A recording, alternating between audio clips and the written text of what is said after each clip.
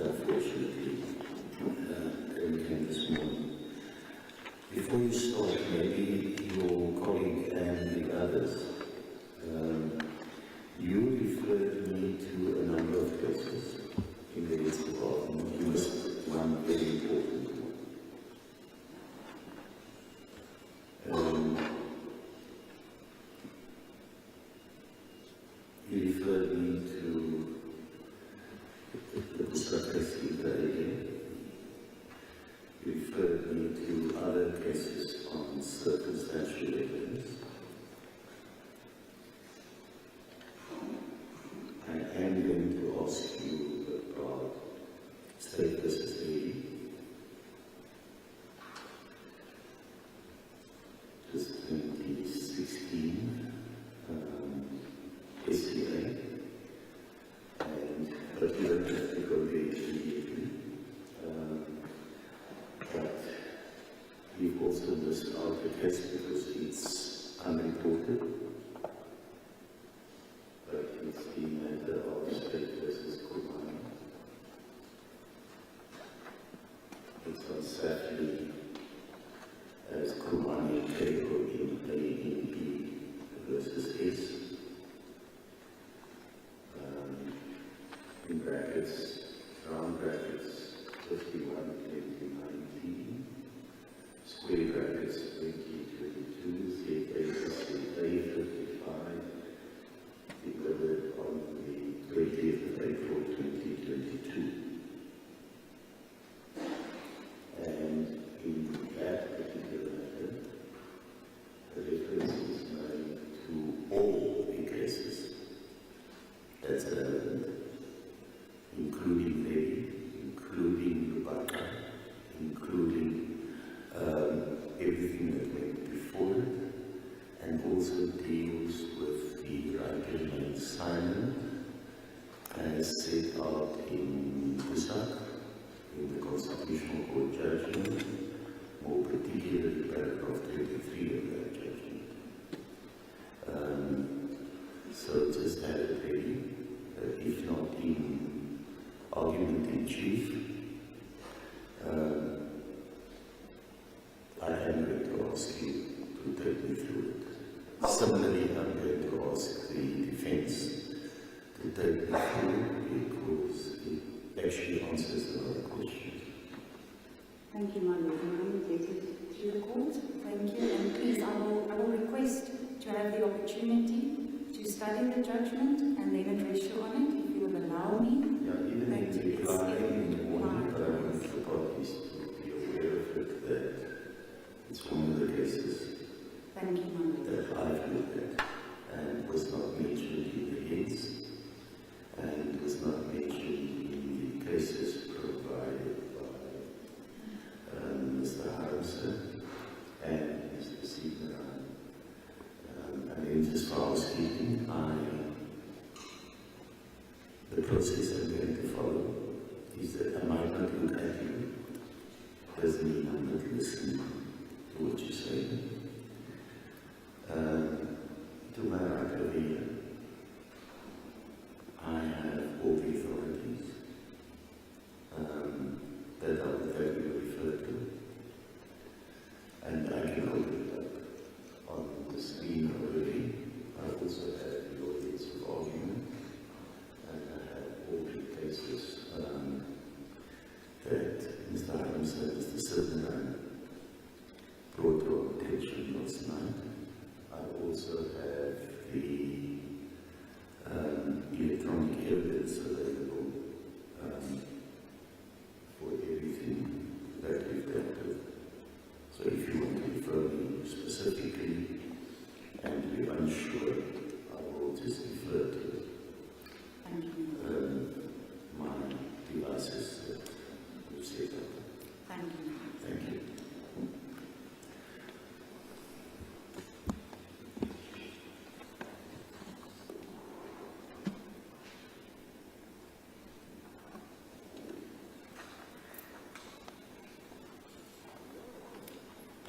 Lord, if I then may start. By way of introduction, my Lord, this is indeed, in in South Africa, the first case of its kind to be decided on this specific set of facts. And I base that on the fact that for all of the research that has been done, and more specifically the latest article by Dr. Beatrice Creer that I have referred the court to, and also attached as an authority, a comprehensive study was done of all of the cases that has been dealt with in South Africa, and this is the first one of its kind. And I say that because usually in a tip case, and I will refer to trafficking in persons further as a tip case, usually in a tip case, the main source of information and your most important victim. Can I just check something? Mr. Paulus, will you be able to follow the English argument? The interpreter is there. But if you, she's going to give you a summary in Afrikaans. Do you understand English? Mr. Van Rijn, understand? So that you don't miss anything. And I'm not going to have the argument translated into Afrikaans out loud. And we're going to deal similarly with the judgment. Just thank you. Thank you, Manod. I was saying that usually in a tip case, the most important witness and most important source of information usually is your victim. In this case, we don't have a victim because our victim, little Joshlin, is still missing. That in itself does not make that unique because the victim's voice is not heard. Indeed, my lord. The victim can also not explain exactly what happened to her, as usually we do have. In this instance, my lord, in all of the other previous cases, and I've referred the court to those cases not to say that they are authorities and binding to the court, not at all. The purpose of actually referring the court to those cases, the Adjournment matter, that's in the High Court in Pretoria, and then also the Zama Mandlala matter from KZN.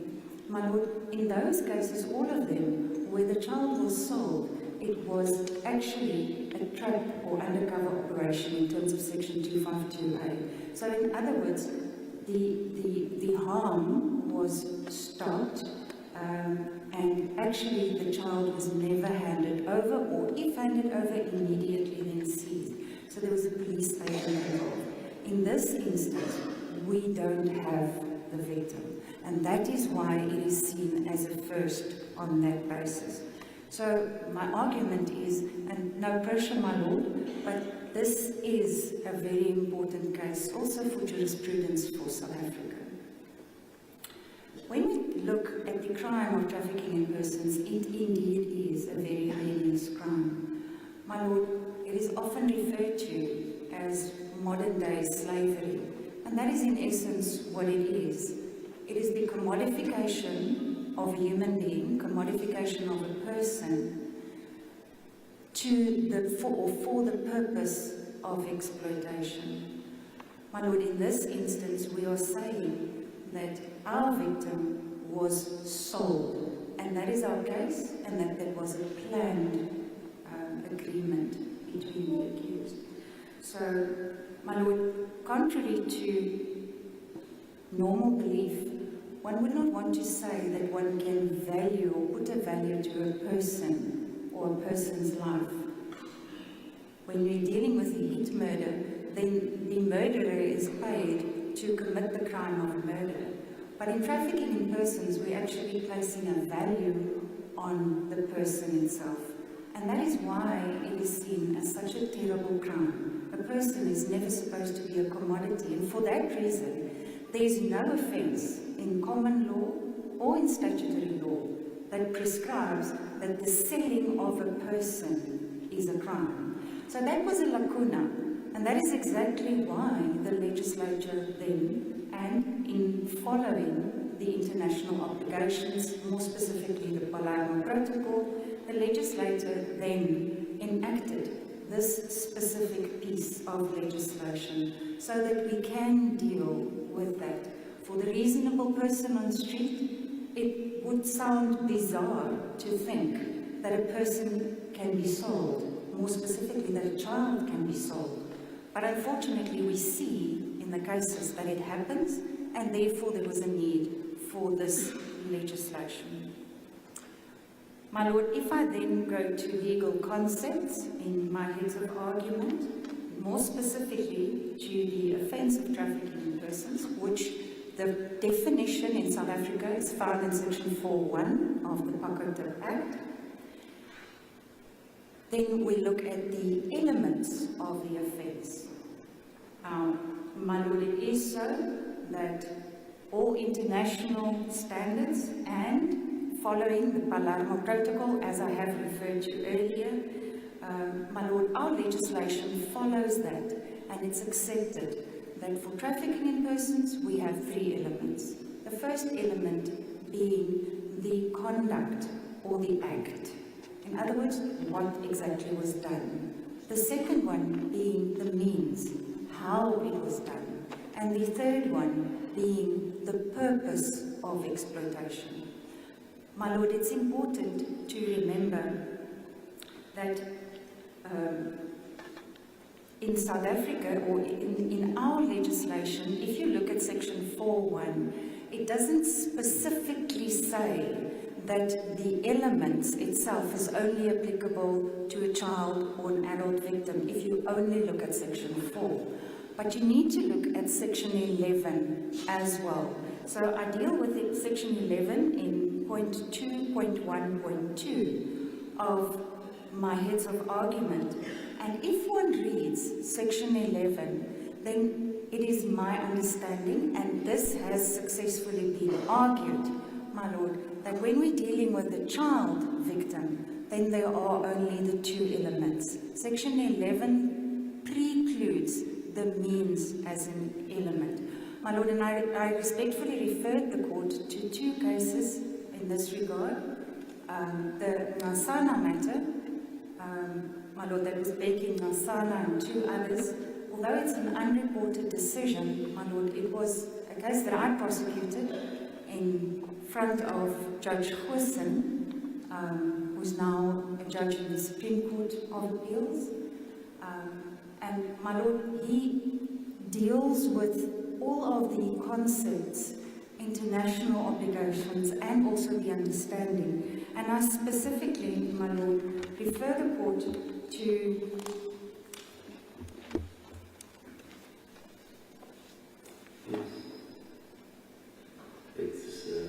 on page 51.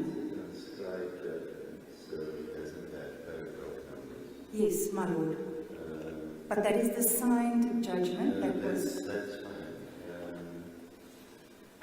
on page 51. Yes, it's unreported, my Lord, unfortunately. But it's also a very important case, and specifically because the judge actually deals with all of these concepts and also looked at the common law and customary law and all of that. That had to do with forced marriage case, of course, and sexual exploitation.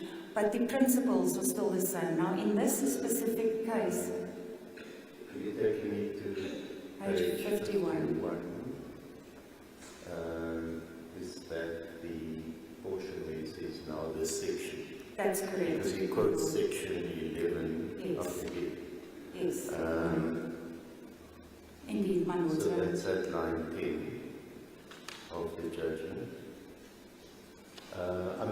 I've got it open in front of me. Thank you, my Lord. So in that specific case, I argued this, specifically as I'm setting it out now, that section 11 actually says it's not necessary, and the court agreed with my submission in that matter. And this is what he then says on page 51 thereof, when he then finds that when we are dealing with a child victim, it is not necessary to prove the element of means. Although, my Lord, I at the same breath also would like to say that in I would almost want to say 99% of the cases, we in any event prove means when we're dealing with a tip case. But as a requirement, it is not necessary. We only have the act and then the intended purpose. Well, it's interesting that in an assignment case, the judge refers to an article. Yes. Not the one that you referred to. No, my lord. Your one came later. Yes, my lord. But that's the one by Kristen. Yes. In the journal, and weaves into that argument the UN protocol. Yes. As well as a reference to the children's. Yes. Indeed, my lord. And coming to that conclusion. That's how I understood. No, my lord, indeed. I referred the court then to all of those articles, and all of them were submitted, and it's clear that the Honourable Judge applied his mind and properly dealt with all of those authorities. Because what I have here was a transcript of what was read in court. So it's not the written judgment. Yes. So that portion of the discussion one would normally not find in the text of the judgment. No. There would have been a footnote. Yes. And he says, by way of footnote. Yes. So the reference is that. In his written judgment, it would be in a footnote. And more often than not, lawyers don't read the footnotes nor go and check what those sources say, and that's where you get these arguments by counsel in court referring you to issues that are irrelevant or not appropriate. Indeed, my lord. And in references are wrong. Indeed, my because lord. people don't look at the cases. We are all human, my lord. Now you would have realized the other day, I didn't take this in Kabaya on the North Botswana. No. But I mentioned it was a judgment of Himstra. Now we know Himstra in the set. In Botswana. I did it on purpose. Because I knew it was not the Botswana case. Yes, my lord. Hence my reference to Himstra. And my reference to the Barca is because in the judgment,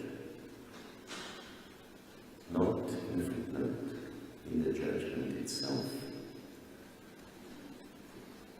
Nugent AJACD refers to the judge, I quote, and says, Erasmus in, acting judge as in was, referring to the 1999 trial. Yes. Indeed, my lord. So, I mention it because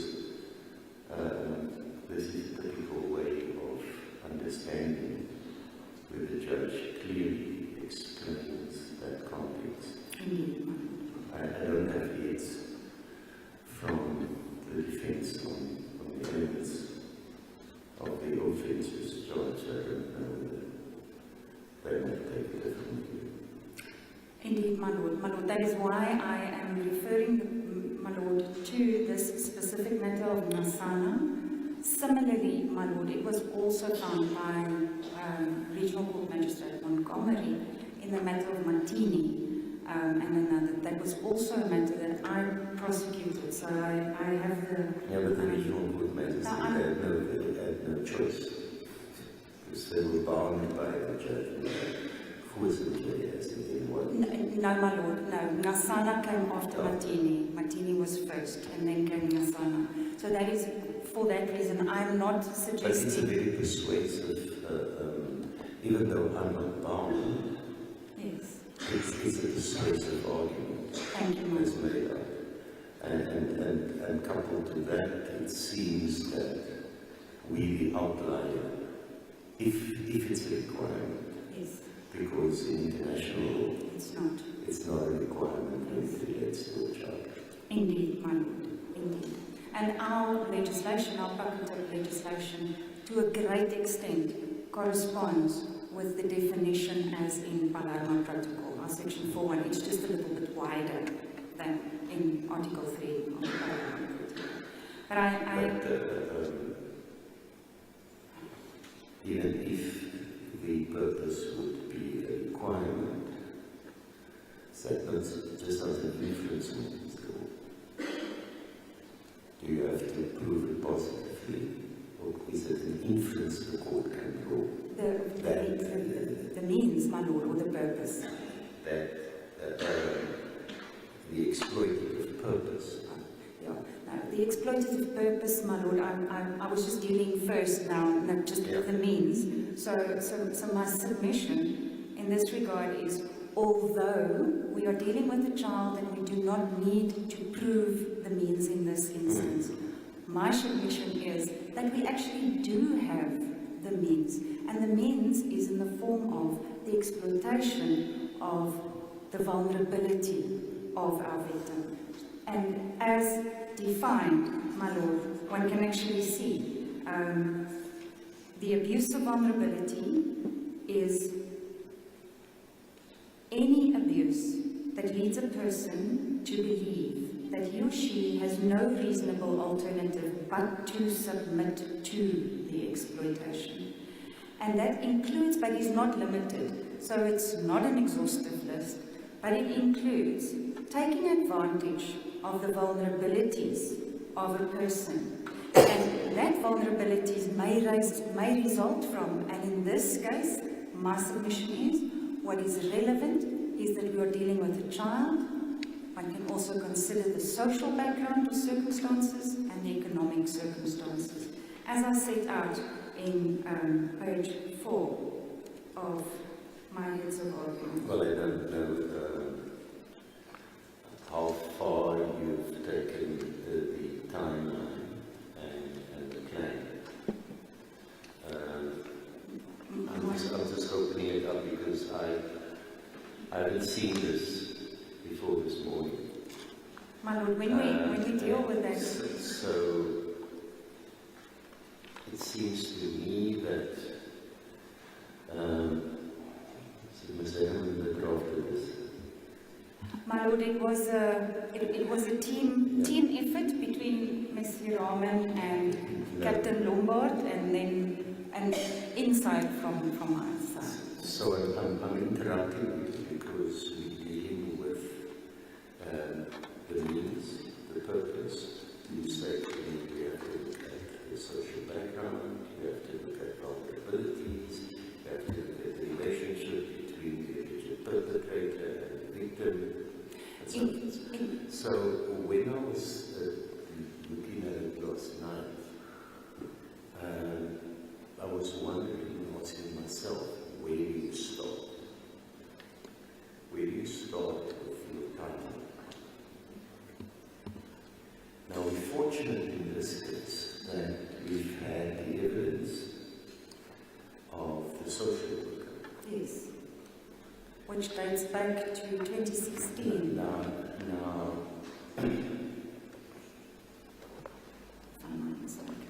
you see, Mbombo. So you've got to go back to 2016. Yes. Then you get to the relationship between the father and the Smith. Yes. All the ups and downs went along. Takes you along this route of her own vulnerabilities. Yes. Talking about the Smiths. Yes. Weave into that the evidence of Ms. Daniels. Yes. We now know, as a matter of fact, might have been a fact that was overlooked in the hustle and bustle of the trial, that Ms. Smith herself was adopted at an early age by her grandmother. Oma kind, my lord. And then the attempts to adopt Joshlin by Ms. Andrews and her family. Smith. Fast forward, which is the fact that we'll get back to the discussion on the 18th of February and the words used on both scores of Ms. Lombard as well as Mr. Pauls. Pause there. Have a look in the rearview mirror. And what was said to Mr. Kutsia. My family set up, etc. And you follow that line on the timeline. You said, I must take all of those circumstances into account. Then we put ourselves in the shoes of the role players. We've been there. It wasn't my first time to see those type of conditions. Grown quite used to it when I grew up. But you think about the child, the need to be protected under those circumstances, and the trust the child would have in those that are supposed to care for the child.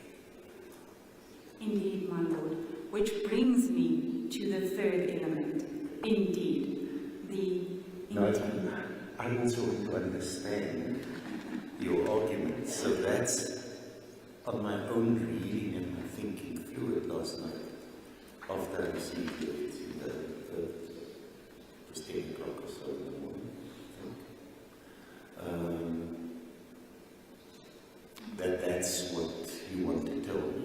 yes, indeed, my Lord. Indeed. Because jumping from where the facts lie and principles. No, that's why I thought if I could set out the law and also what we are relying on in this instance, and then we get to the timeline. If we then take it back, and if you keep these thoughts in the back of your mind, then it all becomes very clear. So my submission is, although we don't need to prove means, we actually do have means in this instance.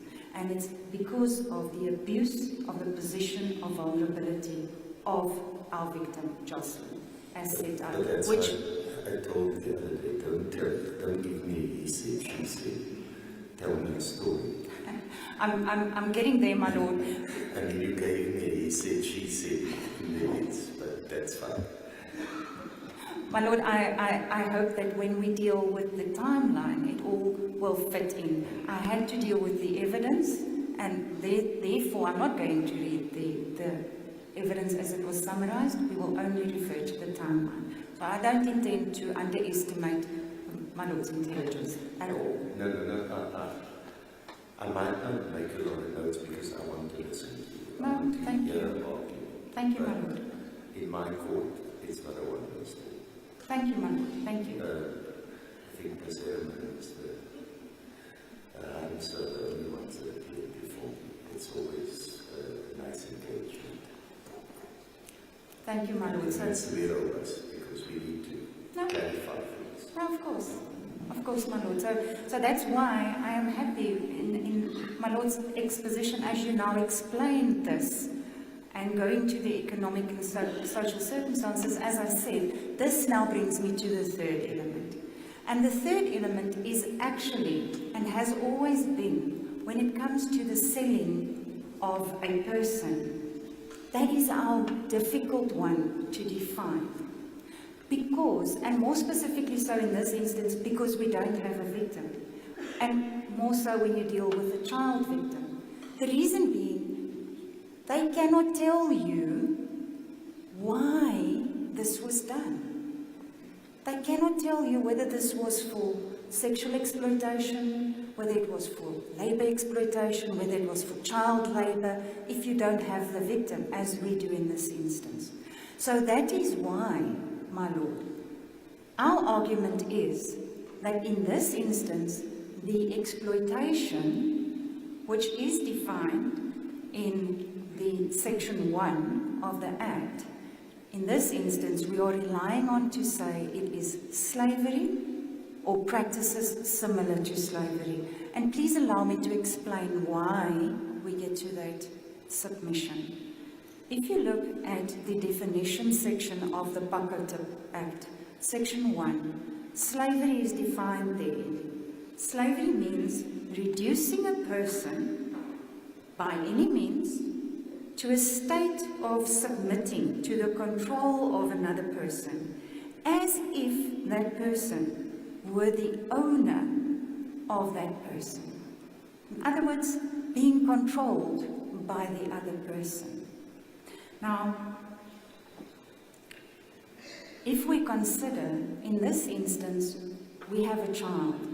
A child is solely reliant on their parents or caregivers for everything, for their basic needs, for their safety, for their security, for everything that they need in life. Now, if we commodify that child and we sell that child and take that child away from the parents and give the child to someone else, that person would now have the ultimate control over that victim. In this instance, more so because of the age of Joshlin. She was only but 6 years old. That is why we are submitting that means that Joshlin is placed in a position of slavery or practices similar to slavery. In other words, the commodity becomes the belonging of the other person, whoever that person is that Joshlin was sold to. So that is our argument, that in this instance, it is our intended exploitation, the purpose for exploitation, that is what it is. My Lord, there is the other also option. If we consider Renz's testimony, she says that on the 23rd of February, when she and Kelly had that discussion in the house, that is when Kelly told her that she knows what she had done. Joshlin has been sold. She is being paid to keep quiet, and the people wanted her for her eyes in her skin. So there is the possibility to say that the intended exploitation in this matter might also have been for body parts, as it is one of the different exploitations in the Act. I have gone through the practice. If you look at the National Health Act, then an eye is considered to be an organ and skin is considered to be tissue, as I refer to in page 5 of my heads. But my Lord, I accept that we don't have anything further than just that which Renz have said. So the safe and the, if I may say, more convincing argument in this matter, I would say that the intended exploitation is indeed for slavery or practices similar to slavery. Well, the way you frame the indictment, yes, is that way. Is that way, and yes. it falls under the jail. Yes. And subject, read with the definition yes. Of slavery in the Act. Indeed, my Lord. I'm only dealing with this as an alternative, that it is there, but yes, that is why the indictment was drafted that way, and that is indeed our case. That in this instance, the intended exploitation was for purposes of slavery or practices similar to slavery, as I set out because of the age of Joshlin that we are dealing with. And then the abuse of her position of vulnerability as the means. Yeah, so it would be C, H, I, and J. Indeed, my Lord. Indeed, my Lord. And then the Act, I did not specifically refer to the Act, but indeed in this instance, our evidence is that Joshlin was sold. So selling, if one looks at the definition of section 4.1, it's a person selling, exchanging, leasing, transferring, all of those different options. So in this instance, it would be selling. It could also be delivering Joshlin. It could even be argued to be exchanging in exchange for money, which is indeed just selling. But my submission is, in this instance, our case is, Joshlin was sold. She was also delivered. You don't have to have all of those acts or that conduct. You only have to have one of them. Thank you, my Lord.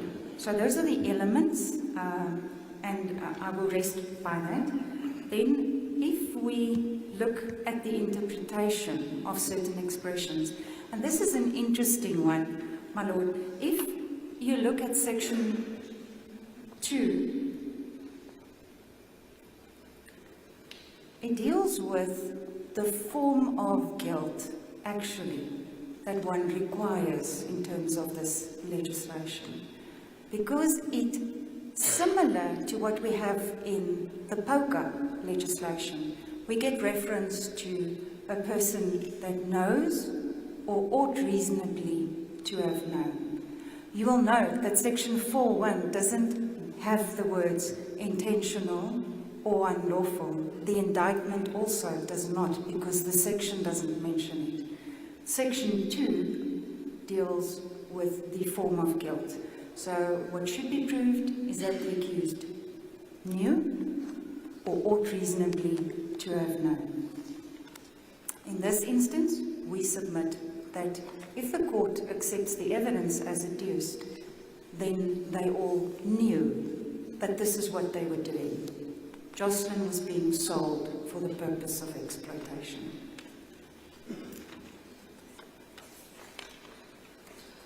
I neglected to say one thing, and it might be because I wasn't looking at my heads, but when one deals with section 11, my Lord, then this is usually, and that's on page 4. It was also in the indictment, my Lord, but just on the purpose,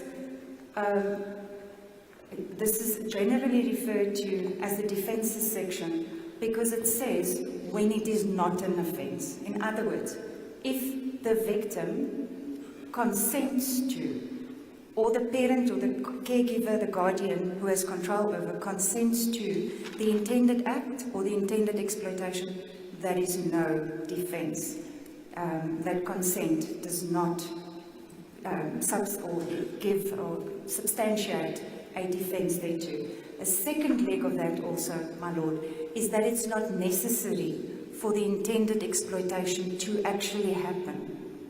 We only need to prove the purpose of exploitation, and that is what section 11 in essence says. Well, the indictment itself sets it out as well. Yes, my Lord. And indeed, at the time when the charge was put on the 3rd of March, yes, I didn't look at that before that.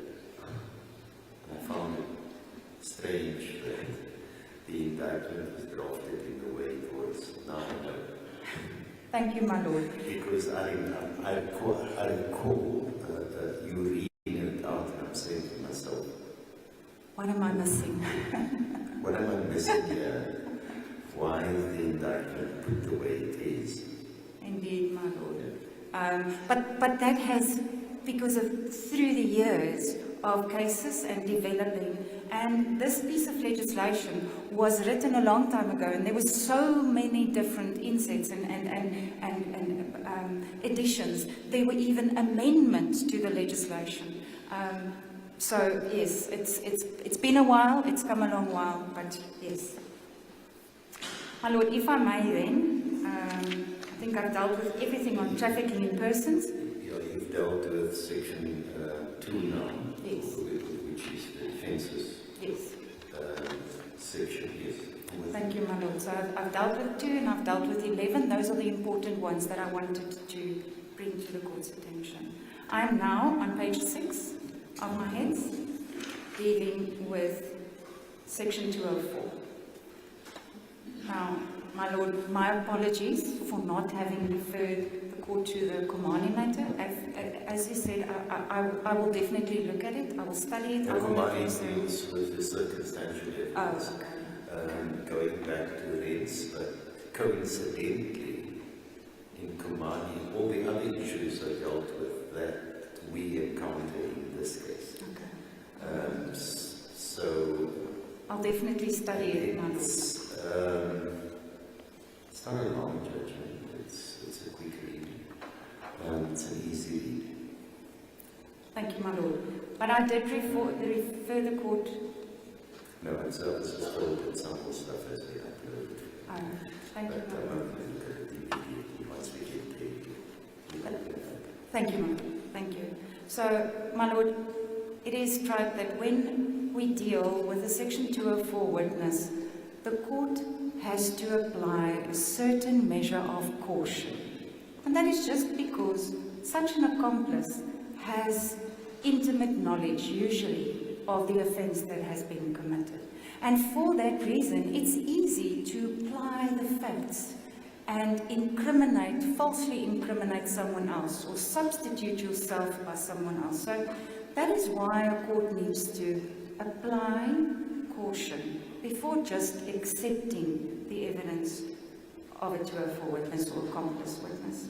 My lord, I respectfully refer the court to the matter of Klape Zulu and others, 1965. I know it's an old case, my lord, but it does set out that when evaluating the evidence of an accomplice, that there has grown up a cautionary rule of practice, requiring recognition by the trial court of the foregoing dangers, the safeguard of some factor reducing the risk of a wrong conviction, such as corroboration implicating the accused in the commission of the offence, or the absence of gainsaying evidence from him or his mendacity as a witness, or the implication by the accomplice of someone near and dear to him.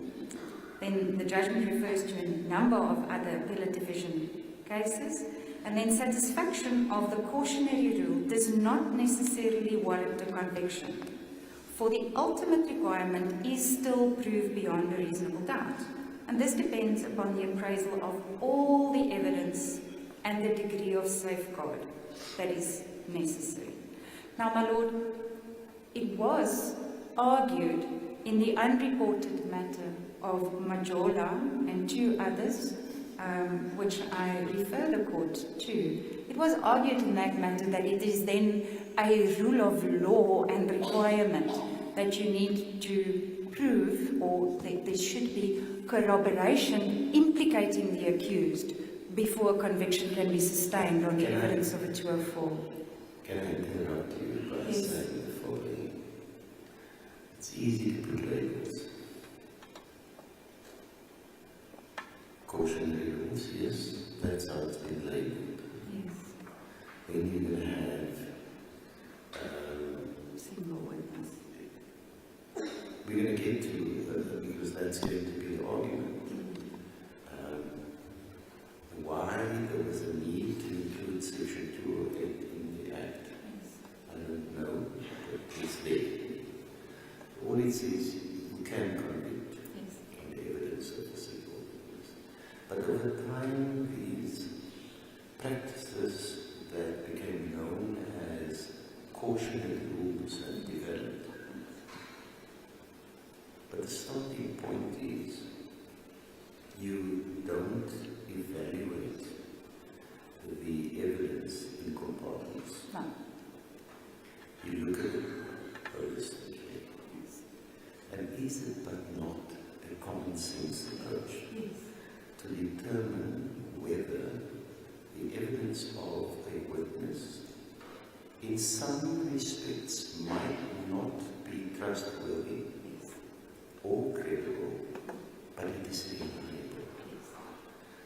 And then you might have to look for forms of corroboration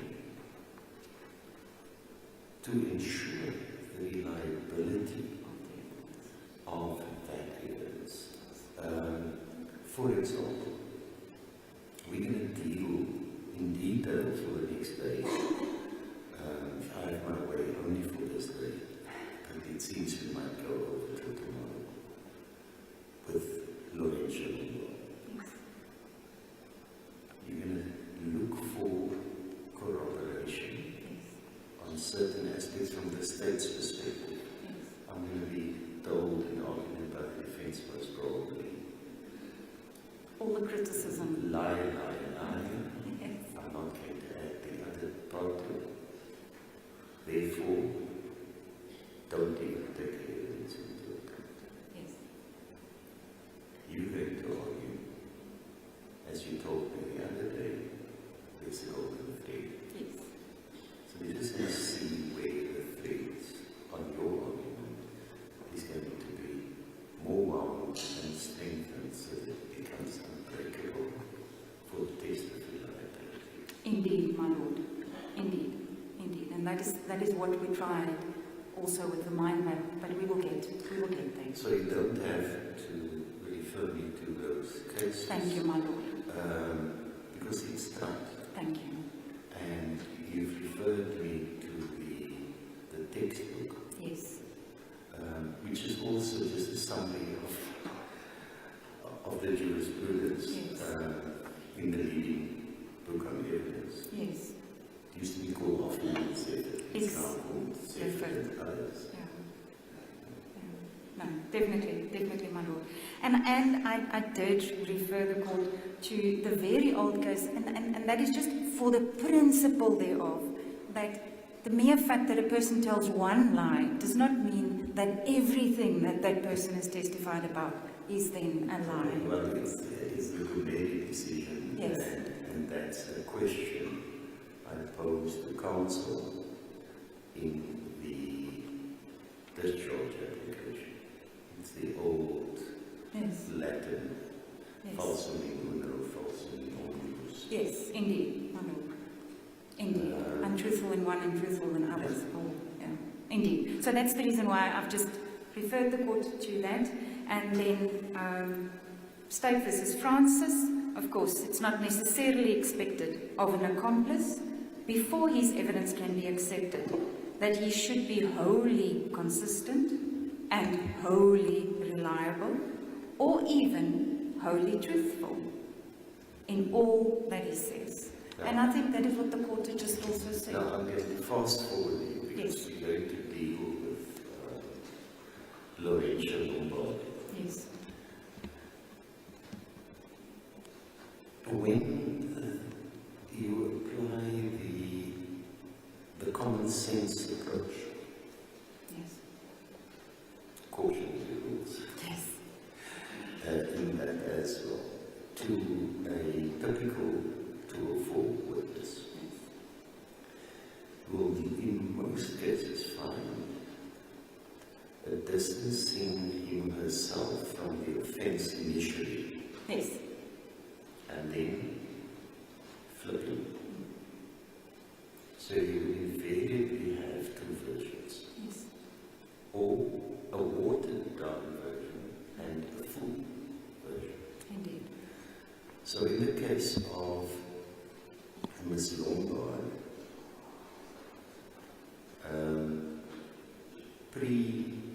pre-13 to 15 March,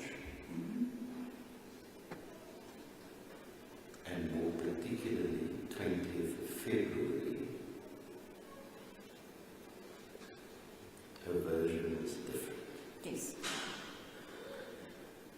The night of the 19th, with Kobese and Gongota KPP, it was one. The next day, it was slightly different to when she spoke to Sekhobe, Yes. Constable Sekhobe.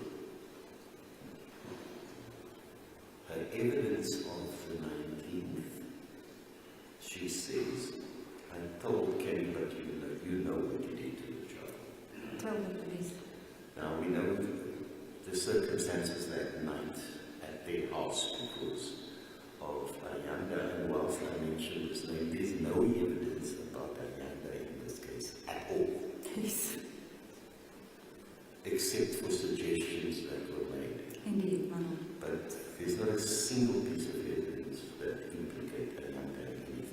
No, my lord. In fact, Lombard's evidence was that it does not. Couldn't be. So I don't know why so much mention was made of him in the case. Because if the accused wanted to implicate him, they could have come to the box. Yes. Just on the side note, Yes. because I've mentioned the name. Footnote, my lord. So maybe it was different. She tells Constable Sefobe about what happened on the 19th, that's the day thereafter. Doesn't come up with anything. Then we have arrested 13, go to Captain Sylvia 15. Now it's a half truth. Yes. Indeed. So watered down. Yes. Then, between the 10th of October and the 16th of October, consultations, Lombard, Van Tonder, Yes. lands up in the statement of the 16th. Yes. Right? Commission of the 24th. 21st. 21st. Speak from memory at that time. Recall. But I know that the last consultation was on the 16th. Yes. But there is the used to write consent between Indeed. Now a witness comes and testifies. You get confronted with your prior contradictory and or not a full disclosure statements. Yes. How much weight is to be attached to those differences? Well, my lord, case law suggests that Breiners, as an example of a case, there shouldn't be too much value attached to that. Definitely when one considers the affidavit of a witness in contrast to the eventual testimony in court. There are bound to be differences. No, I'm just talking about the different statements made, whether they were in affidavits or not, between a witness coming clean, Yes.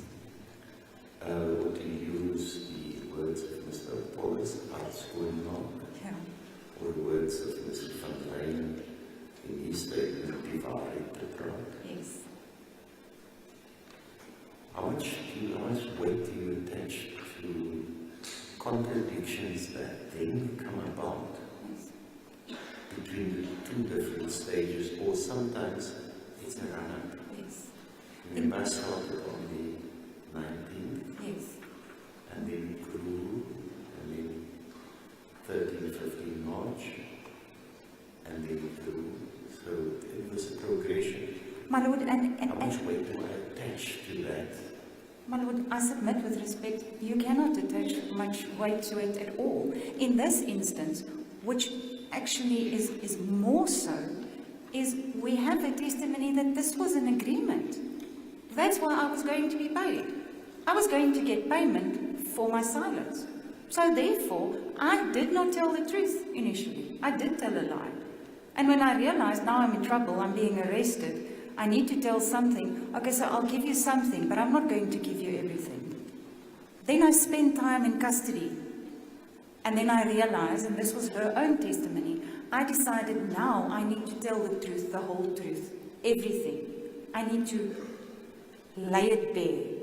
And that was the affidavit in terms of Section 204. And then you're going to argue the differences then between coming clean or flipping fully.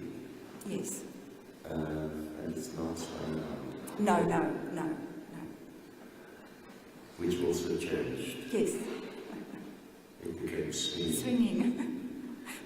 But we won't go there now. That's going to be fun later tomorrow. The issue is on the eventual statement, that statement between Tim 16, 21 October, that period. Is there so much difference between that and the evidence in court? No, Mama. I respectfully submit, no, definitely. There are differences. I highlighted them, and I highlighted two, which I think were the most important differences between, and this is her confession to Captain Sillier and her testimony, or then the 204 and testimony. To my mind, and I submit that her 204 and her testimony is similar. When there are contradictions, they are not material, they are not of importance. But we're going to come to a reliability later. It's still a matter of principle. Is there something to be said that you have to look at this stage in order to find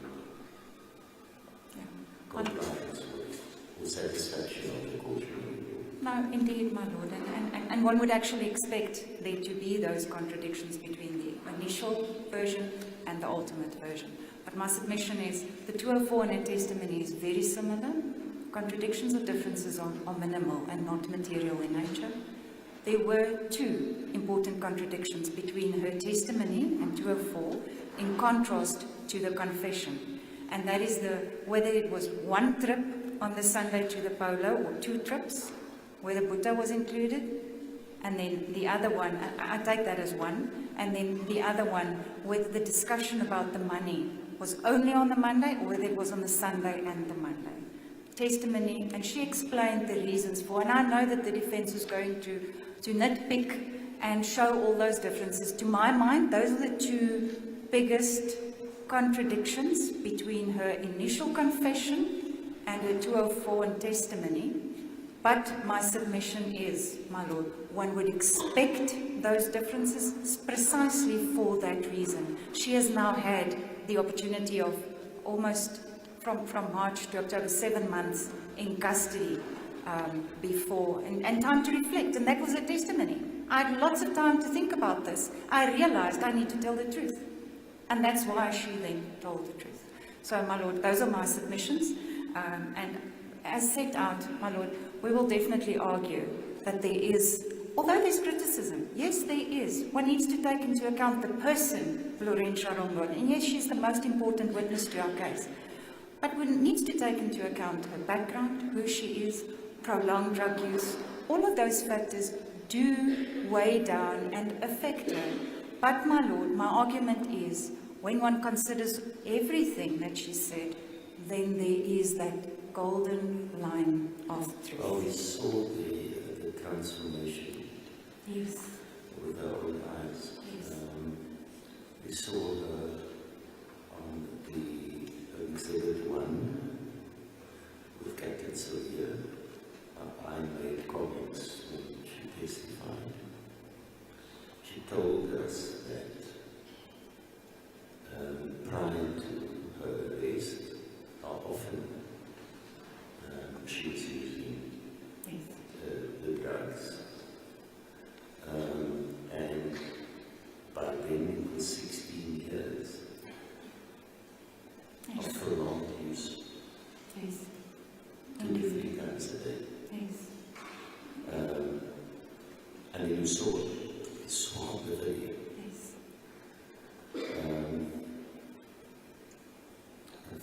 Of course, there was an allegation that she was sleeping while in the state because her eyes were always closed.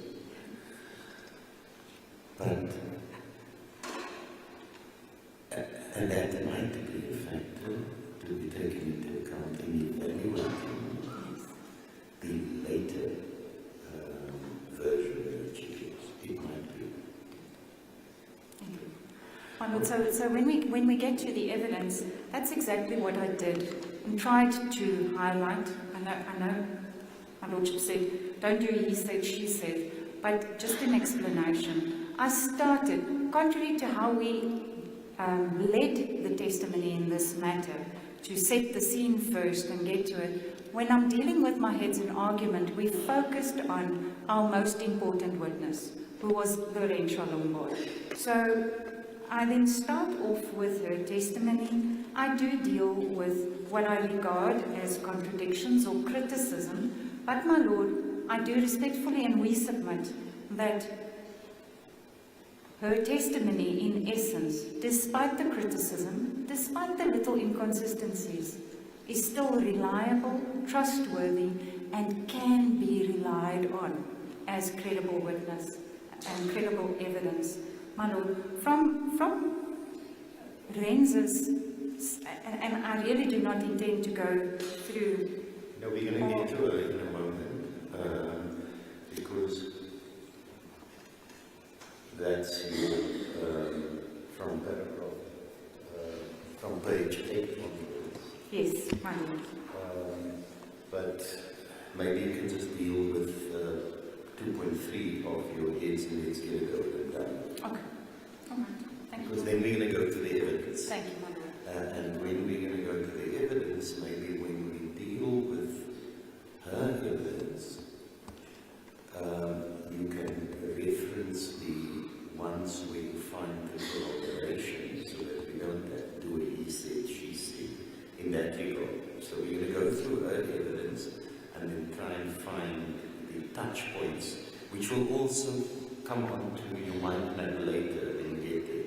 But just so that we understand that, I just want to dispose of this question of the Failure to testify, my Lord. Testify now. Yeah. So, my Lord, I referred the court here to the Constitutional Court matter of Bosak, and more specifically, paragraph 24 thereof, where it says, the right to remain silent has application at different stages of a criminal prosecution. An arrested person is entitled to remain silent and may not be compelled to make any confessions or admissions that could be used. Can we pause there? When I indicated to you earlier that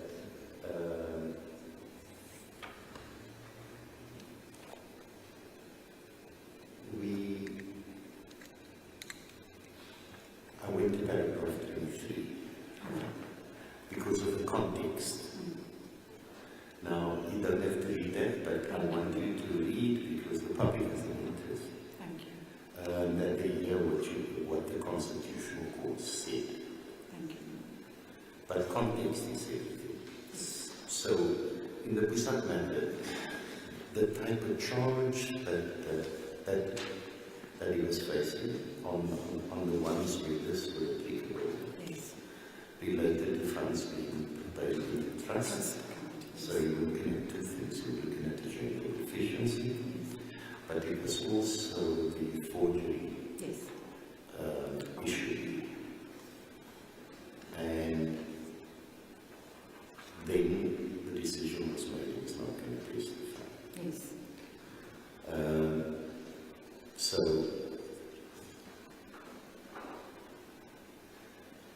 the evidence was not as clear and crisp on those issues. Yes. And the Constitutional Court had to deal with the right to remain silent, but it also relates to the right not to incriminate yourself. Yes. And then Langer, the DP as he then was, Yes. later on became the Chief Justice, for people that don't know. Then said in the judgment, Yes. and have you looked at the footnotes? I did, my Lord. I will not say that I looked at each and every one. I'm not going to lie, definitely, and that's not on record either. But I did. I did read the whole judgment comprehensively, my Lord, if that suffices. Yeah. So it goes right down to the end of paragraph 24 of the judgment. My Lord, actually, if the court will allow me, from paragraph 24, I think that whole paragraph in itself That whole should paragraph, be, yes.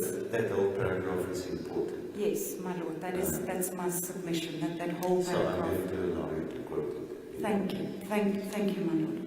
So in paragraph 24 it says, the right to remain silent has application at different stages of a criminal prosecution.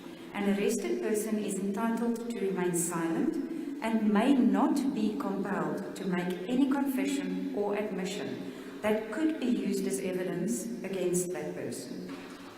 It arises again at the trial stage when an accused has the right to be presumed innocent, to remain silent, and not to testify during the proceedings. The fact that an accused person is under no obligation to testify does not mean that there are no consequences attaching to a decision to remain silent during the trial. If there is evidence calling for an answer and an accused person chooses to remain silent in the face of such evidence, a court may well be entitled to conclude that the evidence is sufficient in the absence of an explanation to prove the guilt of the accused. Whether such a conclusion is justified will of course depend on the weight of the evidence. Is there, of course? Sorry, it's not, my apologies. No. It will depend on the weight of the evidence. Don't be flustered by it. You want it to read, of course. So what I'm saying is when, if it's transcribed, that the of course must just be put in brackets, because that's not part of the quote. My apologies. Yeah, but you may continue. Thank you, Mama. I'm following the judgment from the text as you read. That's why the words of course will be. As the court pleases, my lord. What is stated above is consistent with the remarks of Madala J, writing for the court in the Osman and another versus Attorney General Transvaal, when he said the following: our legal system is an adversarial one. Once the prosecution has produced evidence sufficient to establish a prima facie case, an accused who fails to produce evidence to rebut that case is at risk. The failure to testify does not relieve the prosecution of its duty to prove guilt beyond a reasonable doubt. An accused, however, always runs the risk that, absent any rebuttal, the prosecution's case may be sufficient to prove the elements of the offence. The fact that an accused has to make such an election is not a breach of the right to silence.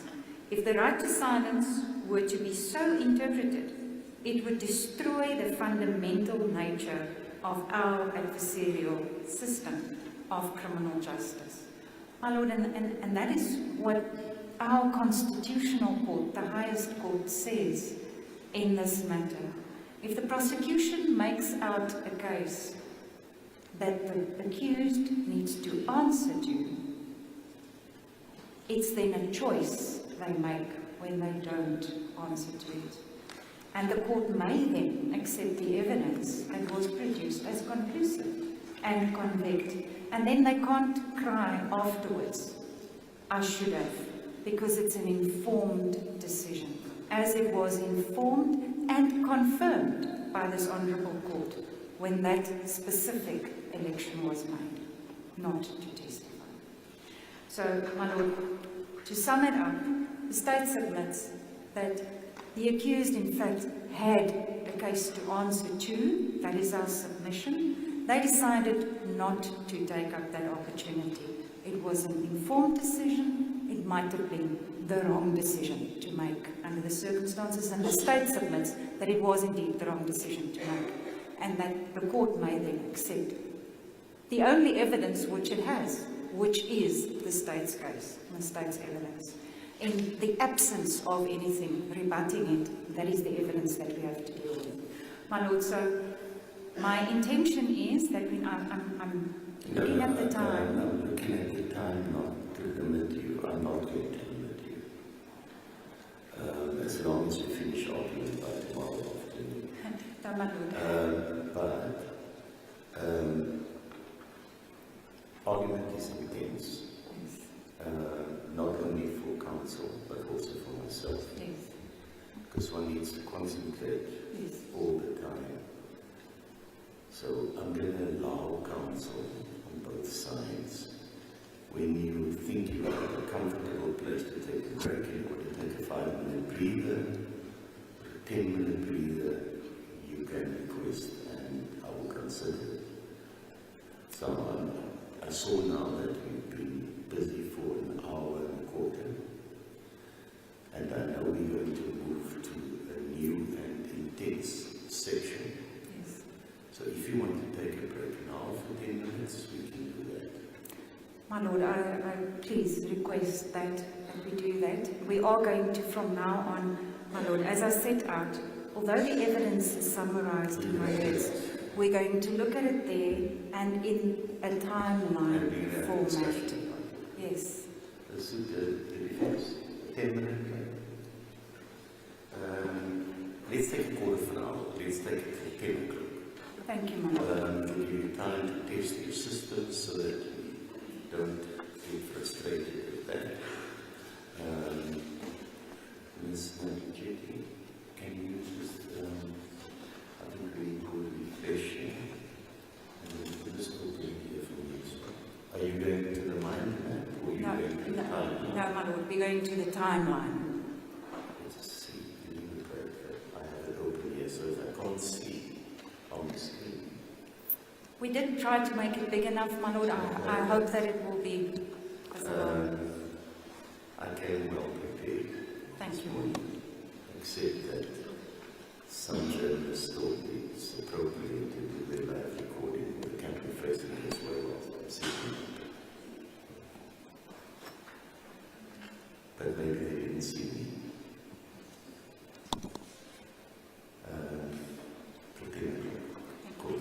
All right.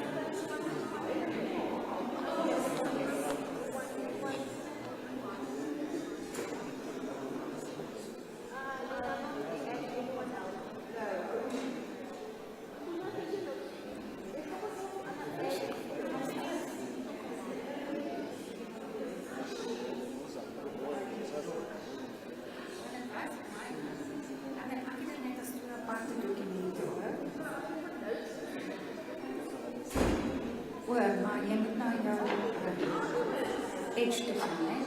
De afloop te gaan. Je mag hem door.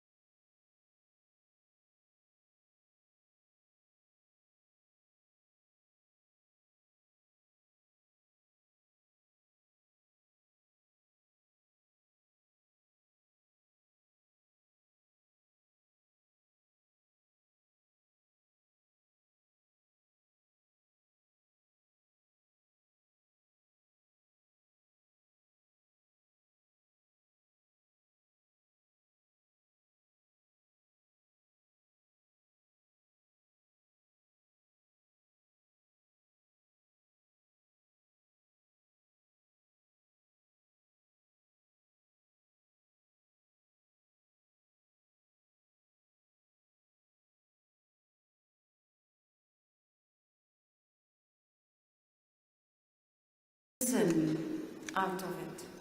And that is why it's so apt that we... The name was only a reference when on the police, questions. yes, when the police would have asked, where's Joshlin and what have you done to I've also Joshlin? picked it up because always referring to the country. Yes, my lord, definitely. She's a beautiful little girl. My lord, this is where Joshlin stayed and grew up, and we saw that house when we went on our inspection in Roka. She was last seen on the 19th of February 2024 in Tsitsiratsitsi, Middelbos. Joshlin's home, where she resided with her mother, Kelly, her mother's boyfriend, Buddha, and her 2 siblings.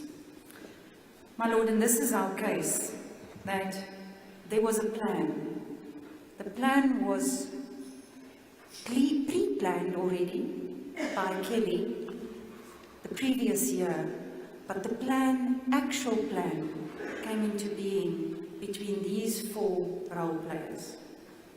Jack Kunapolis, Stefano van Rijn, Raquel Smith, and Laurentia Lombard, aka Trends. Is there a reason why you chose the pictures that you chose? My lord, I will not take responsibility. No. No, I meant that as a joke, my lord. I absolutely meant that as a joke. No, it's... No, I see the happy faces. The happy faces. Yes, my lord. Happy faces. All of them except Rens. Rens is not very happy in the picture. Thank you, my lord. Then, if we condense what we are going to deal with in the timeline onto 1 page, then this could be seen as a mind map of the evolution of the timeline. So if one starts there, then initially the plan was revealed to Stephen Coetzee, the most important corroboration evidence for Rens's testimony, which was in August of 2023 already, when the plan was already at that stage indicated to Mr. Coetzee. Then are you going to zone in on that? Yes, I will. At a later stage? Yes, my lord, I am definitely going to. Because immediately when you say that time and place on Stephen Coetzee, who's also a single witness, yes, may be relevant. You will recall and other witnesses the route taken by Smith to work in the morning. yes, Coincides with the place where and the approximate time that Mr. Coetzee encountered her as he testified. indeed. August of 2023. Indeed, my lord, with the added that she then pointed towards the direction of our house to him, yes. And the existence of a blue-colored Yes. house that we saw Yes, when we were there. In fact, we parked on and about that spot that Yes. was described. indeed, my lord, indeed, indeed. So, from August 2023, we then go to the school holiday where Joshlin was staying with Natasha Andrews and her family. That was the school holiday before the school year started then. And then from then on to the 18th of February, where the police officer comes with the inquiry into the chicken theft investigation, and Rens witnesses the argument between them. That develops to Rens overhearing accused number 1 and 3 speaking, Joshlin being taken to a white polo by accused number 3, accused number 3 informing Rens of the plan, accused 1 and 2 being present at the residence at the time, and then the Sunday evening argument that Paulina Chosa is a witness to.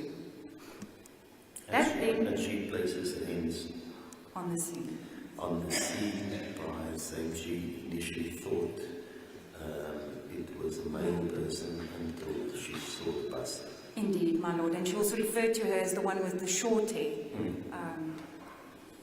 And then that then comes to the execution of the plan, which happened on the 19th of February, where accused number 3 gives delivery instructions. All the accused were present at the time and confirmed the division of money.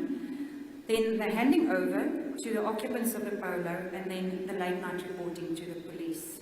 That all happened on the 19th of February. After that, my lord, we then go with the missing persons inquiry that was opened. FCS starting the investigation on the 20th of February, the commencement of the search operations. It develops up to the 29th of February, where the provincial organised crime team then takes over this investigation, and that investigation progresses to the 4th and the 5th of March, where there was the interviews of all the people, the arrests, the statements that are taken, leads to the first appearance in court, and then the arrest of Rens thereafter. My lord,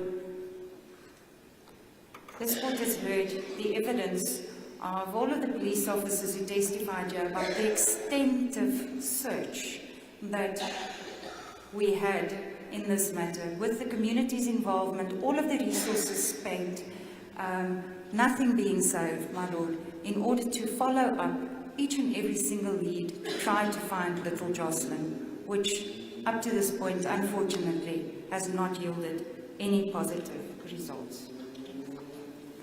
So if I may then deal with the timeline, my lord, which then starts on the August of 2023, early morning hour, very cold winter's morning, when Stephen Kutsia meets with Kelly close to her house, and the conversation that they then have at that stage.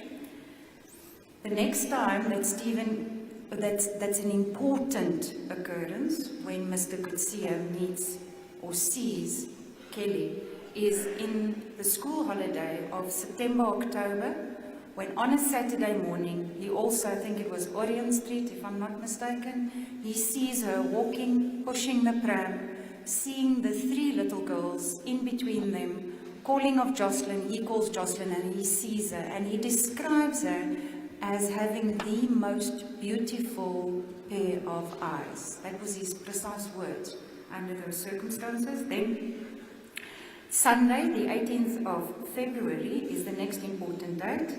Here the police visits Puta regarding the theft of chickens, which is not in dispute, except for the day. Then the reason for the visit is also not in dispute. That it was on the day. Yes. Of course, there's the statement handed in that places on the 17th, but that witness was never called. Yes. Indeed, my lord. So there is no evidence to gainsay what Ms. Ren Shalombo then actually testified about, that it was on the Sunday and not the Saturday. What can be accepted in any event is that the detective was there, and it was for this purpose. Definitely. Well, it's common cause. It was never disputed. Yes. With yes. It was only the day, that, Saturday. there was the chicken issue. Yes. But Ms. Lombard places the chicken issue, that argument that ensued, and the breaking of the window and so forth. That was on the day that the detective was there. Yes. She's corroborated as to where the vehicle stood. Yes. The buggy. Corroborated about Mr. Apollos is going to look. Then, because that was never disputed, in fact, it was put to her that that was the situation for what it's worth, because it's not evidence. No. But then the important is that Ms. Chosa,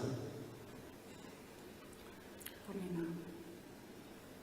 know? Ms. esposa places it on a Sunday, and she gives the reasons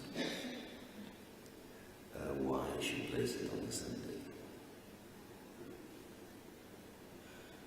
And then evidence, admitted evidence, to the date of a discussion that took place in the house of Mr. Apollos and Ms. Smith. Comes from Mr. Apollos. Yes. And he placed it on the Sunday. Yes. It does. Indeed. I'm fast forwarding now, but yes. I told you we can plug in as you go along the timeline. Indeed, my lord. Indeed. Remember what we discussed earlier in satisfaction of the cautionary rule. Yes. So you look for indeed corroboration, if any, to determine reliability at the end of the day. Yes. Indeed, my lord. I'm still with you. Thank you. I'm following. Thanks. I'm concentrating on your written words here. That's intelligent stuff, and yes. trying to think indeed, my lord. about the evidence. Indeed, my lord. So, now, Renz, the third bullet, my lord, under Sunday the 18th of February, Renz was present at Butta's residence, and she then witnesses an argument between Kelly and Butta, and that is where Kelly then breaks the window and also threatens to stab Butta. Renz then also overhears a conversation, although she places it a little bit later in the day. She says she first returned and then came back, but she overhears this conversation between Butta and Kelly about Joshlin. This is Kelly and Butta's conversation, and this was also confirmed by Butta in his own evidence that there was this discussion about Joshlin, about the involvement of the family, and my lord, that forms part of the statement which he indicated was coming from himself. And then just to add on to that, he recanted that after the weekend. yes, my lord, very But that's in the coincidentally. inquiry, but the statement itself, Yes. that's the evidence. Indeed, my lord. Indeed, my lord. But whilst we are dealing with this, may I please just one last aspect on that issue. Mr. Kutsia's evidence, he only refers to Kelly in his testimony. He says Kelly told him that she has a terrible family. And that is why she is arranged and the children will be taken away. If one, however, considers his affidavit, which was handed in by the defense in cross-examination, in that affidavit he actually refers to that she added on and said, then Butta and I will be able to live in peace. So he didn't testify about that little bit, but it is part of his affidavit, was part of his affidavit that was adduced. My lord, I'm moving on to the next slide. Renz is now still overhearing this conversation. Then she hears the telephone ring and Kelly has a conversation with somebody in which she speaks in English. Can I just pause there for a moment on that point? Just want to quickly have a look at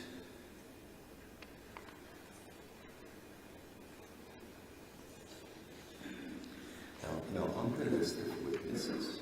Yes. Witnesses number 53 and 54 were from Vodacom. Now, I anticipated, and I just want to clarify because I don't know what statements were in the document. So I'm anticipating possibly that the share point being taken.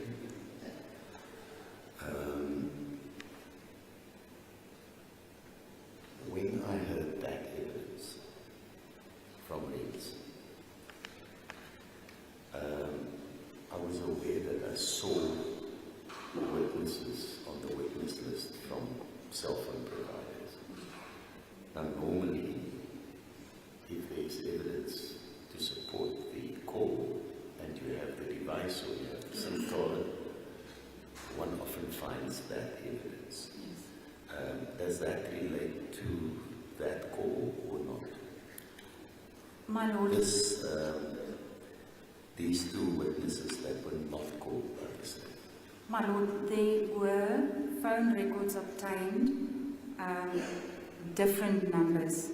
My Lord will recall the evidence of Michaela Daniels, who said it was very hard to keep track and in contact with Ms. Smith because the phones changed all the time. My Lord will also recall that as far as accused number 2 is concerned, in his statement he refers to my girlfriend's number, which was included in the cell phone. Accused number 3, there's no evidence whatsoever of any cell phone. No. So there's no cell phone for 2 and 3, and 1 changed in cell phone numbers the whole time. Why I'm mentioning it now? Because I suspect that when it comes to Prumza, Sigaka, that the Teixeira argument might also be raised. Despite Sergeant Sankozi's evidence, and we cut it short because witness was made available, and that might change the whole Teixeira argument, but it also opens up another possibility, and that's me exercising my discretion in terms of section 1862, I think it is.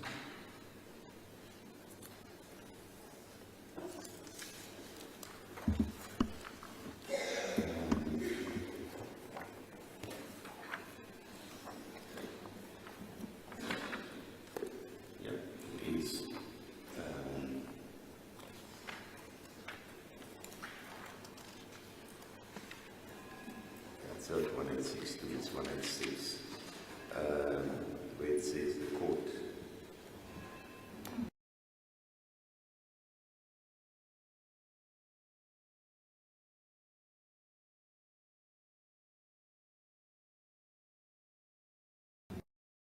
discretion must be exercised judicially, and only where it is essential and it will lead to a just decision, but that's coupled also with other issues, factual issues. Yes, indeed. No, I'm just, whilst we're on that point, I just wanted to No, my Lord, so I can clarify. I can state that the phone records were requested. All of those phone records were filed. They are in the docket. They were disclosed. The state did not lead any of that evidence. The location of the towers in this small area is so close in any event to one another that one cannot make anything of it. So there was nothing that could take the case further this way or that way. And that's the reason why no evidence was adduced, but it was of course disclosed, and there was nothing in it, my Lord. Even phone calls to Pumza, there was no phone contact even. My Lord, so yes, I'm So you are on bullet number 2. You were going to bullet number 2 on slide 8. Thank you, my Lord. So Kelly takes Joshlin to a white polo, and there she speaks to a woman. She describes her as a Sangoma because of her appearance. My Lord, I know that the defense is going to make a lot about that, but that was her inference that she drew, seeing her. She has seen a person before, and that is what she understands to be a Sangoma. That's how she described her. Rens sees Kelly receive something. At the time when she receives it, she looks around to make sure nobody sees and puts it into her pants, and she then returns with Joshlin. Rens overhears Kelly tell Buddha that she has received the money from the Sangoma and that it is 20,000 rand, because now Rens has moved back from where she was hiding behind the rocks to the house, again standing at the position of the broken window, when she overhears Kelly saying this to Buddha. And that is when she then enters and also sees, when she comes around the corner, that Stefano, accused number 2, is also there. Kelly tells Rens that she has now done something bad. She has sold her child, Joshlin. Kelly informs Rens that she will receive 1,000 rand and Stefano will receive 1,200 rand. At that discussion, Stefano and Buddha were present during this conversation, and both of them, Rens and Stefano, accepted this and accepted the offer of that money. The evening, there's then an argument between Kelly and Buddha, and this is in relation to Paulina Chosa's testimony. Paulina watches as Kelly drags Joshlin into the residence and says, "Ek sal jou wys." Buddha then informed Captain Lombard about an argument, and this is during the interview of the 25th of February, he did in fact inform Captain Lombard that there was an argument, and he confirms that the children were present during that argument. I'm sorry, Ms. Baiducheta.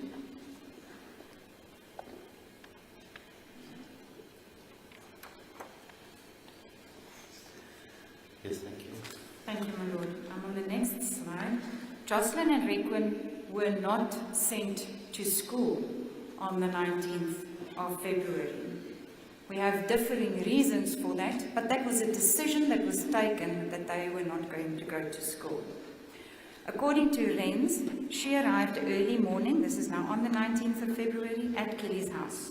At that time, Stefano and Buddha and the children were all present. Kelly then gave instructions as to how the handing over of Joshlin will take place, and that Buddha must ensure that Joshlin is ready around 2 o'clock for the handing over to the people to take place. Kelly leaves with Rachel early morning, going to Carlin Zieger's house. She arrives at Carlin Zieger's. She receives the house keys of Kelly Zieger's house, and she then leaves Carlin Zieger's house. Later that morning, Rens and Buddha smoked a quarter mandrax, and Stefano joined them. This is also confirmed by both Buddha and Stefano in their initial affidavits. Just before 2 p.m., Kelly left Carlin Zieger's house, claiming to go to her home. And she, in fact, does go to the home, and she takes Joshlin to the same person in the white polo that she saw the previous day. She and Joshlin get into the car. The vehicle drives off with Joshlin and Kelly. And at that time, when this happened, Buddha, Stefano, and Nilo were present at the house. Kelly then returns to Carlin Zieger's house approximately 30 to 45 minutes after she had left it, fitting into the timeline of this handing over to take place. Kelly returns home later that afternoon at approximately 5 o'clock. Kelly, Buddha, and Stefano then went to go fill up the gas canister. They bought tik and they smoked it. And thereafter, Buddha and Stefano, with other friends, spent the evening in Talmakis Street, where they were smoking drugs. Before you go to the next slide, what do I make of the evidence of Kelly Zieger's insofar as it relates to the camera and the CCTV in her house? Yes. That, remember, she fetched the keys, Miss Smith fetched the keys from the mother, purporting to go to Yes. Kelly's house, the daughter. Of course, this name Kelly features quite a lot in this case because there was also a police officer with the surname of Kelly. Yes. But the footage doesn't show that she was in the house. What do I make of that? My Lord, we do deal with it later when the police interviewed her and she realized that it wasn't there on the footage. It is in the timeline here, but our respectful submission is that the inference to be drawn from that is that she wasn't there. Kelly's testimony is, I see myself, I see the children. I went back to look the day before, that day and the day thereafter, and I can see us moving around in the house, but I never see Kelly. The only reasonable inference to be drawn, if that is viewed, is that that is a lie. Kelly purported to go to Kelly Zieger's house, but she never did. My Lord, you will recall that Kelly's testimony also was, Kelly Zieger's now, testimony was that the daughter doesn't like it to be dirty. So they had cleaned up. It would have only been the morning's dishes that was there, and she would have expected her to clean that in any event. So she couldn't, from her own, say that Kelly was in fact there or not. When she looked at the video footage, she wasn't there. So we submit, my Lord, that the inference to be drawn is that that was not the truth. She wasn't there. Yes, thank you. We're going to the next slide. Thank you, my Lord. So, dealing with what happened later that night, Kelly now realizes that Joshlin isn't there, and Kelly and Namhla then search for Joshlin, and at approximately 9:30, she then reports Joshlin missing to the police. My Lord, you will also recall that it was Namhla's testimony that she said, after they had spent about 20 minutes waiting there in the street, Kelly comes out and says, she's just charging her phone, and it's at that stage that Namhla informs her, but you must alert the police, you must phone the police. Coupled with Renz's testimony that from the beginning it was the agreement that Kelly will report her missing. But at the time, Namhla tells her, report this to the police. Now the police is in fact contacted. Load shedding starts at 10 o'clock, it lasts up till 12. Let's go back. Okay. Explaining the time between 5 and 9:30. But remember, you also have the statement to the police that Ms. Smith wrote in her own hand. Yes. Which also gives us timelines. Yes. And Mr. Pollis tells, it's all now drawing inferences. Yes.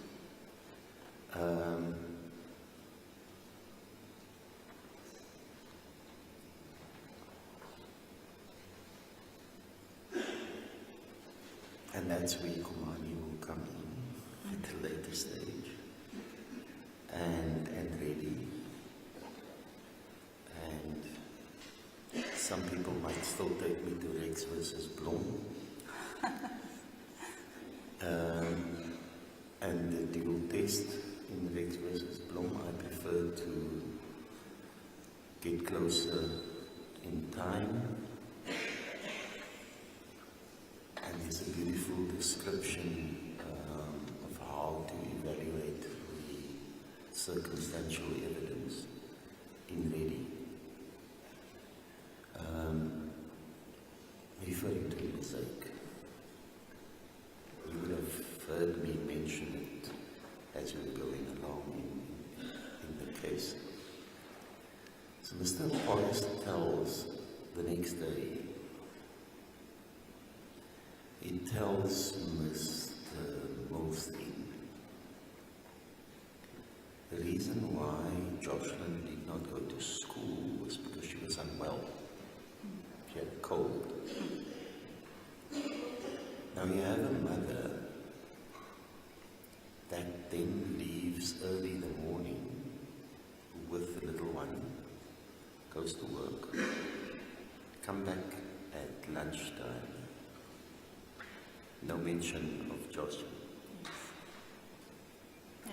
My child's ill, she didn't go to school, because that's what Mr. Pollis said almost immediately the next day.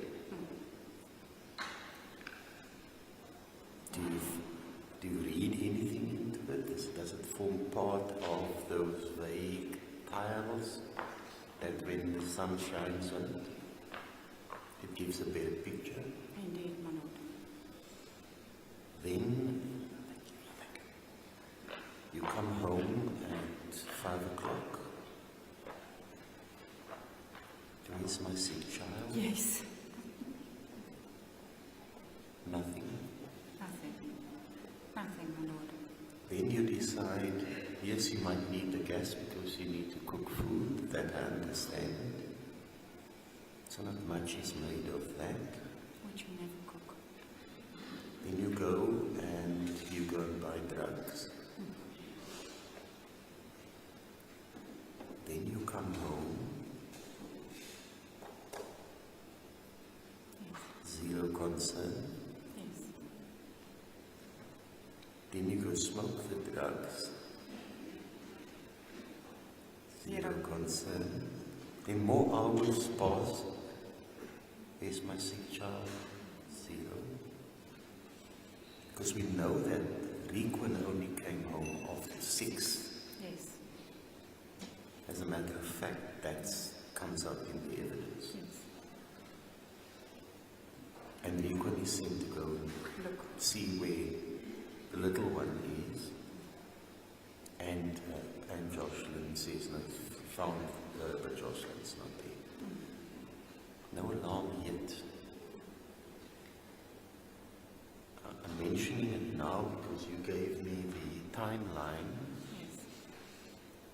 In your timeline, it's not highlighted. Are those not important occurrences Indeed. or omissions of concern Yes. to be taken into account? I'm just asking the question. Remember, we're in argument. This is not a finding. No, no. Because that's going to fast forward to the evidence of Colonel Sibola, Ms. Khanif, Captain Lombard. One of the videos that Ms. Khanif uploaded that was shown, that one couldn't see it clearly when it was on that screen. With the jiving with the temple boys. Yes. So out of the conduct of a mother that on the face of it does not show the concern that one would have expected, that's one thing. But can it be corroboration for the fact that, and I'm quoting Laurentia on her own evidence, on the night of the 19th. Maar Kelly, jy weet mos wat jy gedoen het. Yes. Vertel vir die polisie. Indeed. Indeed, my lord. May I just add one little extra bit to that? The question remains, and this is Buddha's testimony, or in his statement, when he refers to Joshlin not going to school because she was not well. Why would, if the one is not well, both stay at home? Because Requin also stays at home, my lord. But then we see that changes. That version changes to the reason why the children were not sent to school was because of the school clothes, school uniform being dirty and not having money. That's also what she tells Michaela Daniels on the 26th of February. That is the explanation offered why the child did not go to school, why Joshlin did not go to school. When Mrs. Mart asks the same question, she stops crying immediately. The question is repeated but never answered. My submission is, we see this progression because one realizes that being sick and now both children are kept at home, that one is not going to fly. Now it changes to the school clothes were dirty. All of that, I submit with respect, that the court should draw inferences from that. One, that this was the plan. The plan was from the start that they shouldn't go to school so that she could be delivered. And there was no care at all at any stage during that day. It was only much later that then a search was done, but stopped that night. Never progressed. The point, your bullet point. You'll recall the evidence of the reason why they went to this particular house was because they were told that Joshlin might be there because she had walked with this person. To Peter Makabastraat. So now you get there, and it's now late. It's dark. My 6-year-old daughter is not where we thought that, because that was the information we gave. Load shedding is going to start in half an hour's time. Now you charge your phone. 20 minutes, hang around in this house of a suspected person where you don't find your child, and you use the opportunity to also charge your phone, Yes. then go and search further or contact the authorities. Indeed, my lord. Is that also another feather? Definitely, my lord. My lord referred to a mosaic. I like to refer to it as a puzzle, maybe old-fashioned. But if all of those pieces are not there, even if just one is missing, it's not a complete picture. But all of those little pieces, and some might look very little and not have any color, but when all of them are in place, then only the complete picture is seen, similar to a mosaic. Indeed, my lord. There are some old authorities that refer to circumstantial evidence as feathers. Yes. Very light. The Afrikaans expression was used, die vere en die smeltkroes, Yes. raak later soos 'n meelsteen om die nek. Indeed, my lord, when it becomes wet. Yes. That's one of the old authorities, where it's described that way. Yes. Yes, thank you. Indeed, my lord. Thank you. So,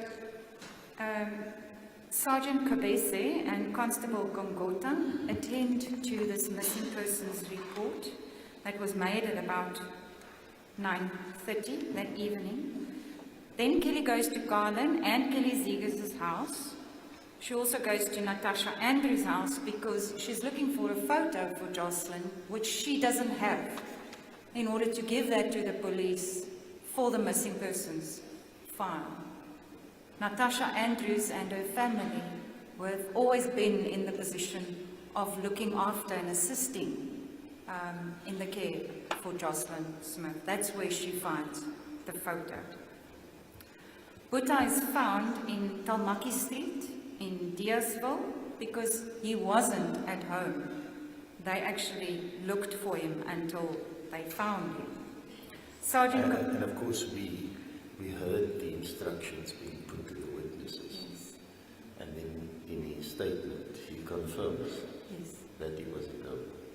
Indeed. But when the state witnesses testified, Something this else. a different version was put. Indeed, my lord. Indeed. Maybe that's the reason he didn't come and testify.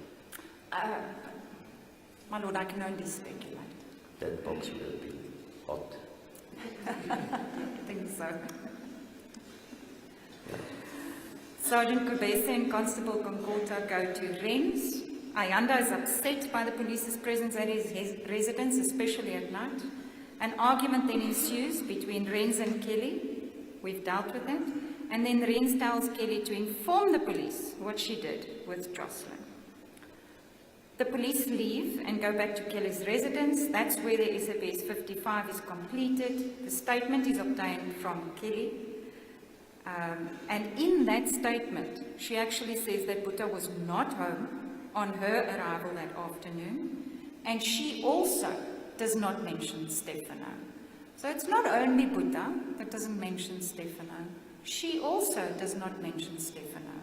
It's only Rens the next day that mentions Stefano. One definitely sees a close knit between the accused persons. That evening then, despite the fact that Joshlin is not home, Boeta and Kelly go to sleep. That brings me to the next day, my lord, when Sergeant Milstein and Constable Sekobe are called in and Kelly is now re-interviewed. Boeta makes a statement, but he does not mention Stefano's presence. Rens make a statement, but she mentions Stefano's presence. Then different reasons emerge for the children not attending school. I've referred to that. Missing persons inquiry is registered. It was registered just after midnight, the previous night. The teacher, Edna Mart, that contacts Kelly Smith, she doesn't give any answer about the absence. She's actually asked twice. She stops crying, and the call is then ended. Kelly, Boeta, Stefano, and Rens do not participate in this search. My lord, and that, to me, is a very important piece of this puzzle. This is the parent, and it's also the guardian, if I may refer to him in that way, living with and looking after. My lord, they don't participate. Kelly only, and I almost want to say, for the show that night, but never again thereafter.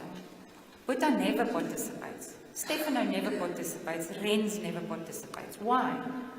The only reasonable inference to be drawn from that is because they knew that this would be a futile exercise. Well, it was put to the witnesses again, very put, that the reason was because they were cautioned that the community was upset with them. My lord, but the community was specifically upset by the fact that they did not participate in the search. That fueled this whole uproar in the community. This is your child. Why are you not looking for your own child? Now, can we pause there? Yes.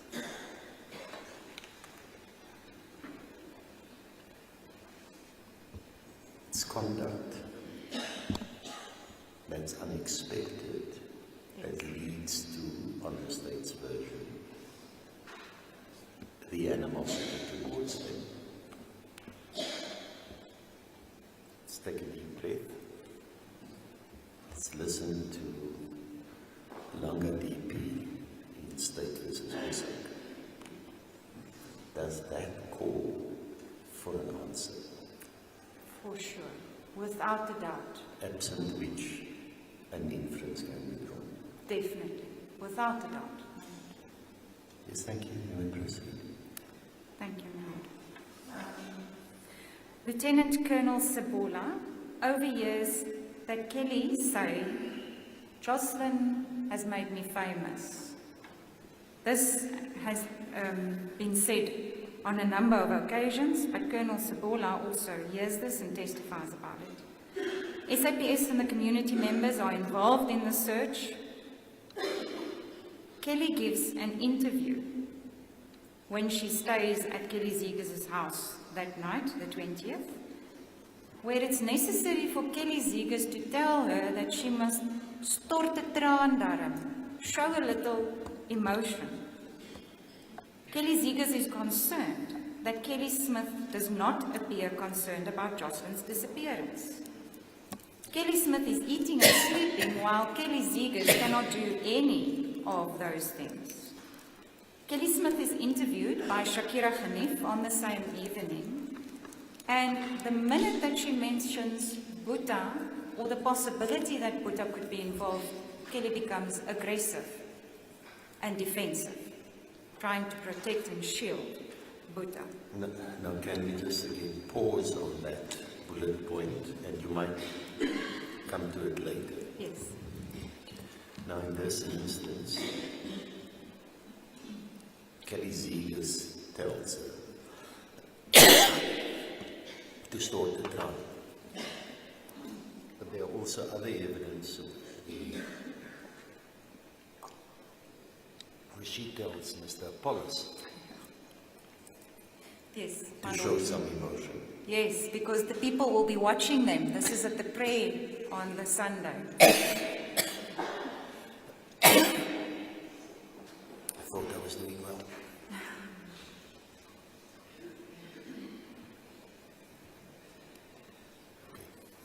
Okay. Thank you, my Lord. But I will refer to that again, definitely.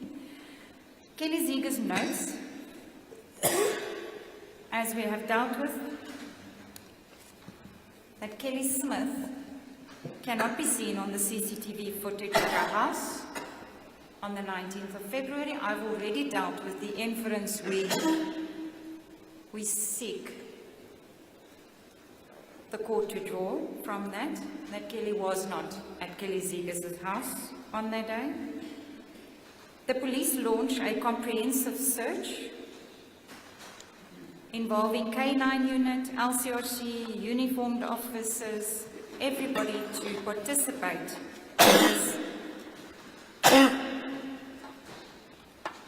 in the search of the area for Joshlin. Yeah. May I proceed? Thank you, my Lord. We're going to the 23rd of February. And this is where Edna Mart and her colleagues are now also going to participate in the search. And there at the petrol filling station, Kelly appears out of nowhere, gets into Mrs. Mart's car. And she, Kelly, then tells Miss Mart that a Nigerian male told her that Joshlin is in a container on a ship en route to West Africa. Why Kelly decided to specifically mention this to Miss Mart is a mystery. But that is what she tells her. But more importantly, she then in a very softer voice whispers, "Onthou net, Boeta is nie skuldig nie. Just remember that Boeta is not guilty." Then Kelly alights from the vehicle and vanishes, just as quickly as she appeared. Once again, a little piece in that bigger puzzle or mosaic, my Lord. The search goes on and intensifies. On the 25th of February, that is when Captain Lombard, and this was a Sunday, Captain Lombard then arrives in Saldanha and interviews both Kelly and Boeta.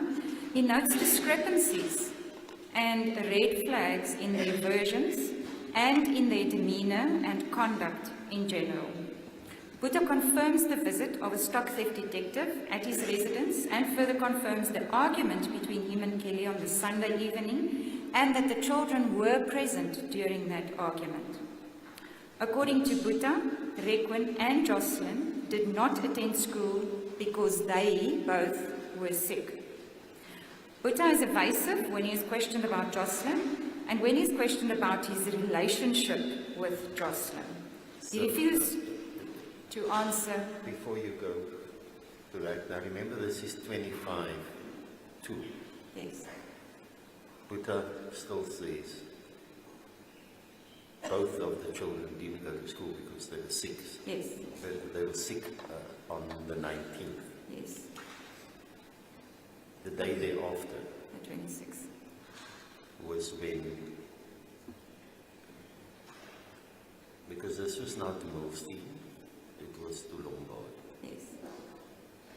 Next day is the telephone call between Her Taylor and Michaela. Daniels and Miss Smith. Indeed. Indeed, my Lord. And then the explanation is offered about the dirty school clothes. So that's most probably on the next slide, or not? It is coming, yes, indeed. So Boeta is evasive when he is asked about the relationship between him and Joshlin and refers Captain Lombard to Kelly. He must ask Kelly about this relationship between the two of them. which of course must be puzzling and was indeed puzzling to Captain Lombard at the time. Boeta confirms Kelly came home late in the morning. They smoked tik. She then returned to work. She did not stay long. My lord, the importance hereof is that this was not contained in Boeta's initial affidavit, this other visit in between for the smoking of the tik. This is something that also, as the time progressed, evolved, and then this is entered in, that she actually came and they smoked tik, and then she returned again to work. On the evening of the 19th, to Kobesi and Golgotha, was there any talk about her returning home during the day? No, my lord, not at all. It was only at a later stage that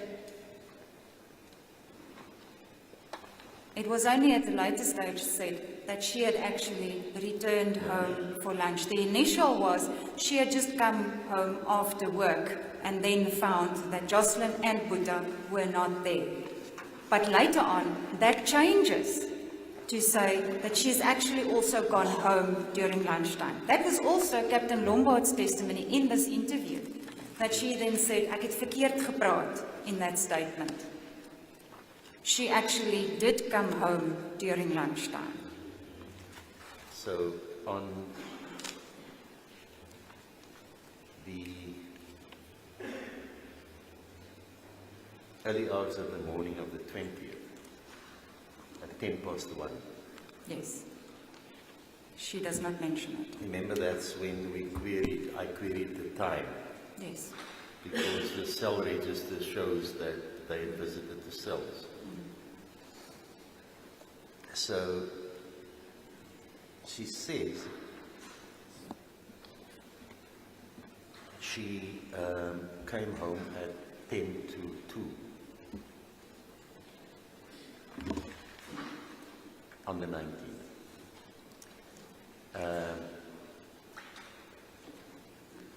But then it can't be the same as the going home to smoke. Yes, that's an extra. Because what was told to Kobesi and Golgotha on that night was that he wasn't home. Yes. Yes, indeed, my lord. So that's why this is an extra add-on, this in-between visit to go and smoke tik. Going back, coming back for lunchtime, going back again, and then returning after work.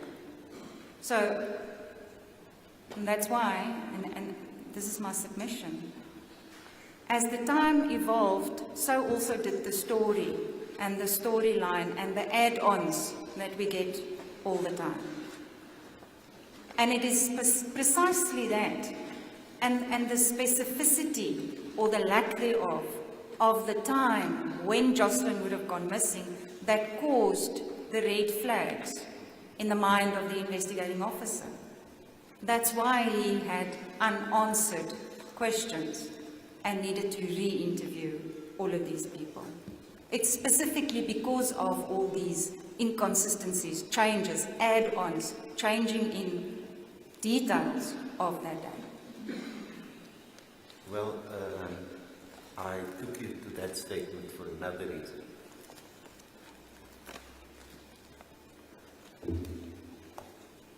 Because you mentioned this going home for tik on the 19th. Now, it's inconsistent with the version given by Mr. Apollos. Yes. So it's one of the red flags. Yes. Now, at the time when Captain Lombard interviewed them on the 25th, he had that statement Yes. of Ms. Smith. Now, if you then fast forward to almost the end of the trial, And you then find the handwritten statement in a red pen by Ms. Smith.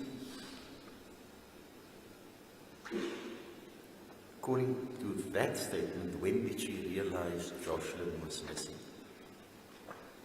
This is the so-called warning statement. Yes.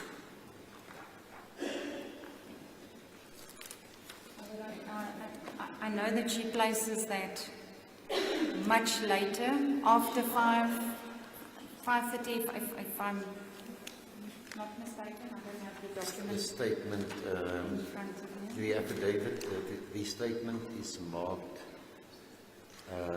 QQ exhibit. Indeed, my lord. So it's, I think that is 15:45. My copy here is unfortunately cut off. I can't see the time.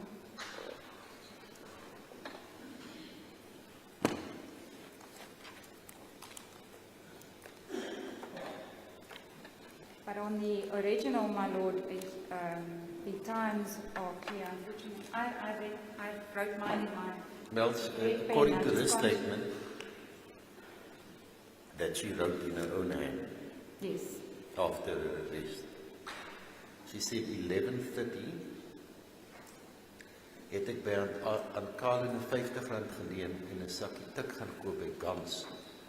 Ons, ek en Boeta, het alleen gaan tik. Voor ons na Gams toe was, het ek eers huis toe gegaan. And then she went back to work. Yes, my lord. So The first inquiry she made about Joshlin, according to this statement, was at 16:45.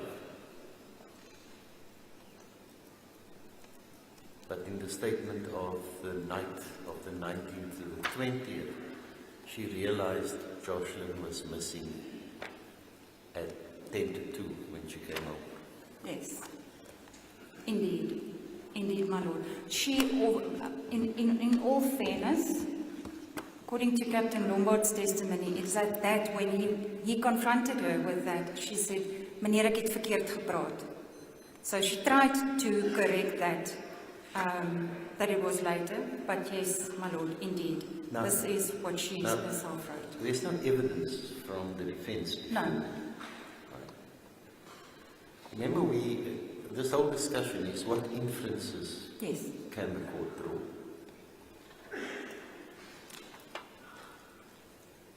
That's the night of the disappearance. yes, How does somebody make a mistake? like that. Whether you last saw your child in the morning or at lunchtime and or when you discovered your child was missing. Indeed, my lord, and especially so if the child is allegedly sick.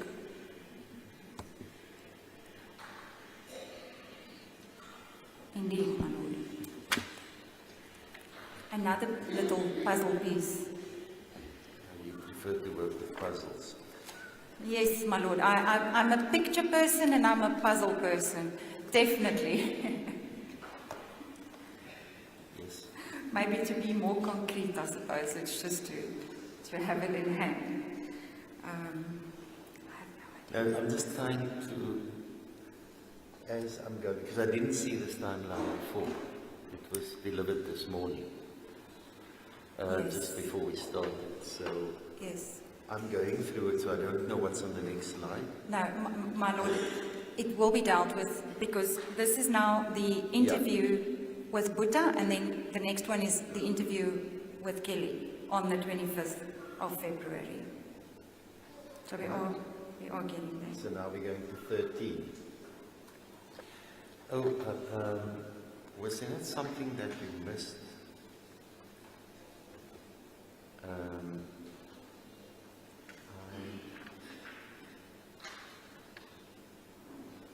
I was dealing with the third last bullet from the bottom, my lord, this inclusion of the fact that she came home earlier and that they had smoked Yeah. tick.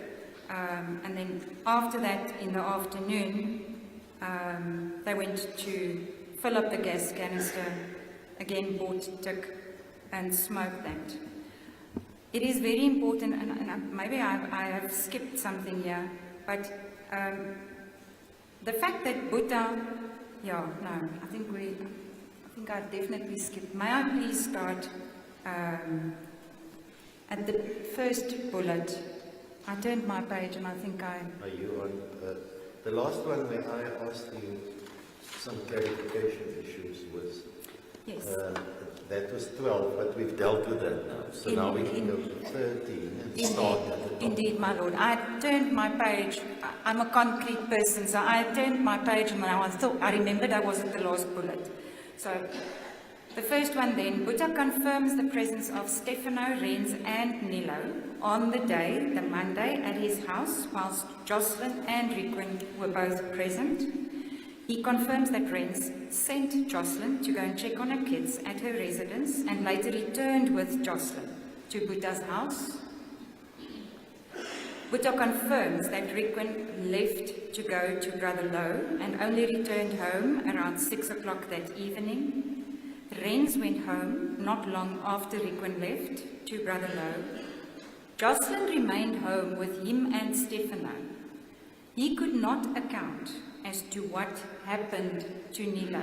He doesn't know when Nilo left.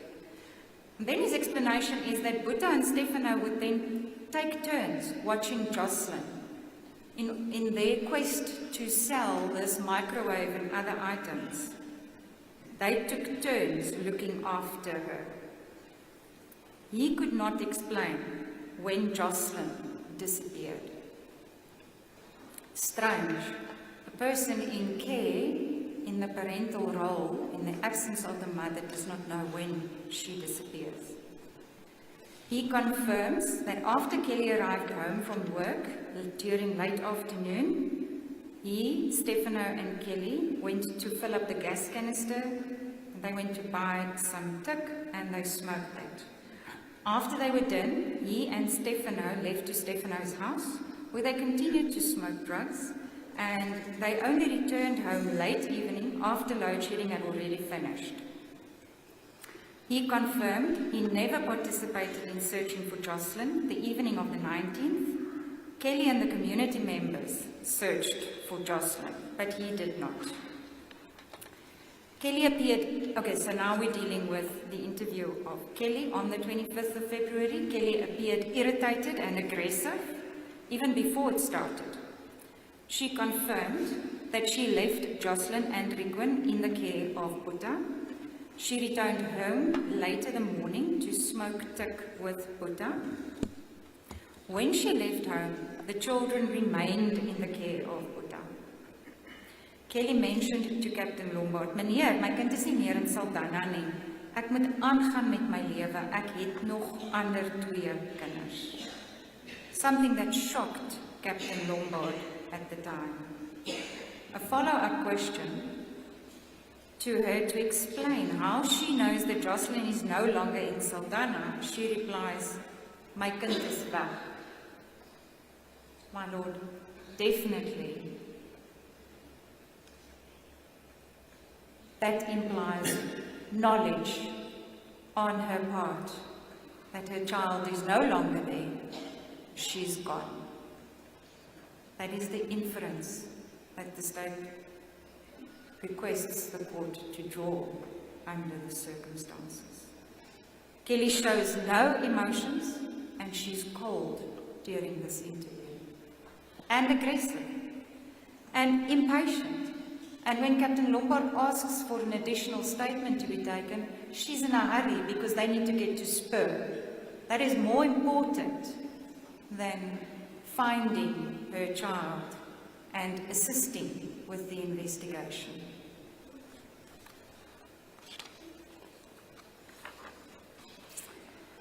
Kelly informed Captain Lombard that Joshlin has made her famous. The famous words that many witnesses testified about. She never asked for an update on investigation. She never inquired to possible new information received by the investigators at all. It was more important to get to Spur. Then the next day, the 26th of February, this is where the call happens between Michaela Daniels, her sister, and Kelly. Kelly informs Michaela that Joshlin is in the area. Someone wanted to sell her child. Iemand wou my kind verkoop het.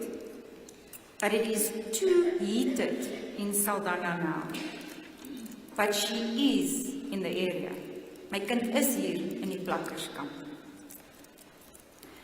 She then asked her a long list of questions, and Kelly just replied, "You're asking me the same questions that the police have already asked me.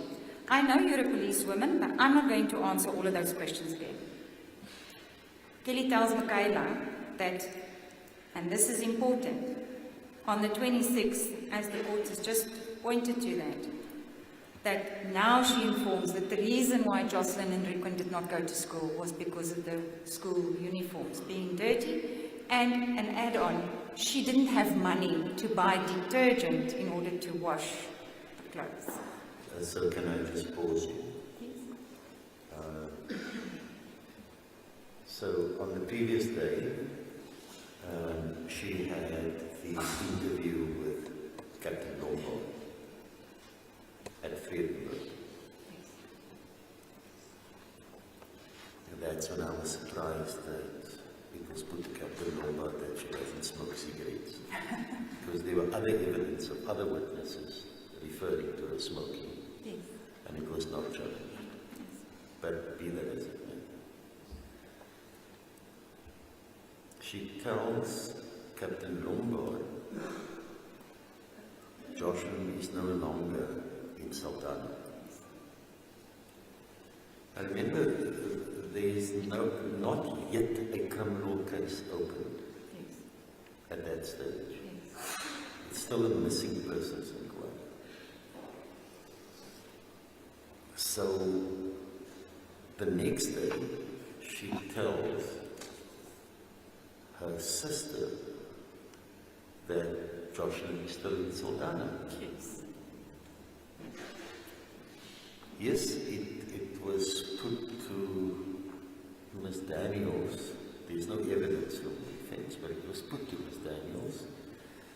That was just a motherly instinct. But if it was your motherly instinct on the 26th and you want your child to be found, why did you not share your motherly instinct with the police on the 25th? Indeed. And if that question remains unanswered, what inferences can I draw from that? And if the inferences is a negative inference, how does that complete or assist in completing your puzzle, being the tactile person that's involved? Well, my lord, definitely. Unfortunately, that is it. Once you lie, you must stick to that lie. And it's difficult because then you forget what you lied yesterday. So now you tell another lie. And it becomes all the more difficult in order to remember who you have told what. To stay consistent with those lies. My learned colleague put it to Mr. Apollos in cross-examination, that if there's one truth, or if it's the truth, it stays the truth. There's only one truth. But once you start lying, it's difficult. I like to refer to it as that cat on the hot tin roof, where the feet,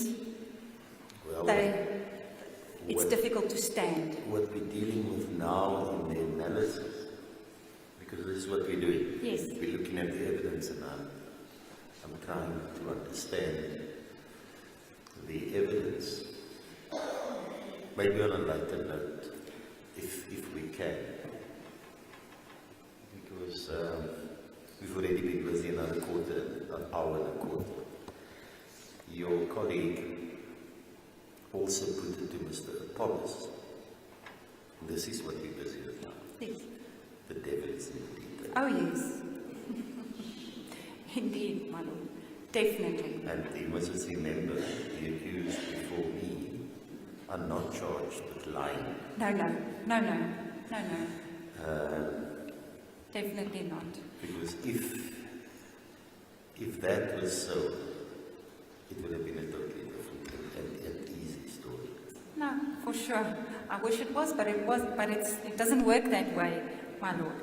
And we've also said being a liar in one aspect doesn't make you a liar in everything. But unfortunately, and this is our submission, here are just too many lies. That's why, even on this aspect, something as simple as, why did my child not go to school? Or, where is my child? Is she still in Saldanha? Is she out of Saldanha? What is the position? It changes from literally the one day to the next. Thank you. I interrupted you. Thank you, my lord. Yes, that brings us to the 29th of February. Stefano and Ayanda are brought into the police station. Stefano makes a statement to Constable Segobe, and both are then excused after that statement is made. It takes us to the 2nd of March. Kelly and Butta meet the minister, that was the Minister of Police then, and once again she repeats that Joshlin has made her famous. On the 3rd... That was outside the police station. Captain Lombard, when she had the green dress on. Yes. And her hair was blown out. Yes, and when he said, Kelly, jy lyk nogal mooi, it was then that it was said, Joshlin. So that was his evidence here. Yes. The green dress and the hair that was blown out. Indeed, my lord, indeed. That takes us then to the prayer on the 3rd, or the ceremony on the 3rd of March. The prayer meeting was held in Saldanha. This is where Kelly then removes her beads, and she is seen dancing on stage with those... Is she dancing on the stage or below the stage? There were two videos in the series of Miss Hanif. The one that you can see the person in the red dress dancing. That's what was shown there. Yes. And she uses the next one with the beads to show it's the same person. Yes. Right. But if you watch that same on here. It shouldn't read on stage. It was to the... It was below the stage. So that note is wrong. Yes. Because remember that in the last exhibit of Captain Morris, Colonel Morris, you included the Hanif. Yes, my lord, indeed. So videos. It's conceded. This shouldn't be on stage. So, it was just... And there one can see the dress. It's not pink as it's shown there, but it's more red. Yes. When I played, in fact, we played it on Friday at the office on this particular screen. It was, however, Mr. Kutsia's evidence that she was dressed in a pink outfit, and it was Miss Hanif's evidence that she picked that pink outfit for that day. It's a darker pink. It's more towards red than what it's shown on that screen of yours. Yes. All right. Indeed, my lord, it was Miss Hanif's evidence that Kelly was dancing and enjoying the time there with these boys, young boys, the temple boys. Remember, this was a prayer meeting for her child. For the missing child, as it was known at the time. Yes. And it was not as if it was a gospel song, from what I could hear. No. Where one would show certain emotions. Yes. And with a rhythm, because that's acceptable. Yes. It's not an issue. It was more somebody jiving as in a gig. Yes. definitely. Without a doubt. And that was Ms. Khanif's testimony, that she was having a ball of a time. She was enjoying herself at the time. Okay. Thank you, my Lord. Second bullet point of the 3rd of March. I Thank- can see on the side of my screen, we're now on 16, it goes to 19 and 20 is just the conclusion. If you're okay with it, we can conclude this timeline and then take the break. Thank you, my Lord. Thank you. So Stephen Kutsia recognizes her there on that Sunday, and then he recalls the conversation that he had with her in August of 2023 when he met her. And that was at the time when she said that her family is terrible and that she will have people take her children away. And at first she did refer to children, plural. She's waiting for them. They have disappointed her. But even if they don't have the full 20,000 rand, she will accept 5,000 rand.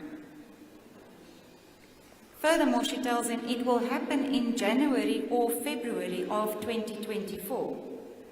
And this town is going to be like a movie scene. There will be lots of people and cars.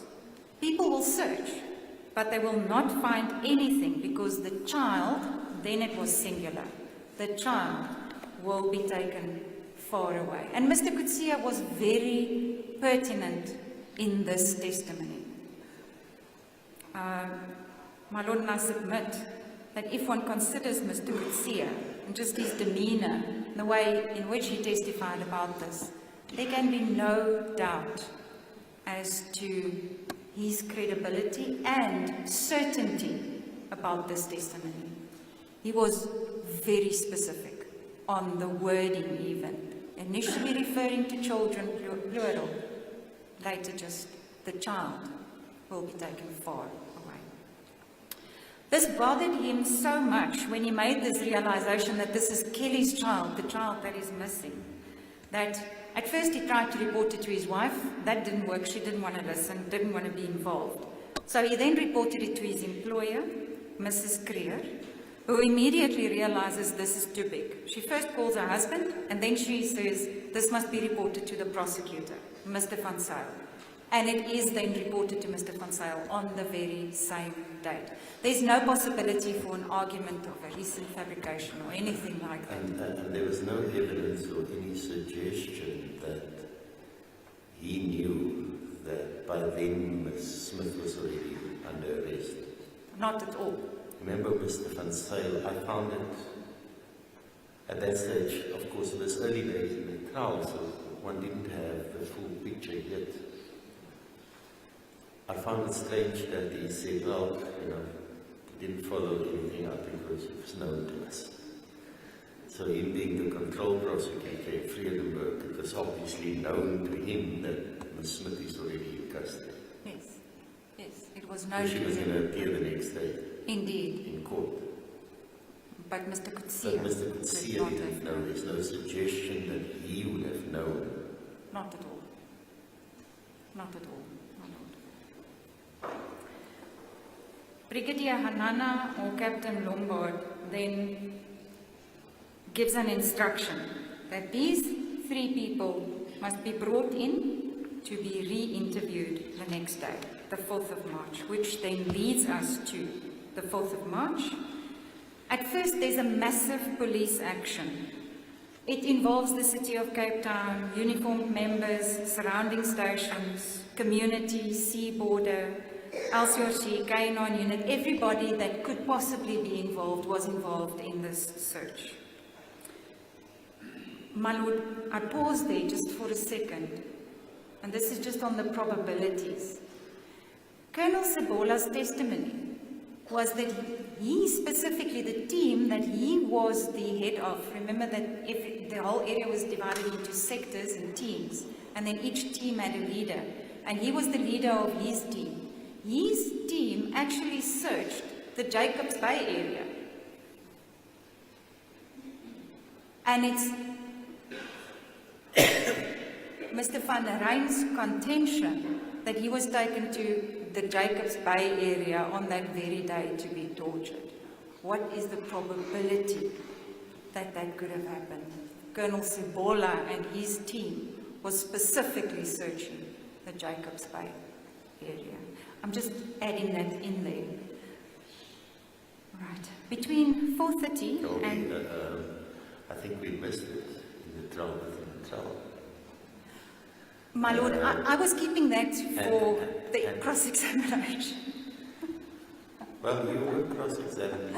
No, my Lord, I mean specifically for the main trial. Oh, I had you're anticipated. keeping it for the main trial. Yes, that's why that's why I've thought about this a long time ago, specifically looking after that, and I neglected to insert it in the timeline. But that's why I just opportunity to play your trump card. Yes. Be that as it may, my Lord. Between 4:30 and 5 o'clock, Captain Lombard arrives at the Seaborder FCS unit. Stefano, Kelly and Buta were already there at the time. Owen is also there. This is his first meeting with Owen, where he then shares information, and that information is immediately followed up, but it is negative. It doesn't take us anywhere further. Then at 10 p.m., now the interviews officially start with Stefano and Buta. And first they say that the police must ask Kelly. This was the first revelation, first by Stefano and then by Buta. Then Stefano mentions Makalima, the name of Makalima. Buta confirms the name of Makalima. In this timeline, you write it Makalimo at some places. I thought it was Makalima. My Lord, in the... That's the nickname. They are used interchangeably. I think, if I'm not mistaken, in the statement of Mr. van Rijn, it's also referred to as Makalimo with an O and not an A. But it's the mother of the child.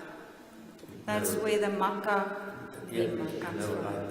I figured as much because remember, there was the statement put to Laurentia Lombard that Ms. Smith was teaching one of the children Afrikaans. Yes. Afrikaans. And I thought, I tried to decipher my notes because the name of the child was mentioned. I know what the name is. May I say that? Atandiwe Mkiba. It's another child. That's the child who came looking and received the Afrikaans lessons.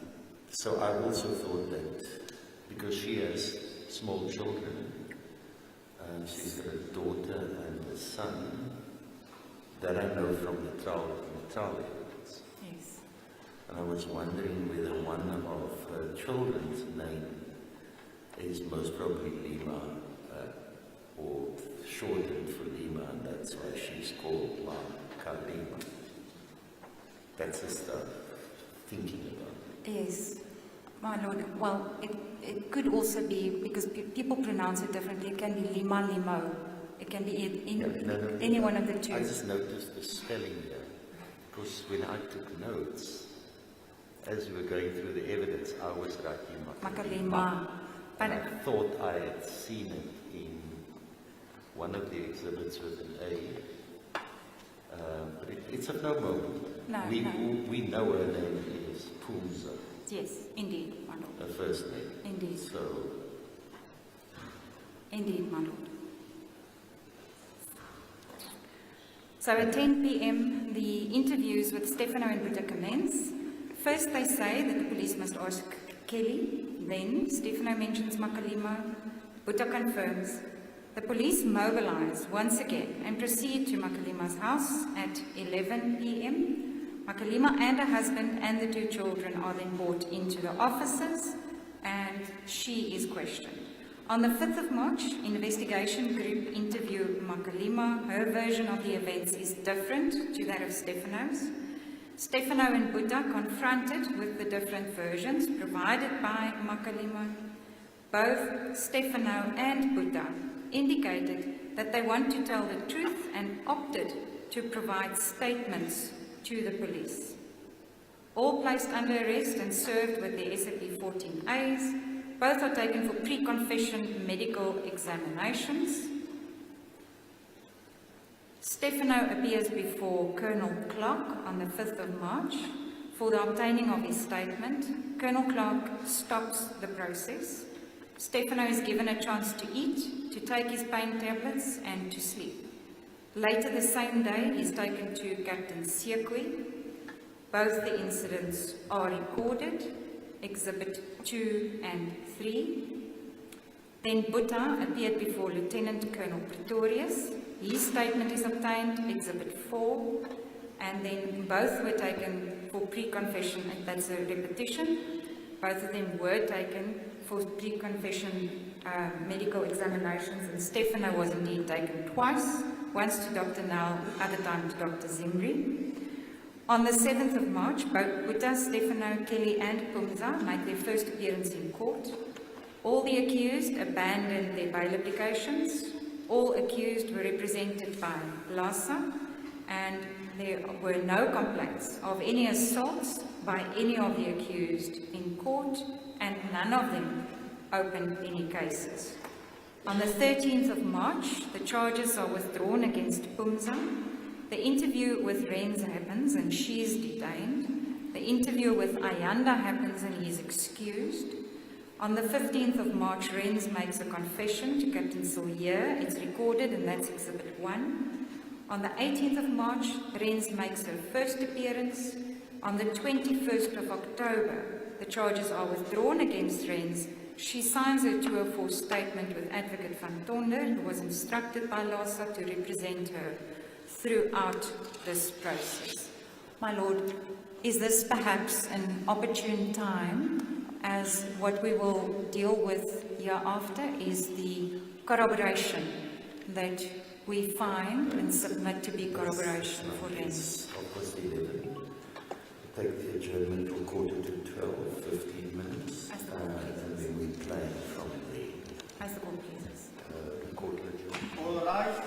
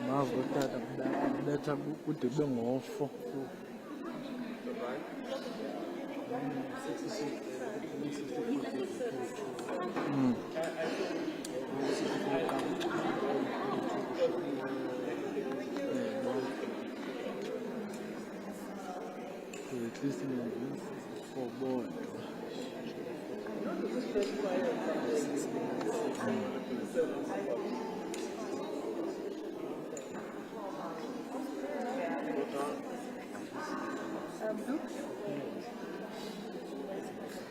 so far. I'm sure.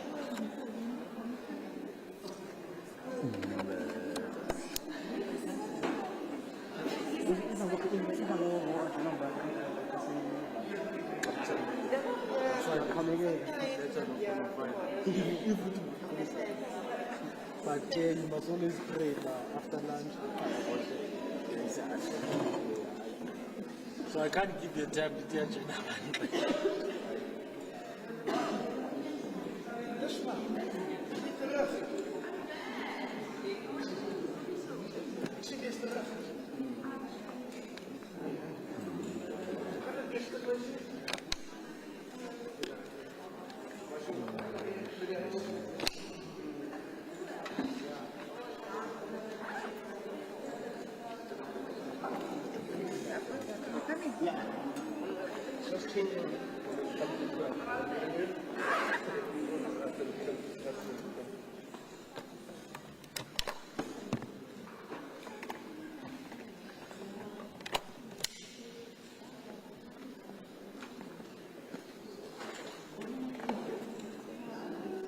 Want to try to get right? Oh. How is it?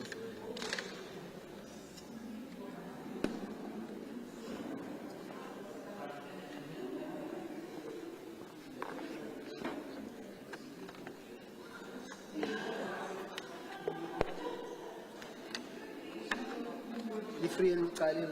Yeah.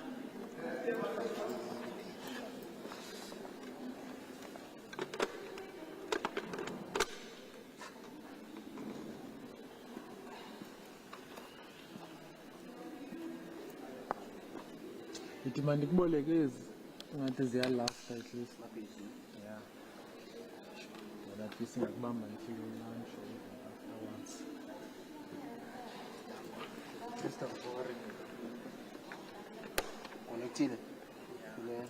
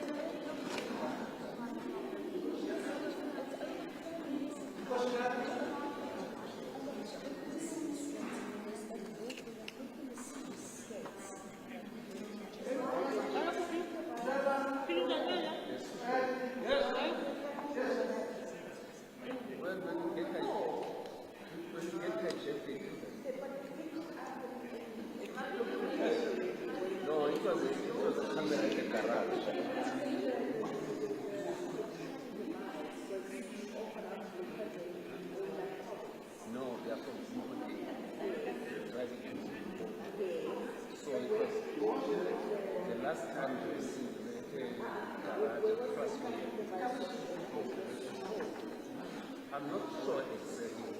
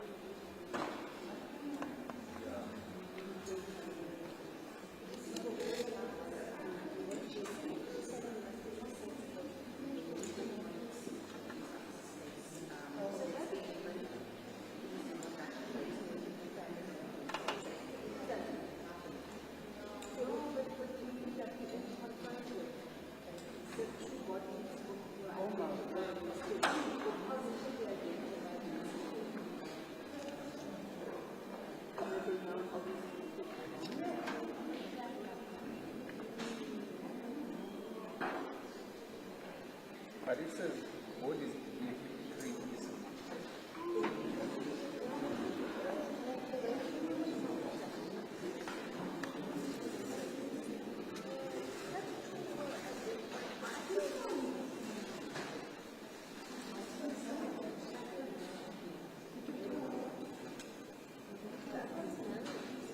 yeah, the woman married for a child.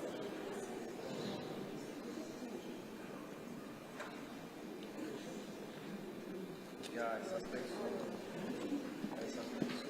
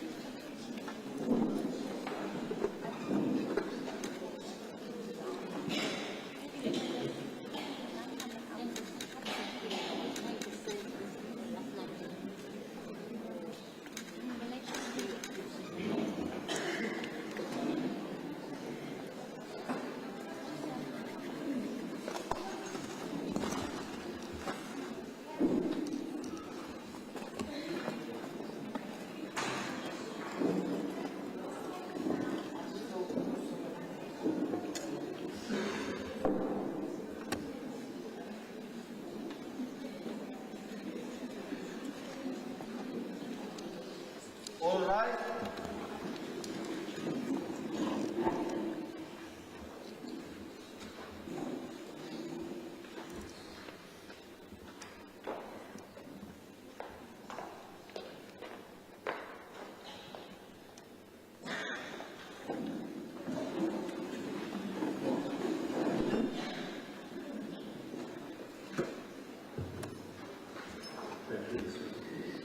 As reiterated, and in following then the directions of the case law that we do have, in order to assist this court, in order to come to the realization whether there is reliability in Ms. Lombard's evidence, that it is reliable enough to can be regarded as trustworthy, we, from our side, look at possible corroboration for her version. And that is where this mind map comes in. My Lord, it is based on my heads of argument on page 45 and further on. So what's on the mind map is just a picture and an abbreviation of what is contained here, but there are also extra added add-ons that I will deal with later. So,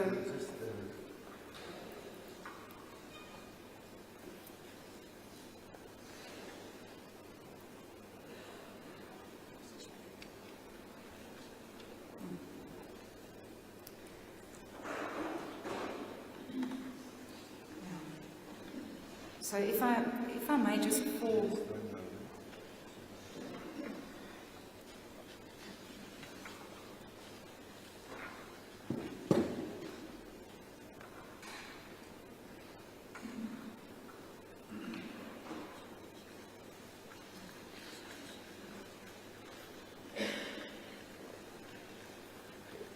I've got it open. Understanding of 50% of what you have there, so I can see.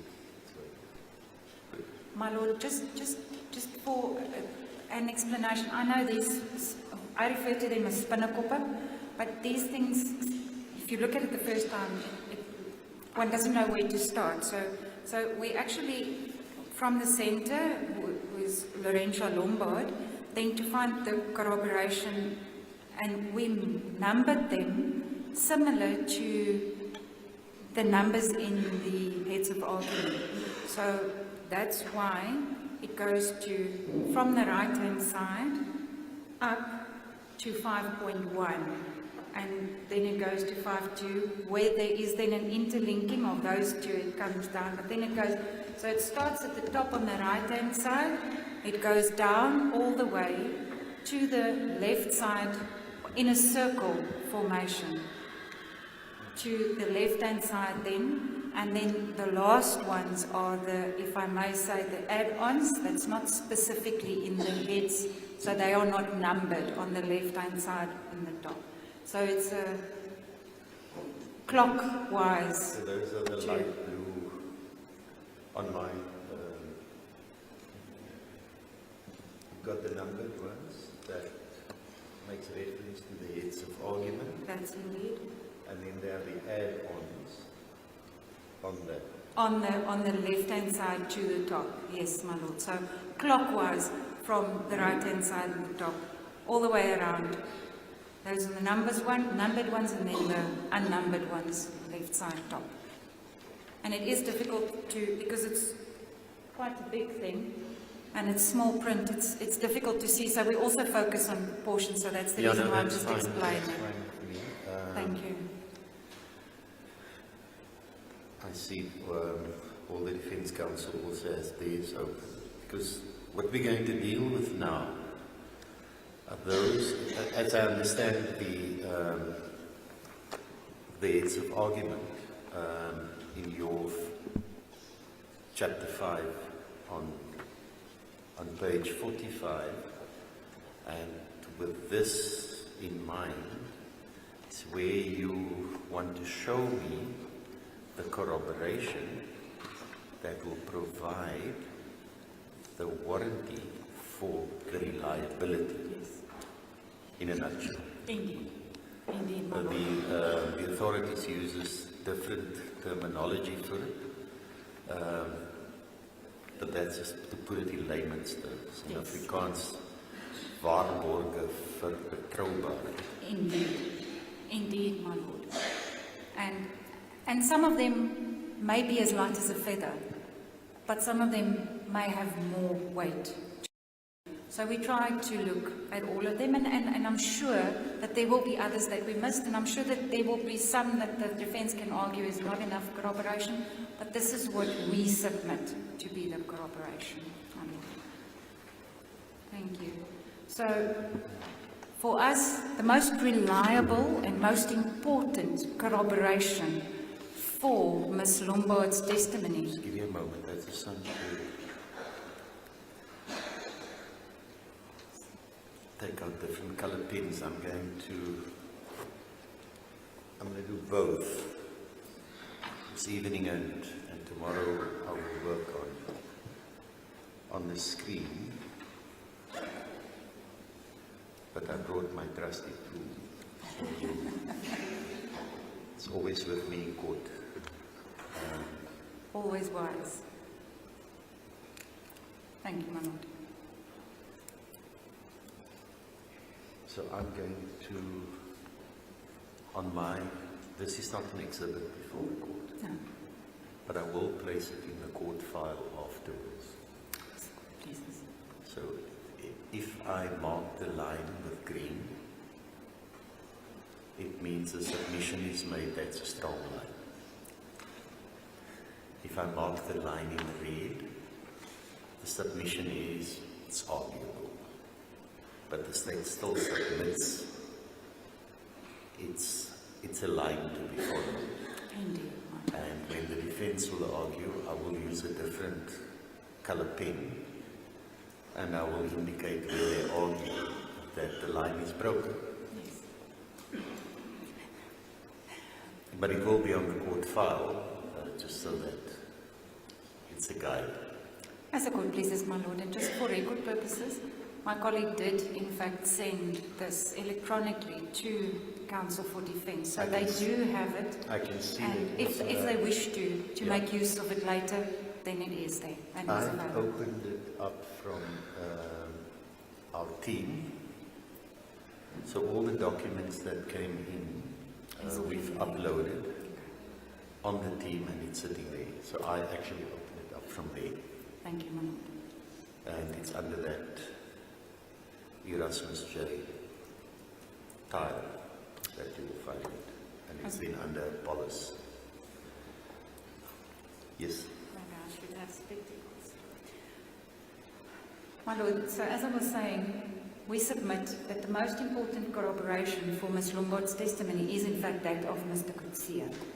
And it deals with so much detail in this narrative that she in fact told him as early as August 2023 already. The plan, the detail thereof, the date thereof, that it will be in January or February 2024, the amount involved, because specifically she said, if they don't have the full 20,000 rand, she'll even accept the 5,000 rand. And then also the result that it would have in the Middelbos, Saldanha area. There would be people and cars, and it would be like a movie scene.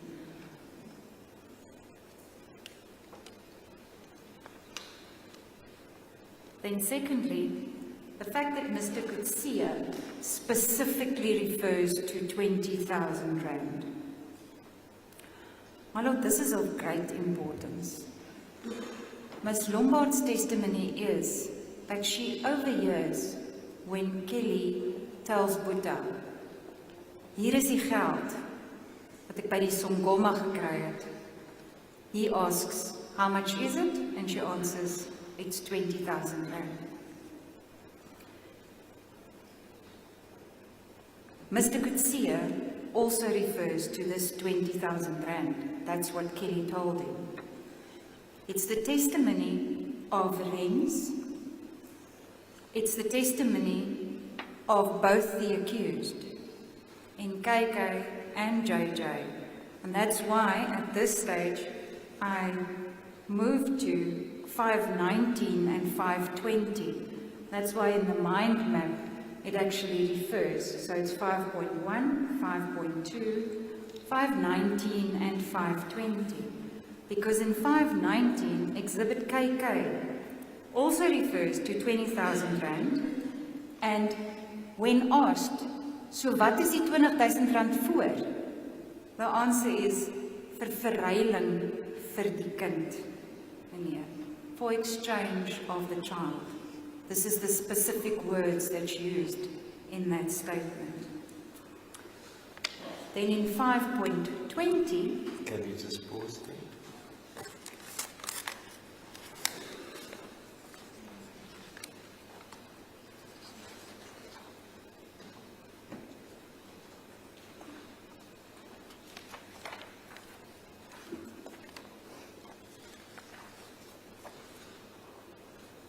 So on that point, I just want to understand it. Rence's evidence says, and she was consistent about the amount of money, yes, the 20,000, and the purpose for which the 20,000 rand would be paid, that would then relate back to where we started this morning, yes, with the definitions in there. yes, So the reliability support that she finds is in Mr. Kutse's evidence, relating back to something Ms. Smith had said in August of the previous year, yes, but more recent in time, the exhibits KK and JJ, which are the statements made by Mr. Apollos and Mr. Van Rijn. indeed, And you say that concludes a green line yes, indeed. on its own. A solid green line, my lord. I'm getting assistance here from the side. A solid green line. I have a fine liner, so can't I do it freehand. No, I'm repeating it because I want to understand the submission, but also so that the three accused understand the Yes. submission. Indeed. Because I'm sure it's going to be challenged on different grounds. Yes. No, definitely, my lord. So that is just that portion that KK refers to 20,000 rand as verruiling vir die kind in exchange for the child, that transaction. But then also in KK, still in 5.20 of my heads, on page 20 of 26, when the question is posed if they sold the child, this question is not denied. It's never said, no, we didn't sell the child. It says, nie ons nie, meneer. Kelly en Makalima, hulle het gepraat. So, knowing that there was this sale, but it was them. It's just not us. It's Kelly and Makalima. This is what we find in KK. Hulle het gepraat. But then on page 21, he indicates that he does not know what his cut. He's definitely going to get a cut, but he doesn't know what the cut would have been. But that accused 3, Kelly, had already spoken to Stefano about it. Now, my lord, one needs to stop here and just think about this. What are the probabilities that Buddha, who's in a relationship with Kelly, it would not have been discussed with him, but it will be discussed with Stefano, how much money he was going to get. That's in direct contrast to what Ren says. Ren says, we were told, you getting 1,000, you getting 1,200. We both accepted the offer. And we knew why we were getting that. It's for our silence, and we need to play along. So one has to ask the question,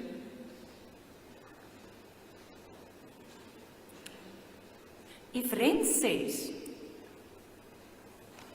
you, Stefano, would be getting 1,200 rand, because that's what Kelly said, then the question arises, so later on, in that very same statement, Stefano says,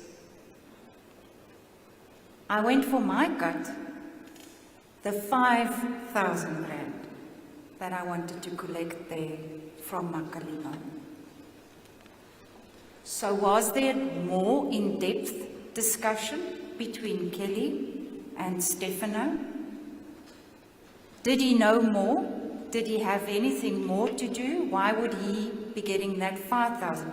And the 5,000, and it's very important, my lord, there's no way that that came from the police. In his testimony himself, he said, that came from me. But if, for argument's sake, it were to be argued that this is all the police's story, as it is alleged, then one would definitely want to see it in the document. But it's not contained in the document. Well, but The 5,000 rand. but can that be argued? Isn't that water under the bridge? Isn't that what I determined in the trial with Natal?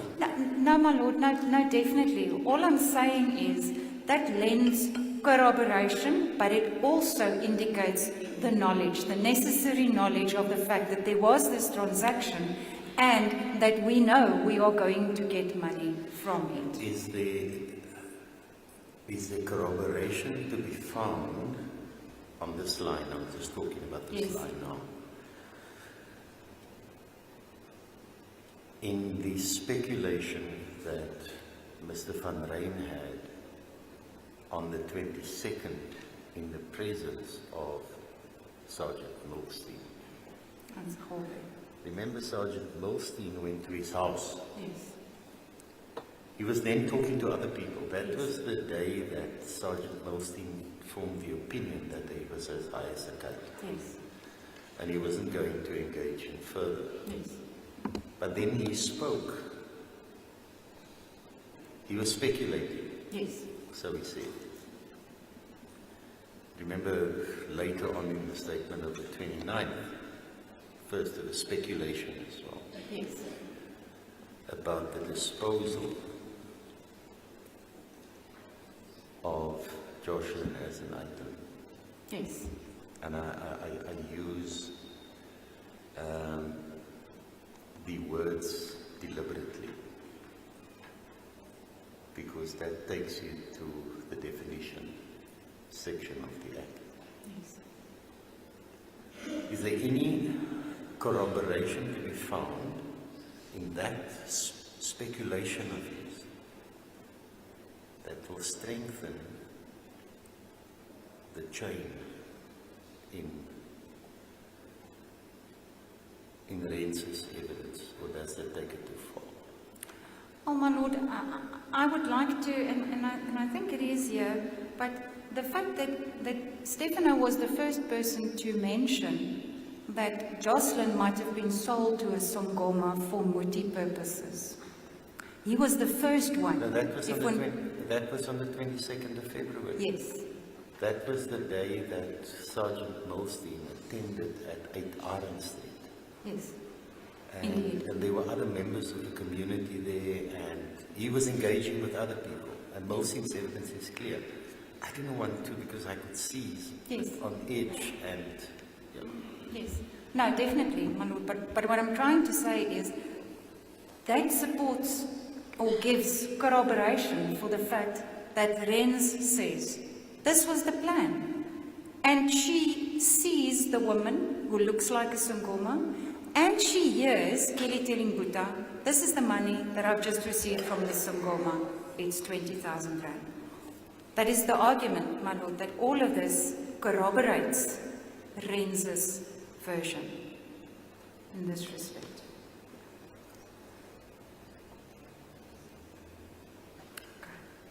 Yep. Then, if I may go to 5.3, I'll get them now. The social media video of accused number 2, where he specifically says that accused 1 and Renz smoked a quarter of a half Mandrax tablet that morning in the house.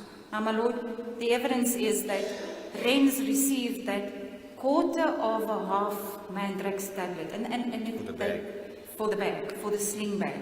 And then confirmation for that in that social media video where he refers to it was a quarter of a half Mandrax tablet that they smoked.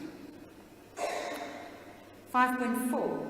According to her, accused number 2 had a microwave, a hair tong, and an electric cord to sell, but left with the microwave to a potential buyer. Now we find confirmation for this fact in Exhibit JJ, where accused number 2 then confirms that he indeed have a microwave and that he sold it on that day. He still had to go back to collect the 100 rand later. That's also consistent with accused number 1's version in Exhibit KK, where he also speaks of the microwave that they wanted to sell or sold on that specific day. So for this aspect, and I think that's where that of the feather comes in. It might sound like little, but it's actually confirmed in different documents by the 2 different accused. Corroboration for. On the 5th of March, remember by then, Renz didn't say anything about the microwave. Nothing. On the 5th of March, both Mr. Apollos and Mr. Van Ryn speaks of the microwave Yes. in the statements that they made, Yes. Exhibit JJ and Exhibit KK. Clearly, even if the evidence was a little bit credible and reliable, even if it was, it didn't come from the police. No. It came from them. Yes. Renz only get arrested a week later, Yes. more than a week later, Yes. 10 days. and that comes up. Yes. Indeed, my lord. And when we were at the inspection in Loco, we pointed to. Just one moment. I'm going to get there. It speaks of the interactions between Renz, Mr. Apollos and Mr. Van Ryn during the course of that day, which is much more than merely coming around and asking for a cigarette. For sure. Definitely. And that again links up with the social media interview of Mr. Van Ryn. Remember, what you want to do here is forget about your jigsaw puzzle or my mosaic. If you look at this mind map, the way I visualize it, you're going to have these lines, and then on the outer perimeter, you're going to link them like chain links.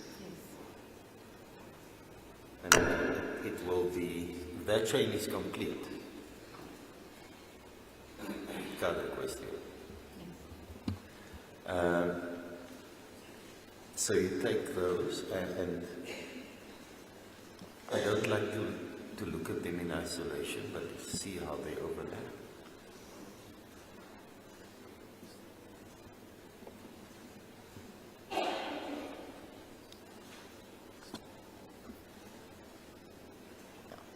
So that's the issue with the rents, and that's the third issue where there's corroboration for the 204 witness also being a single witness. Indeed, my lord. Indeed. I'm with you, thank you.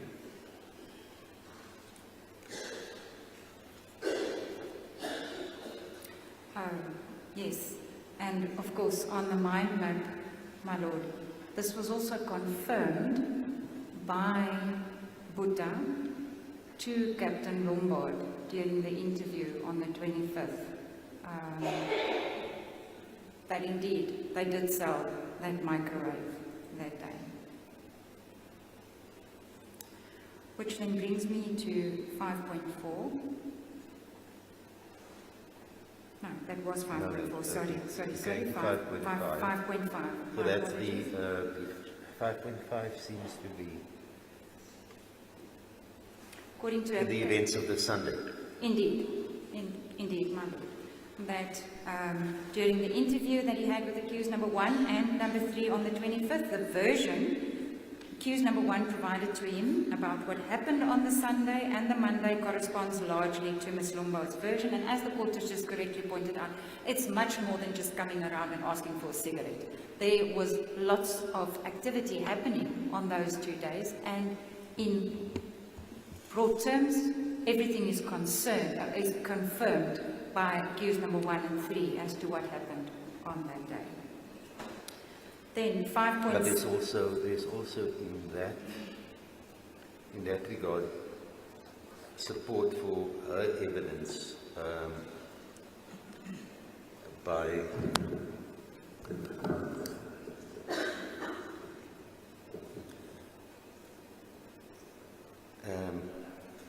Paulina that was on her way to For the the argument. hairdresser. Yes. Yes, indeed, my lord, for the argument that happened there. Just in broad strokes about placing her there, about placing rents there. Mm-hmm. What rents over her, that's a different issue. Yes, Okay, now I'm with you. indeed, my lord. Then 5.6, if we move to that one, the fact that neither accused 1 nor 2 participated in the search of Joshlin that Monday night when Joshlin went missing confirms that they knew what happened to her and that a search would be a futile exercise. The same, of course, holds true for accused number 3 and Miss Lombard for what happened then thereafter. None of them participated in any search because they knew Joshlin was not going to be found. This lends corroboration for Renz's version that Joshlin was in fact sold, handed over, put in the polo and taken away, never to be seen again. 5.7, Constable Gongota and Kabese, that's Constable and Sergeant, confirmed their visit to her home late that night and the fact that it was accused 1, 3 and Nilo who were present with them, and that Ayanda scolded them for bringing the police to his home. Confirmation for what Renz said.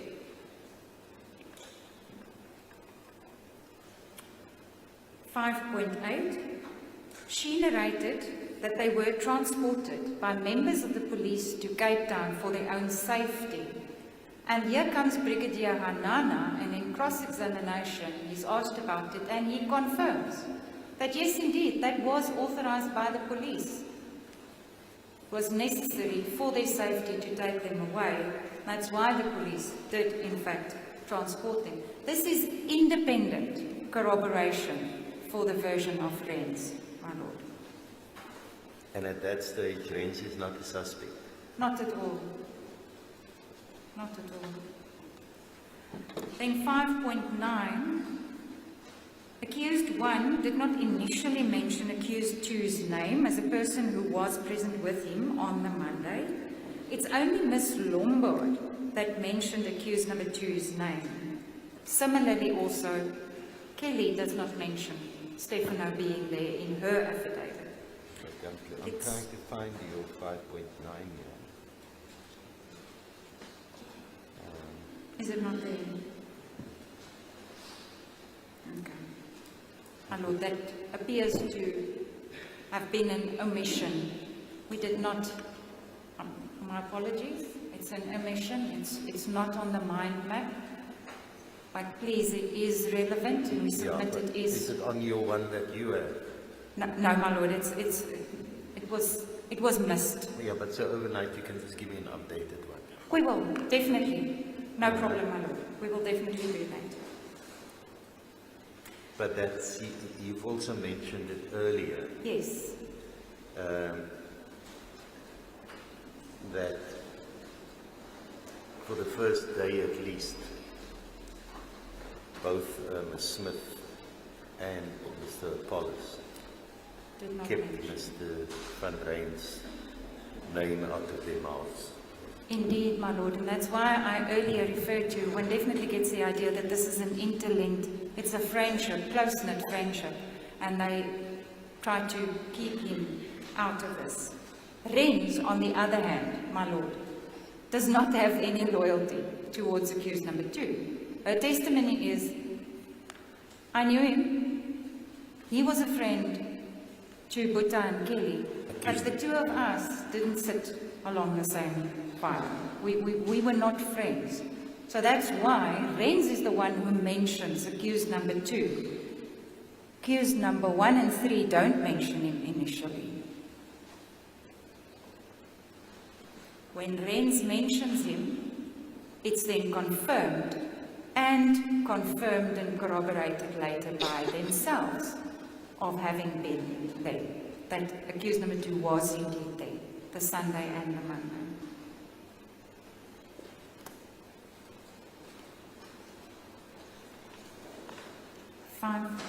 .10. Accused number 2 was the first to speculate about the possibility that Joshlin could have been sold to a Sangoma for Muti. He, although suspected Miss Lombard and Ayanda to have been involved. It then later on transpires, my Lord. I'm with you. When we get the evidence of Miss Lombard, that indeed Joshlin was sold to a Sangoma. But it's got nothing to do with Ayanda and Rens. But accused number 2 was the first person to mention the possibility of a Sangoma and Muti purposes being involved on that 22nd in his house.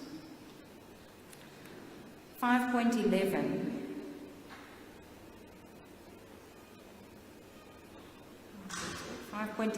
Colin Zegers confirms that accused 3 left around 12 o'clock, just after 12, returned and left again just before 2 o'clock, and then stayed away for a longer period than was expected, between 30 to 45 minutes.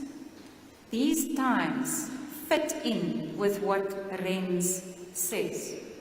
My Lord, we need to remember that Rens' testimony is, the morning already it was said, keep Joshlin ready for around 2 o'clock because that's when I need to give it to the people.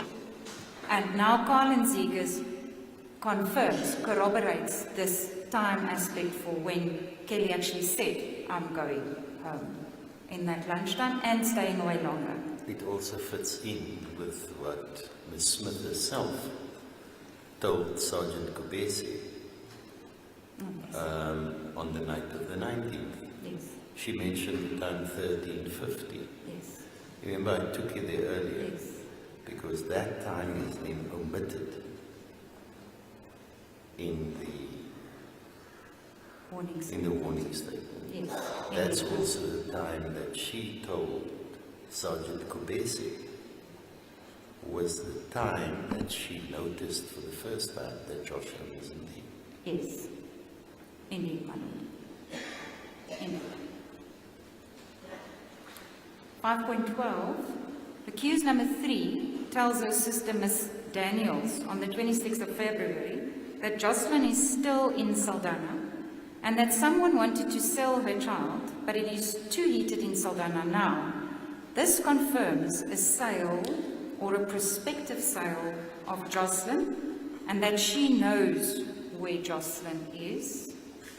We find that to be corroboration for Renz's version.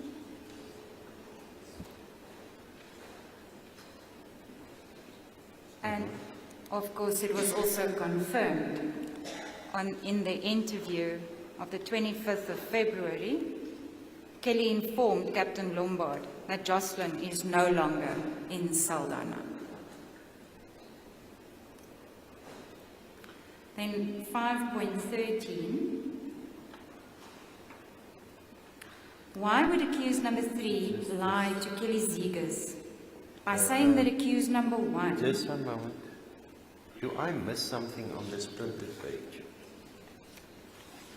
Because on the printed page you gave, because I'm not going to look at the screen now. My one jumps from, it doesn't have a 9 and 10. Now you're at 11 and 12 we've dealt with. You want to go to 13, but I don't have a 13. The next number I have is 17, 18 and 22. But maybe if you tell me which event it is, it might just not be numbered on my one.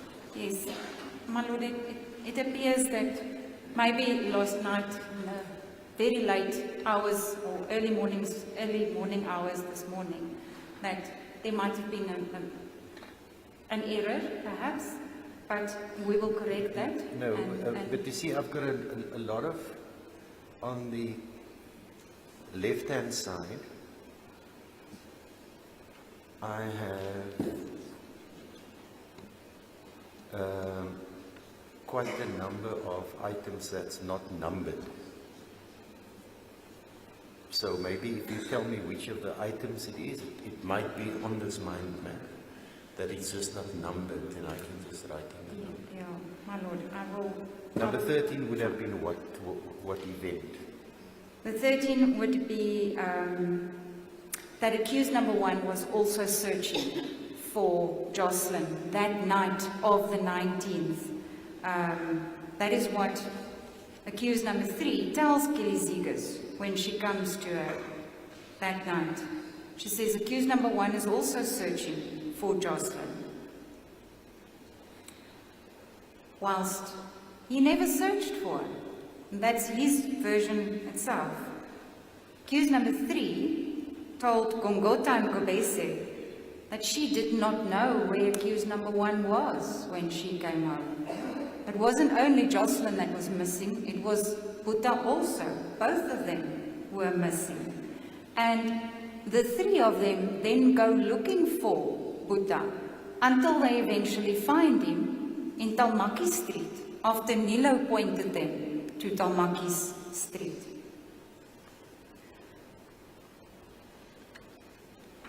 Now you will recall that it was put to the witnesses that they're lying about that. Yes. But he wasn't at home. Indeed. And then he said it himself in his statement. Indeed. And that he spent the night there smoking with his friends before he returned home. Indeed, my lord.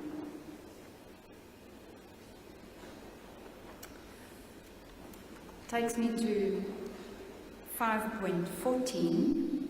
Kelly Zegers formed the impression that accused number 3's behaviors, that she was protecting someone. Sorry, I see that's a spelling error. I apologize, my lord. Behaviors should have an R in it.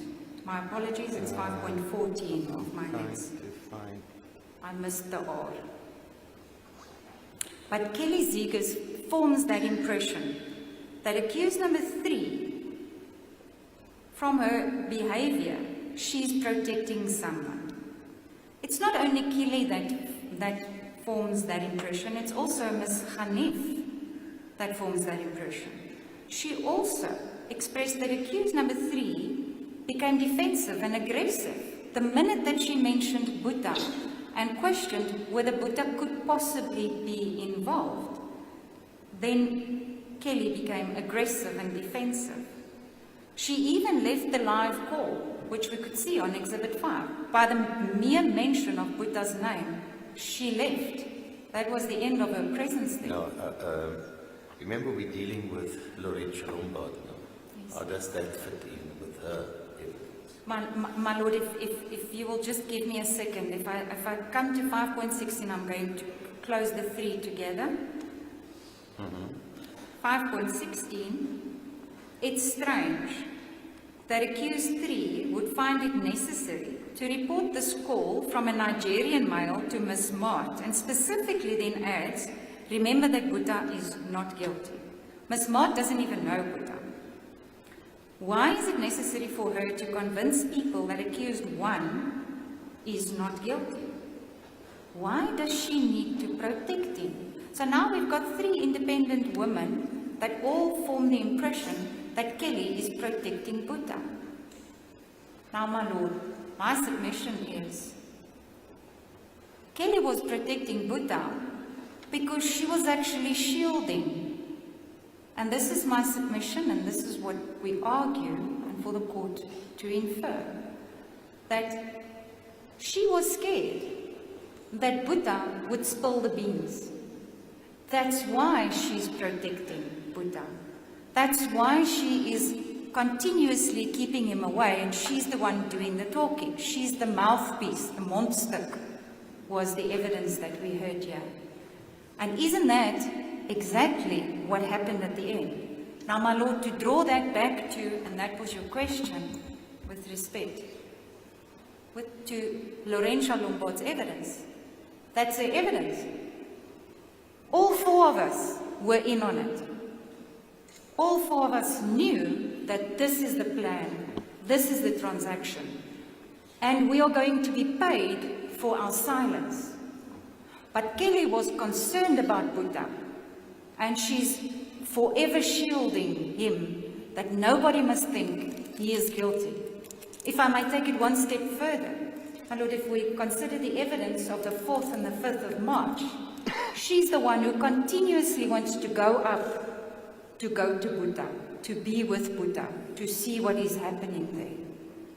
It's all because she's scared that this plan and agreement that they had is going to be spilled. The beans will be spilled. So she's protecting Buddha, but in effect, my Lord, the submission is she's also protecting herself.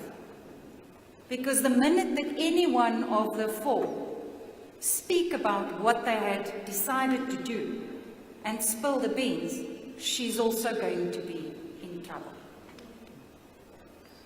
So that is the argument, my Lord. And that's why I submit that there, that if one considers 5.14 to 5.16, those 3, then that is our submission.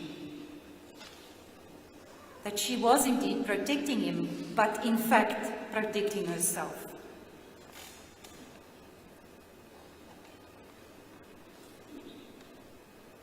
I hope that answers. Yeah. Thank you, my Lord. Then 5.17, Paulina Chosa, who witnessed that argument that night and the event that happened there.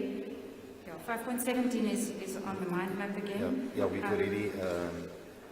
already spoken about that earlier. Yes, thank you, my Lord.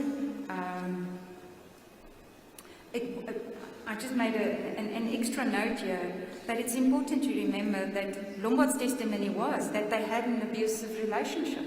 That's also confirmed by Ms. Mbombo's evidence in her report and in her testimony, and then also by Natasha Andrews, and also by Colin Zegers. So there's lots of confirmation, corroboration for the fact that this was indeed an abusive relationship, not a happy life. Happy wife, happy life, they say. 5.18, my lord. In Exhibit KK, accused number 1 narrates on page 16 of 26 the reasons why accused number 3 had problems with the family and the interference from Natasha Andrews, providing a motive for why she would sell Joshlin. This also ties in with what Mr. Kutsia testified earlier about accused number 3 referring to a terrible family. When Captain Lombard told accused number 3 that accused 1 and 2 says they must ask her what happened to Joshlin, she also started blaming the family for the position in which she was then. Blaming others, but specifically the family. This corroborates what Miss Lombard said about this relationship that they had, and Mr. Kutsia's testimony is very important in that regard. 5.19, I've dealt with. 20, I've dealt with. 21. It was put to Sergeant Fortuyn that part of the prescribed story, accused number 2 had to tell the officer was that there was a man with a, and this is a very important one, that there was a man with a red t-shirt at Makalima's house. The time when they were sent to Makalima's house, that there was indeed a man with a red t-shirt at Makalima's house. But then in Exhibit JJ, and specifically the video and the transcript that we have there of 3 and 3A, he tells, and that should not be Pretorius, my apologies, that should be Captain Siekwe, my apologies, that accused number 3 has asked him the next day if he had not seen a man with a red t-shirt, and that a man with a red t-shirt had allegedly taken Joshlin. When he is asked if he had seen anyone else at Makalima's house, he answers, no, he only saw Makalima. He accepted that the children must have been sleeping at the time.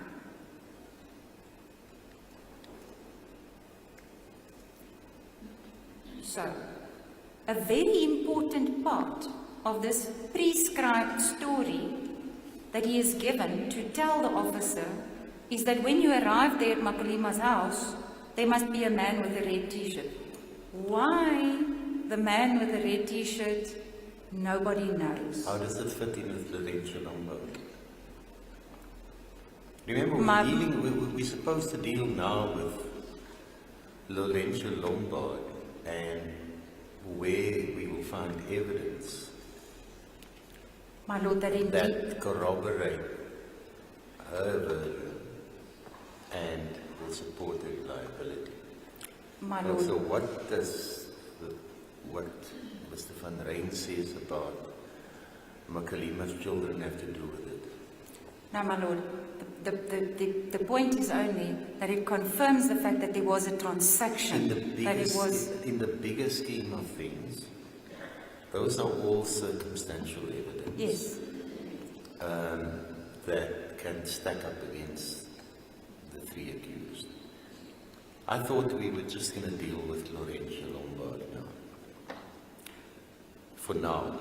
My Lord, what I'm trying to do is, by looking at all the other evidence, the corroboration for Laurentia Lombard's testimony. But this doesn't corroborate Laurentia Lombard's testimony. She said nothing about the Makalima story. No, she didn't, my Lord, but she did say that Joshlin was sold. No, that's fine. And that's the only point. That's the only point.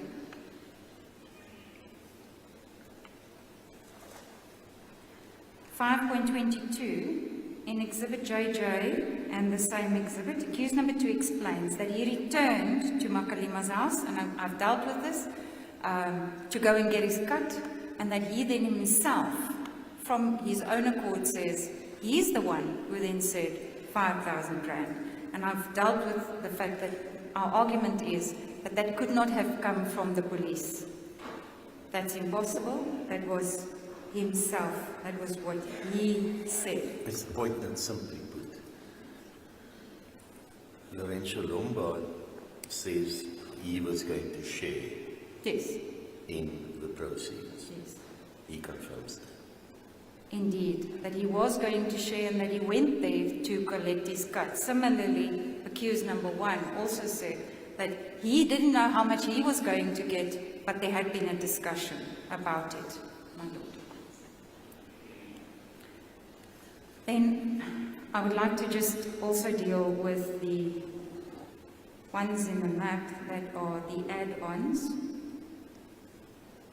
So Rens sent Joshlin to check on, this is part of what was argued earlier about what happened on the 19th and the 20th, but Rens sent Joshlin to check on the kids at her home and returned with Joshlin and her children to the house of Buddha. Now that is confirmed on the 25th of February when Buddha confirms to Captain Lombard that Rens returned to their house with Joshlin and her children, so that is a confirmation or corroboration thereof. Then Stefano's presence at Buddha's house during the morning, Buddha confirms to Captain Lombard. Also, Kelly left Joshlin and Requin in the care of Buddha. Buddha informed Captain Lombard thereof on the 25th of February. It's also confirmed by Buddha in his evidence. Then also, the 19th of February, that morning, Kelly left home earlier than usual. Buddha confirms that she left early, and Carlin Zegers confirms that Kelly indeed arrived earlier than she usually does. Kelly goes to Rens's house early evening and asks for Joshlin. The commencement of the initial search for Joshlin starts.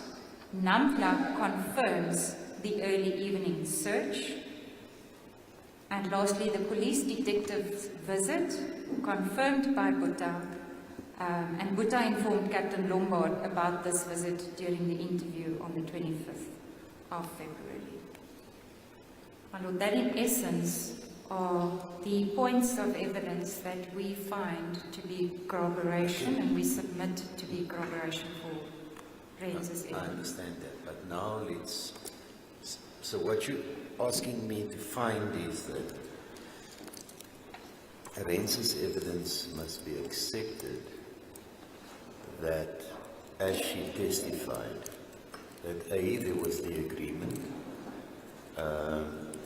so there's no issue where there's a divergence between what's in the statements admitted and hers. That's there. But the mechanics, she testifies that she saw Miss Smith take Joshlin to the White Polo. Their statement says, no, we took her to Makalima. How do I deal with that? My Lord, we have been arguing specifically that between us for a very long time. The bottom line at the end of the day remains the same. Joshlin was in fact sold. Is it possible in the state submissions for the court to find, yes, there was the agreement to sell Joshlin, Yes. and all of them bought into it. They were going to share in the proceeds. But insofar as it relates to the handing over at the car,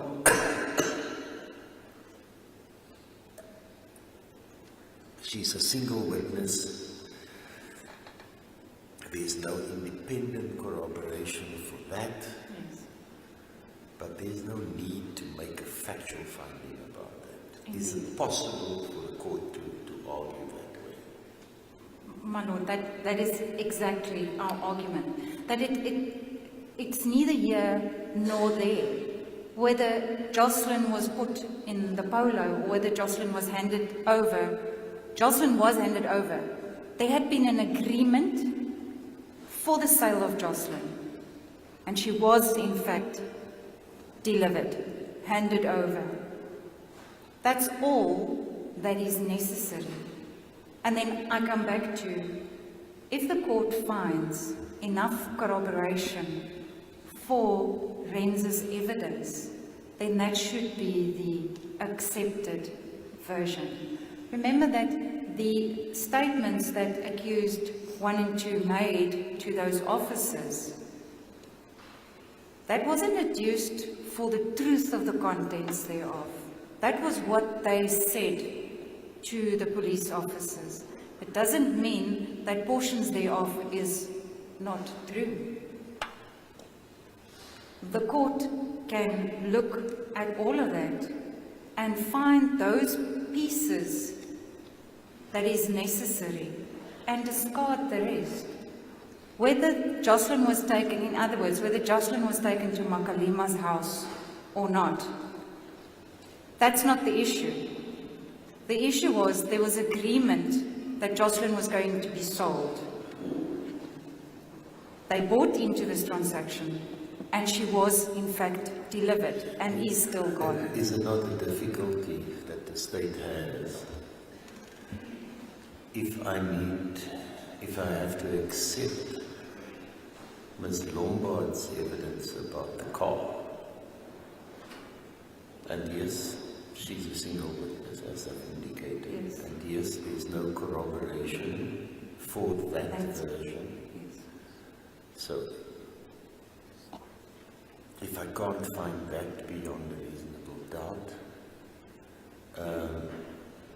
then we're sitting with the discussion on the Sunday. Yes. And the reason for the action to be taken. Yes. By the actions during the day of the 19th and thereafter, inferences can be drawn about complicity. Yes. Mr. Van Rijn says that I was merely asked to go with on the 19th.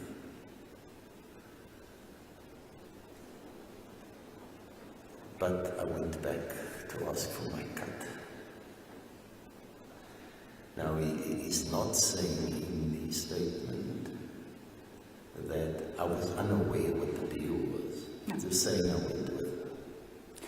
Can I then infer, but then he must have been aware of what the deal was and what's going to play out. Definitely, my Lord. On inferential reasoning. Yes, and definitely also because when he is asked, what is that money for? It's for the vermisting van Joshlin. That's the specific word. So, and can the two different scenarios, can they coexist or not? They can. On what basis? That there was an agreement of sale that everybody agreed to and the consequences thereof. That transaction happened. She was sold. We only need the sold.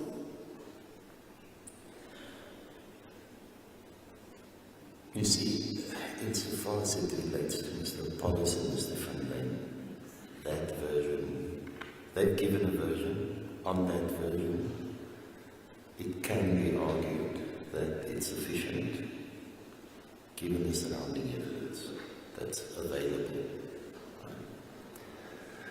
But that's not admissible against Mrs. Smith. Yes. And it can't be used against her. No.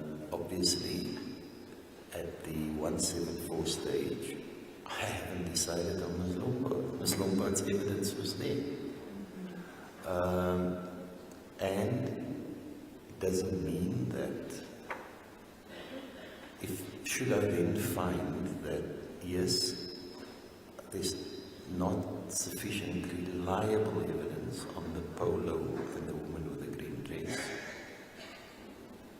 but supported enough on what happened that Sunday evening, in the afternoon, the discussion that took place, and that Joshlin was then delivered on the version of the other two accused. The discussion that Ms. Lombard had with Ms. Smith afterwards, Yes.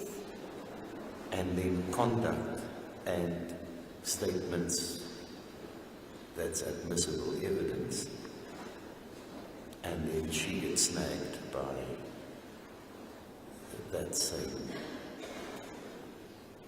wire. Yes. And my... That's summarizing. No, and may I just also add in there, my Lord, also coupled with the evidence of Mr. Kutsia. No. That is very important, specifically with regards to the fact that it's Kelly that had the conversation. Obviously, if you're going to wrap up Yes. after lunch, or do you want, how long do you still need? No, my Lord, I'm about done. I'm almost done. You're almost done. Yes. Except you can deal with the judgment I've referred you to in reply. Thank you, my Lord. Because I'm sure your colleague would have had a quick look at it. But if you, as a starting point, I'm not going to ask if counsel for the defense want to quote cases to me, they can feel free to do so. I'm talking about these old authorities, Yes. because it's trite of how to deal with circumstantial evidence. They're going to take me to deal with credibility issues on Laurentia, and they're entitled to do that. Yes. But I am going to engage defense counsel on probabilities. And I am going to take them not to Rex versus Blom, but we can go there too. Right. And they will take me to pages 202 and 203 of that judgment. Because in the old days, before we had paragraph numbers, I don't know why this stuff always went from the one page to the other. I think it's 1936. 36 or 38? Judgment starts on page 188. But we can go there, but we've got recent appellate division judgments on that. No, indeed. And the two that stand out is the ones that I've dealt with, but you can deal with that in reply. I would really appreciate that, my Lord. Yes, my colleague has made arrangements and we have received. One last issue that you've raised in your heads of argument as well is because you've got two charges. Yes. You're asking for a conviction on the main count. Yes. Right. And then count 2 is the kidnapping charge. Now the one is a statutory offence, and the other one is the common law offence. May I address you on that? You know what I'm going to ask you. Whether it's a duplication of convictions. No, my Lord, that's why I specifically submit, but may I just explain why I say it's not a duplication of convictions? It's different offences, different elements, different facts to prove the different elements. Coupled with that, our courts, okay, so let's just look at kidnapping. So the kidnapping itself, when one looks at the bigger picture of trafficking in persons, then kidnapping is but one of the possible means that can be used. So it's not the action, it's the means. But if, and just to take it one step further, my Lord, so the kidnapping can only be one of the means in order to, so it's not the action, it's the different element, the one that we don't even need. But if one considers the authorities on trafficking in persons, and I'll refer to the very well-known Joshlin matter, which was here and went on appeal and was confirmed. My Lord, trafficking in persons as well as rape count. I've referred the Honourable Court to my matter, the Masana matter, similar thing. but trafficking in persons and rape. So what do you need? What are the elements for the kidnapping offence? The unlawful intentional deprivation of the liberty. freedom of movement of the person. Joshlin, So the facts upon which you rely for a conviction on count 2 are the same facts. yes, Except you arguing it makes up a separate offence because the elements are different. that's all. And is the deprivation of the freedom of movement and liberty, it can be an element Yes. of the main charge, Yes, but they relying in layman's terms, study the charge. yes, indeed. my And lord. then you go back to the definition of slavery, the Indeed. broader definition in the Act. And the fact that she's placed in the position of being a slave means that she is, per definition, deprived of a freedom of movement. She no longer is free to move around. But isn't that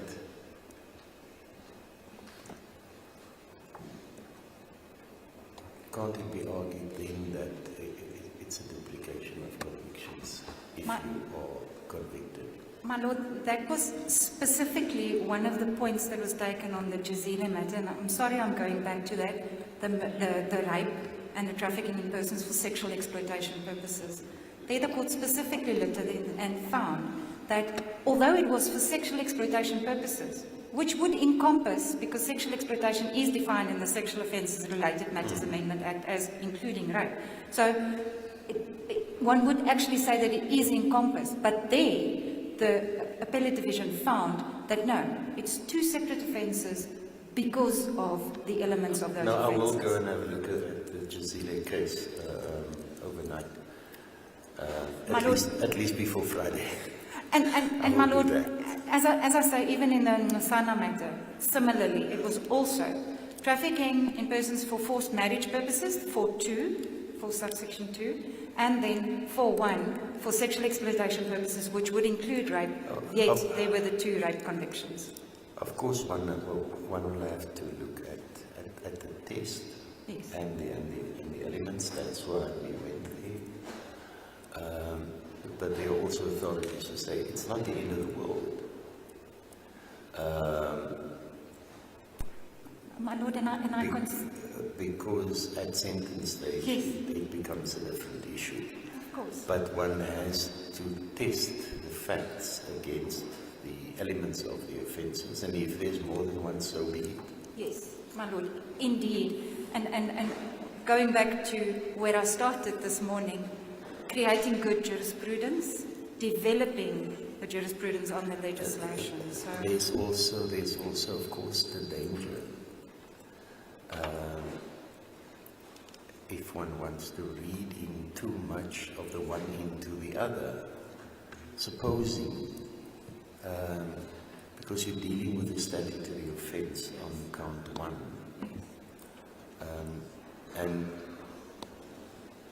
the court is of the view, but it's in any event read in there, so not going to bother with it now. And then the conviction can't stand on that. What do you do then? But I will go and have a look at that and I'll consider it. yes, my lord, and if I may just by way of reiteration, the kidnapping is not included as one of the acts, the conducts. It's one of the means. It can be one of the how it is done, the second element of the offence. I still submit that in following the case law, it should be 2 separate offences and that it should be that way. My lord, may I, in closing, just refer you to, and we don't have a defence case in this matter, but we do have the evidence of accused 1 and 2 during the trial within a trial. My lord, as set out in my heads on page 40, I submit that accused number 1 was a very poor witness. I've differed. admitted the statements, right? And I will give brief reasons Thank you. in the judgment. And the same apply for the 174 discharges. Yes. So the 174 may be less, especially insofar as it relates to accused number 2, and a little bit more maybe for Ms. Smith. But in the event that I acquit Ms. Smith, then it's of no moment. Yes. Right? It's only if I can read. Yes. Insofar as the credibility of the 2 accused that were part of the trials within the trials, you don't have to address me. I don't want to hear you on it. I would like to hear whether your colleagues have a firm view on their client's credibility. Thank you, Manu. But I don't need to hear the statement. Thank you. Thank you. My Lord, so in closing, may I then, if the court will allow me, 5 minutes and I'm done. Yeah, sure. And then we'll take the lunch and adjournment. Then we'll kick off with Mr. Adams. Please, my Lord. And see how far we get. I see it is 5 to, I promise I'll be done. No, because we're going to take an adjournment then, say for half an hour. So we might not get to Ms. Goodbye today, because we also don't want to interrupt the argument. And then we'll kick off with her in the morning. As the court pleases, my Lord. Just for then the inferences sought to be drawn, except for those that I have now in my address already referred the court to, but more formally, we request then that the court should in fact find that all 3 the accused, or accused number 3, actually planned this action as early as August 2023, when she had this discussion with Mr. Kutsele. From that discussion, it's clear that she had already been disappointed. So it even dates back earlier than that, but at least from August 2023. That's when she had already started planning this. Secondly, that Joshlin was indeed sold, and that it was for the purpose of exploitation. The exploitation being in the form of slavery, practices similar to slavery. Thirdly, that there was indeed an agreement reached between the 3 accused and Ms. Lombard, that the agreement entailed that Joshlin will be sold and that they will keep quiet and tell no one anything about it, including the police, that there was a common purpose between them. There had been an agreement, and then fourthly, that all 3 the accused knew, or ought reasonably to have known, that Joshlin was in fact being sold for the purpose of exploitation.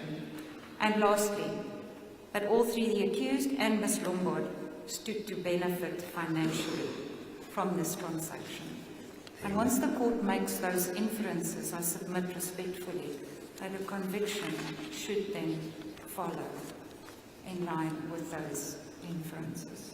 So that is why the state prays for a conviction of all 3 the accused on the main count of trafficking in persons, and then on the kidnapping count as explained earlier. And then just lastly, my Lord, although I didn't deal with Laurentia's evidence specifically, it is dealt with in the heads, but I do submit from stateside that if the court accepts her evidence to be credible, the court should make the ruling that she honestly and frankly answered to all the questions, and that she should get the indemnity. I specifically didn't ask you about that because I don't want to engage in that argument now.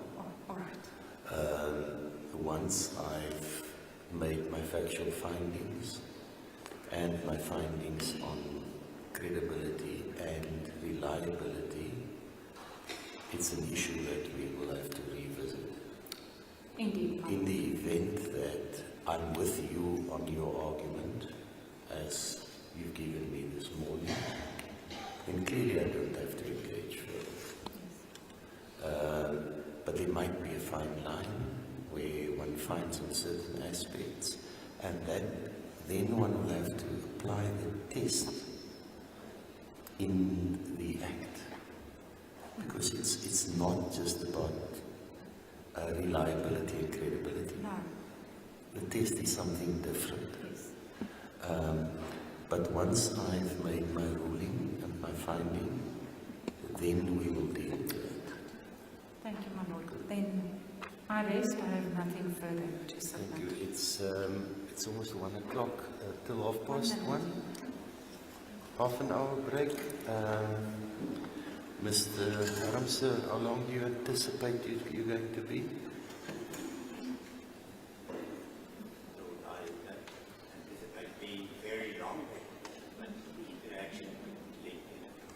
The interaction might shorten it. No, I just want to put your colleagues' mind at ease that you will take up the rest of this afternoon at least. We're not going to get to them. Just so that they can relax, otherwise they're on edge. We might still be called this afternoon. Because even if I'm an hour with you, it will take us to almost 3 o'clock. So we won't get to Mr. Kabai and Mr. Signarai this afternoon. Yes, you bear no onus, so you can be quick. The court will All right.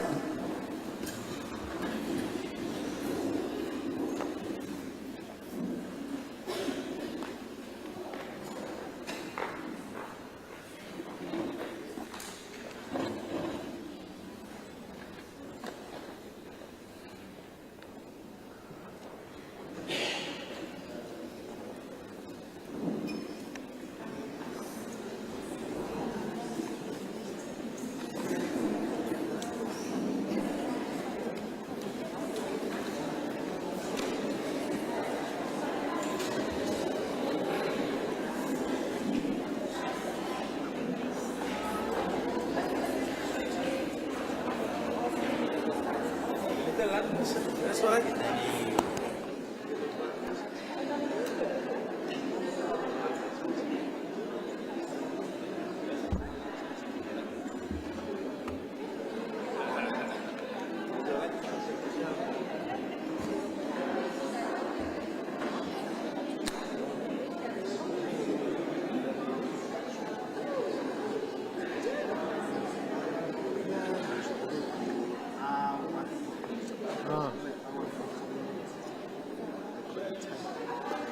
It's about 49 minutes, and I've got 1 extra card. So hopefully they're going to go yet.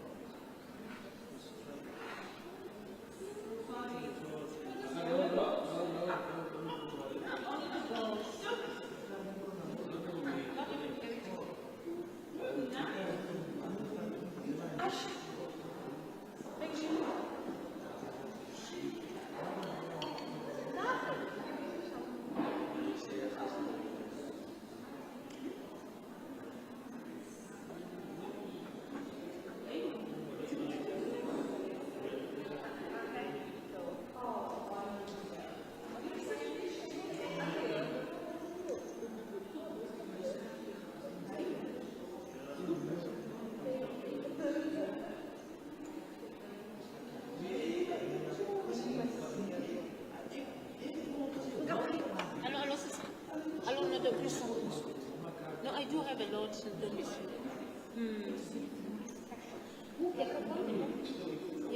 the copies you've given my colleagues. Helen? Please, we extrapolate just for them too. No problem. But I emailed it to you. I will tell you. When I go to the meeting? It's emailed already. To me? Put it on our WhatsApp call. Oh. It's on the WhatsApp. Okay, this is. Okay, but what I can do, I'm going to give you mine. Okay, No, this but is. you got one. No, Three. It's for this. It was only two. Oh, no, the case. Some of the case. Yes. The police just made extra copies of the case. I don't have a spare copy. I just gave it to the two. Okay. Sorry, they made official copies. Okay, no problem. But you're not going to use yours. I'm going to use my phone with a view because you want us to. Oh, okay. No problem. You want Have it. because I would be happy to give it to you. I know. Give it to me. I'll give it to you. When I'm addressing. Okay. Later, after us. Oh, listen, Mom. Stop around. Thank you, Miss Kent.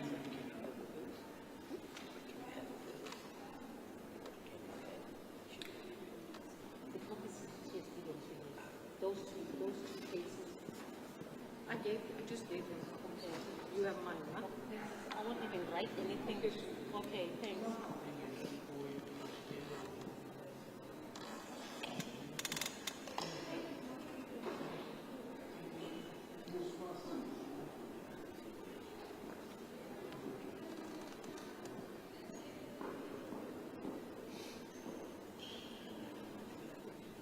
No, you're not going to finish. What's a lot that?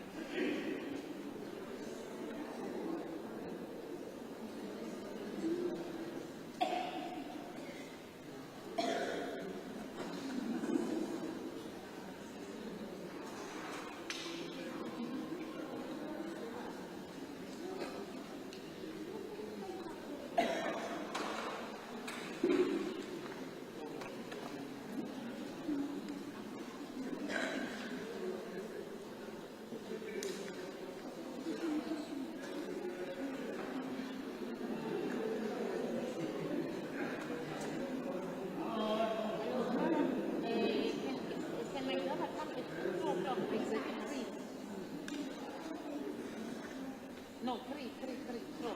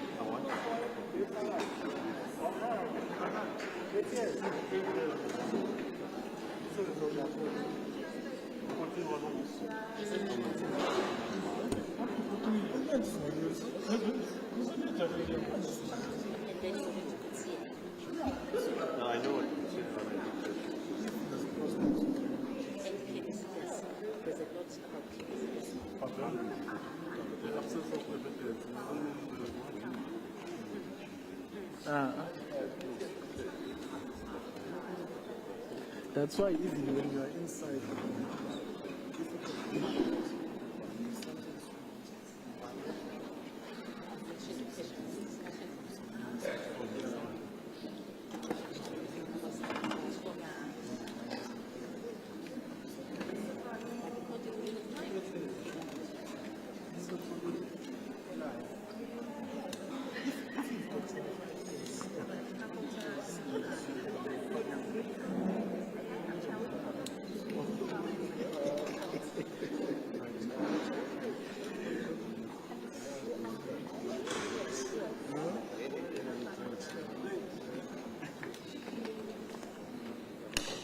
I'm just looking. Doing the bit, right? I'm more.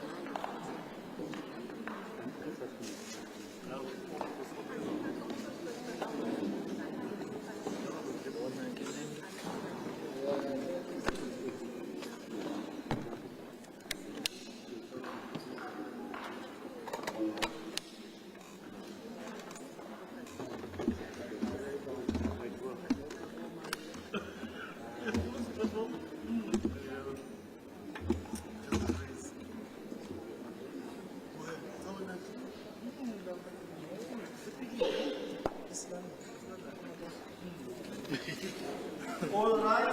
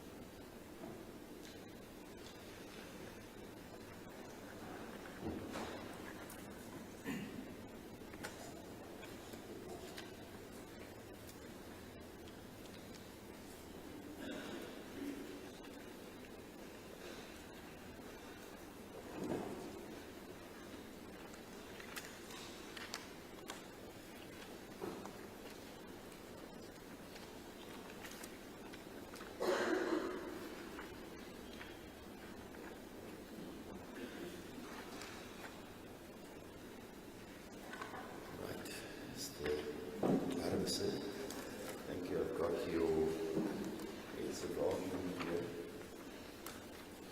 I was just about to inquire, my lord. I was just about to inquire if your lordship I have found it. made open on the side here, and I have Darko and others, Giovanna, Guadiso, Wicca, Molini. Lord, I'm not going to refer to all those. Murphy. Yeah, I'm not going to refer to all the case law that I've passed through. It's not going to be referred to Malimi. Your Lordship would be aware that those matters are primarily concerned with the Law of Evidence Amendment Act and admissibility of extracurricular statements. I submit that that's not one of my client policies. Problem at this stage. I just want to point your Lordship to my heads of argument, page 5. I see that I've neglected to fill in paragraph 16 on page 5, page number there that refers to the state's heads of argument. Yeah. And that number should be 27, my lord. I apologize for that oversight. It's not a problem. Page number 27. 27, my lord.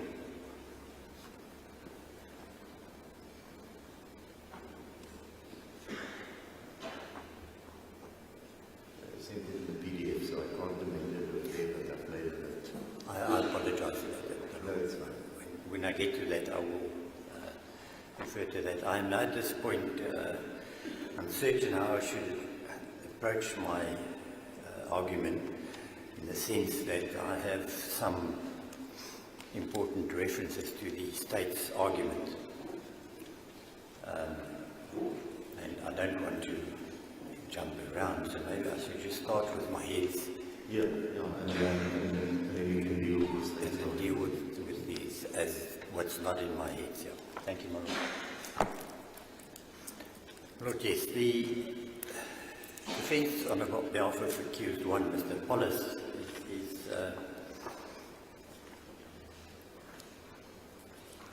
is, I submit, not very complicated. I start with my introduction, basically just with the charges, and then I start with the state's case and refer to the summary of substantial facts by the state. Now, the high watermark, or the main gist of Mr. Pollis's defence is, and that's the reason why I listed these very shortened, by myself, shortened summary of substantial facts in terms of section 140-43 of the state. I'm not going to read it, but your Lordship will notice that all these aspects referred to on my page 2, which is from the summary of facts of the state, all relates to evidence that the state was going to, that the state alleged that they are going to present to court. That is all in line with evidence that was presented by the 204 witness, Lorenzo Lombard. And I'm going to proceed referring to as the 204 witness, the leader of the court. Everything there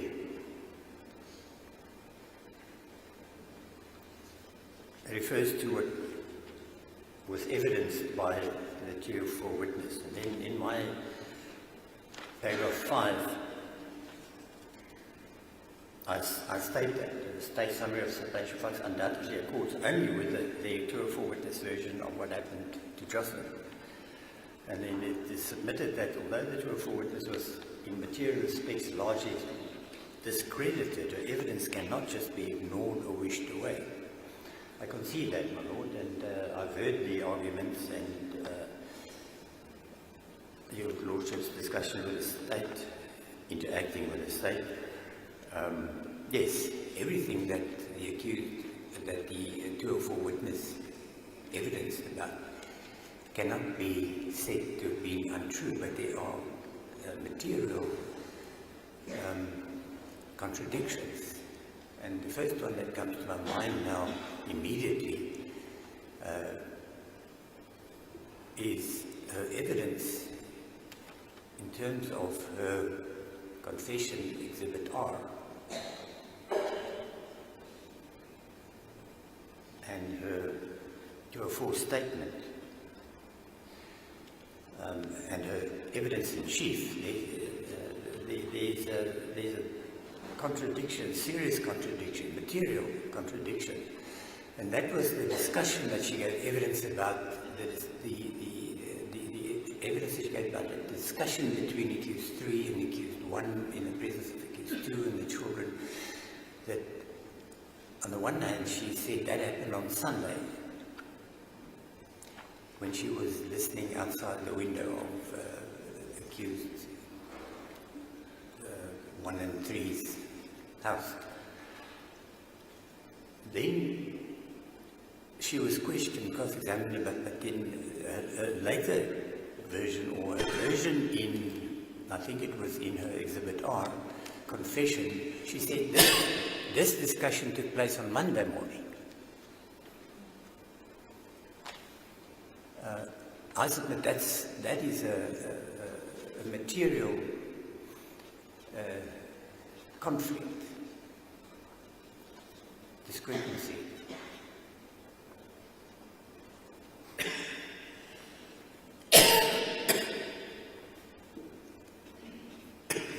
But that I mention now, my Lord, and I can get back to that at the end. Because we are looking, as your Lordship refers to a timeline. I don't really have a timeline here other than the 204 witnesses' involvement.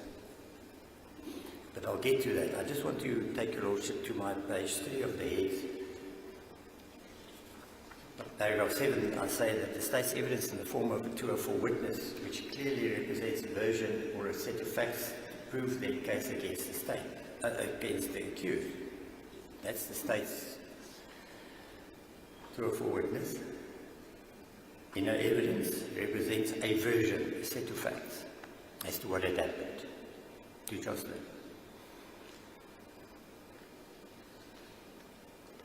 The 204 witness in her evidence clearly attested to the fact that accused 3 had taken Joshlin to a polo on Monday, 19 February 2024, during lunchtime, and that accused 3 thereafter went back to work. In essence,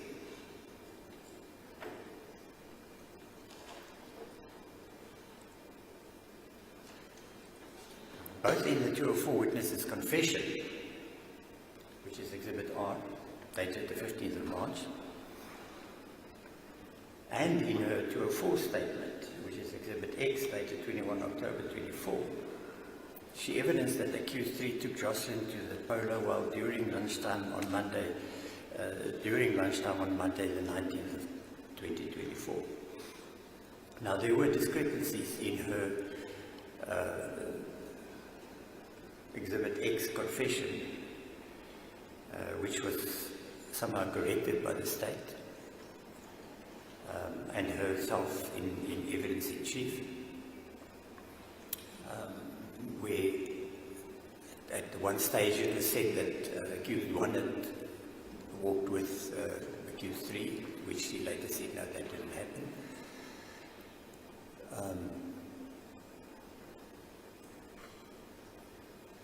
Her evidence, as far as the discussion that she overheard on Sunday, is clear, my Lord, that she says that she heard accused 3 speaking to accused 1 about Joshlin, and that accused 1's attitude was, and I don't recall the exact words, that he is not interested, he doesn't want to listen to her stories.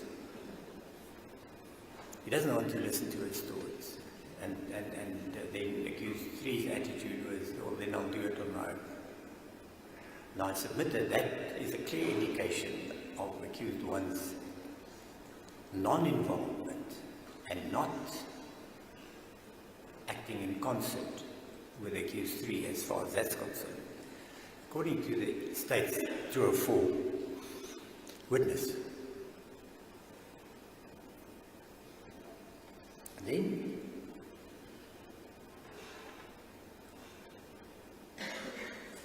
the 204 witnesses says in her confession and in her 204 statement that she said that accused 3 took Joshlin in the white polo during lunchtime on Monday, 19 February 2024. In short, that was her evidence. She, 204 witness said she got very early in the morning, around 7 o'clock, to accused 3 and 1's house.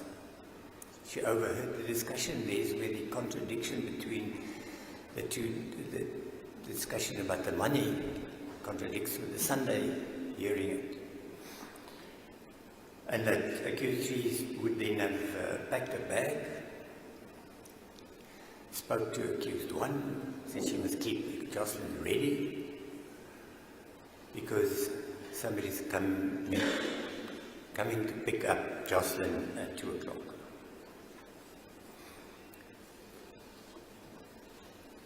In terms of accused, that the 204 witnesses' evidence, she says she witnessed accused 3 walking towards the polo, Joshlin and accused 3 getting in the polo and driving off. Then there was a contradiction as to whether she had seen accused 3 get out of the polo again or not. But in essence, the evidence was that accused 3 then, she didn't see her again until later. Accused 3 after that went to work after she left Joshlin with the people in the polo. Now, leaving aside all the criticism of the 204's witnesses' evidence as to her ability to observe certain facts, observe certain people, the Sangoma, so-called Sangoma. First she said she could hear what they were saying, then she corrected it, she didn't hear what they were saying, then she said she saw it was money, but then later she had confessed that it, not confessed, she admitted that it wasn't money, that she thought that it was money, and that was in the packet that accused 3 received. The position of accused 1 is that it is admitted that accused 1 was not part of, neither involved in the preparation or delivery of Joshlin in terms of the Section 204 witness on behalf of the state.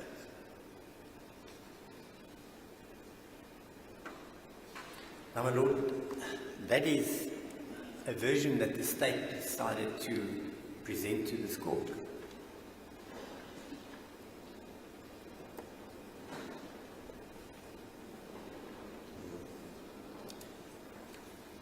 The problem that I submit that the state has is that a second version was placed before this court by way of the trial within a trial, when the so-called re-interviewing of the 3 accused took place at the sea border.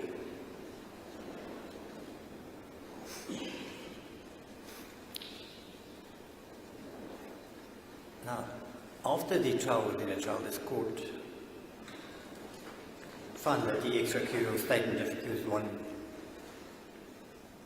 was found to be admissible.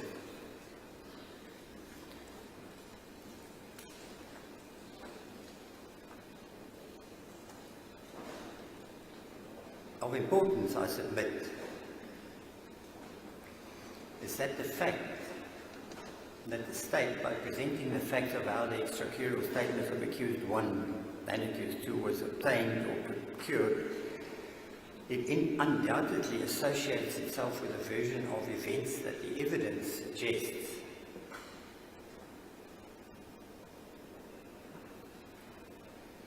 most importantly, the state hereby sought to present a set of facts as to how Joshlin would have been delivered to Makalima by accused 1 on instructions from accused 3. And Lord, what I'm submitting there is that the state-led evidence opposed the application that, or the contention, submissions by the, and evidence by the accused 1, that the statement was not freely and voluntarily obtained, but this court found that it is admissible. So that's where we are. It was admissible. My point is that the state identified with that set of facts.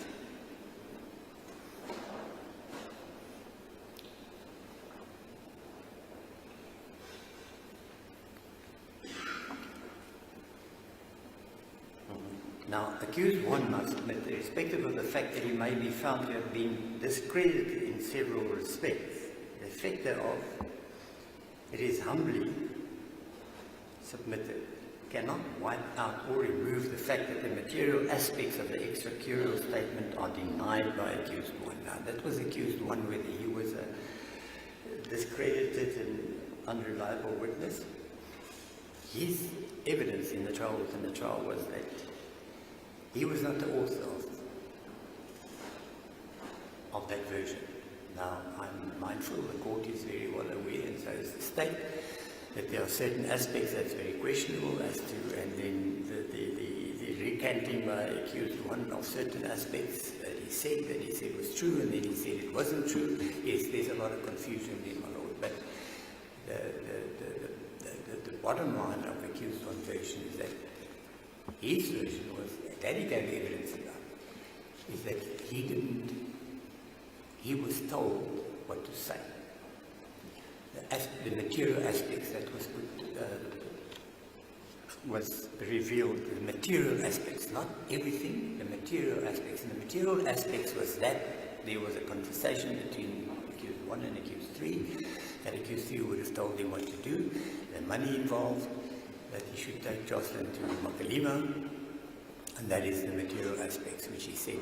It's not his version, he didn't say that because that is not true in his version. Yes, he was discredited.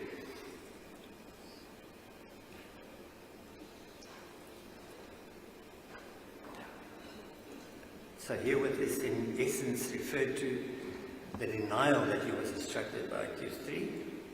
That was his evidence. He denied that he was instructed by accused 3 to deliver Joshlin to Makalima, and he denied that he did deliver Joshlin to Makalima. That was just a story, he said. What should be borne in mind, my lord, is the fact that the state had already been well aware of the contents of accused one's extracurrial statement that was presented as a confession, but it was found by this court to be an extracurrial statement. Exhibit KK, as well as the warning statement by accused 1, Exhibit MM. 10 days, these statements were made, the Exhibit MM warning statement was made on the 6th of March 2024, the Exhibit KK extracurrial statement was made on the 5th of March 2024. 10 days before the 204 witness made her confession before Captain Celia. The state was well aware there is a statement and what happened and what was written before the peace officer. They were aware of that. 10 days after that, the 204 witness made a confession before Captain Celia. And 7 months later, the 204 statement was made before Captain Lombard. Now,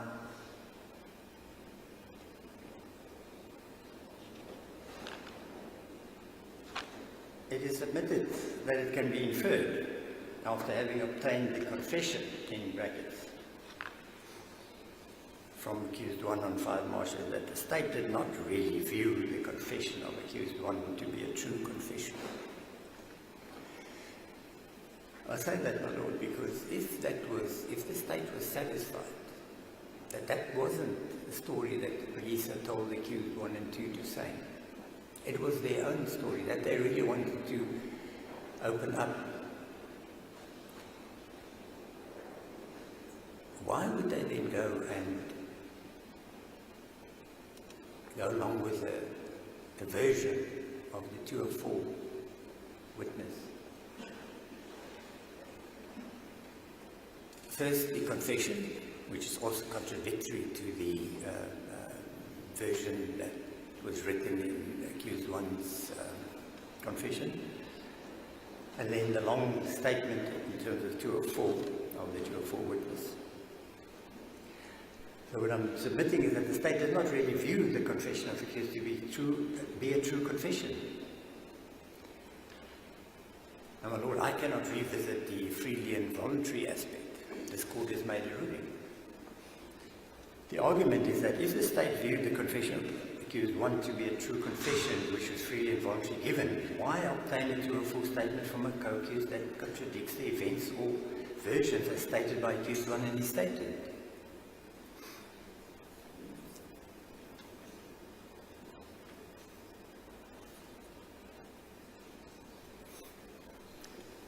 My Lord, and here I submit that the two versions, the 204 statement evidence, the 204 witness evidence, and the extracurrial statement by accused one are two mutually exclusive versions. They can't both be true. I'm mindful of the fact that, yes, that the concept, the principle, as had been discussed and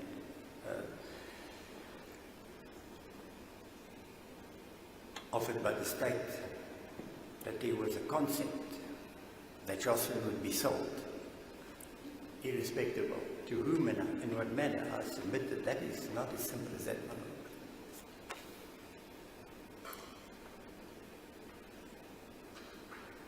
I want to take your Lordship down to paragraph 16 of my page 5, which specifically I refer to supporting my argument now. Paragraph 16.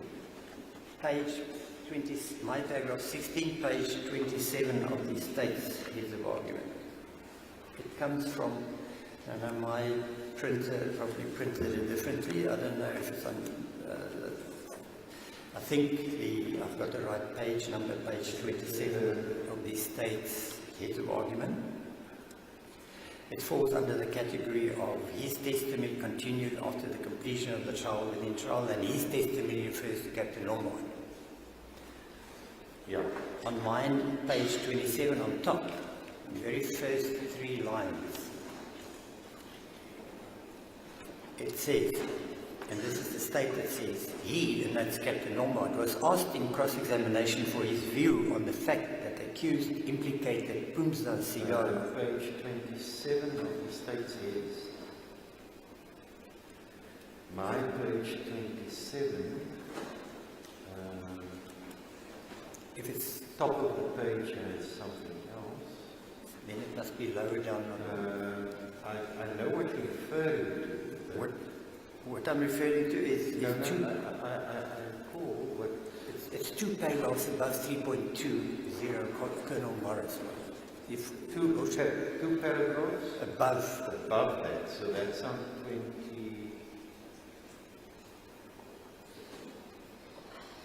Yeah, it's on 26. I apologize for that. On my printed 26. I've realized after I printed it,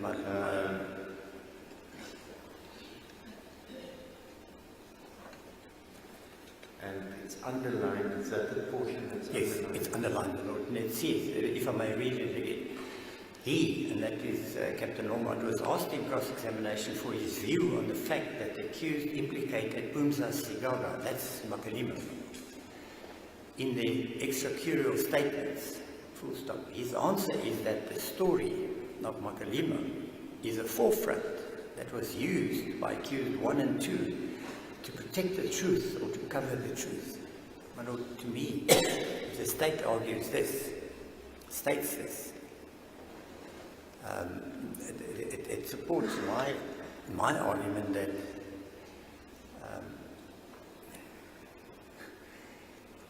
they didn't believe that the accused one's confession, so-called confession,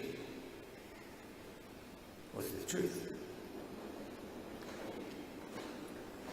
Which, my Lord, with respect, I think, leaves me with the question, but then why was there a trial within a trial? If the state didn't believe what was said there was true.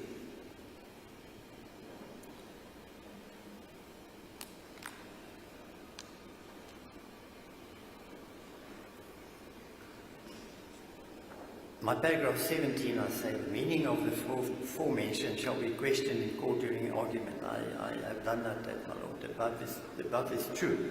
Why was the trial conducted? Well, to present the story which the state didn't accept from the beginning. They thought, and it's argued by the state, that it's as a forefront used by Q1 to protect the truth or to cover the truth, the exact words. I submit then that the question that begs an answer is, should it not, or could it not be inferred that there is no other reasonable explanation other than the state did not view the confession of the accused one?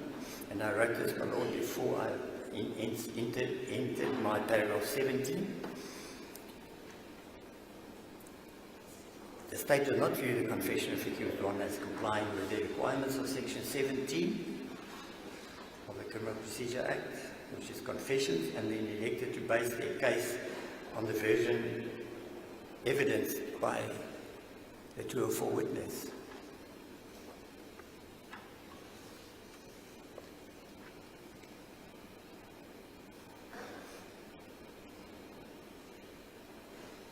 And then I go on in paragraph 19 and say that this court, having found that the so-called confession of accused one may be admitted into evidence, I submit to suspect did not find a rule that the statement was indeed a confession. It was, nor that it was an admission. It was merely referred to as an extracurricular statement by this honourable court. So what? I'm just confirming it. But so what? My lord, it doesn't have much. It has an effect on the accused one. You see, the inquiry that I had to undertake at the time was not to rule whether they were confessions or admissions. I merely had to rule whether they were admissible. Yes, ma'am. And I made it clear in the ruling that I am not going to say anything about whether they were admissions or confessions. Yes. And it goes beyond the mere question of court pronouncing whether a document is a confession. It's particularly a confession, because what you then say is this amounts to a statement that has the equivalence of a guilty plea. And it's premature, because there might be a lot more evidence to be laid. It might also be that in the defense case, there may be issues. It was obviously up to the defense to present evidence if they so wish. They decided not to. That's their choice. Similarly, as it is the prerogative of the state to decide who they're going to prosecute, what they're going to prosecute them for, what evidence they're going to present to the court. But it's then for the court to determine what factual findings they make. You pose the question and say that they didn't believe, I will make that call when I evaluate the evidence. We were all in this courtroom. So yes, and I'm still not going in an argument now to say what I believe these statements are. Because this is argument stage, it's not a place where you make findings or rulings. Make findings and rulings in the judgment, which I will do. And what often happens, Mr. Haramson, is that somewhere between versions, the truth lies somewhere in the middle. Now, I've been patient gave theirs. I gave him last night. The debate here, and you made the point that the state didn't believe the version, and now they want to get on the back of the statement to try and get a conviction. That's something I have to consider. Now, unlike a reply to a request for further particulars, in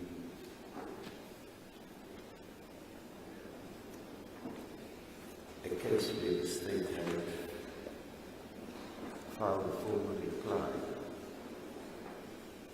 last time I checked, the jurisprudence is that the state is bound to the pleading. I'm not so sure the 144, section 144 summary, what the weight of that is. I don't know whether you found any authorities to say that the state can't now present other evidence. Might relate to it.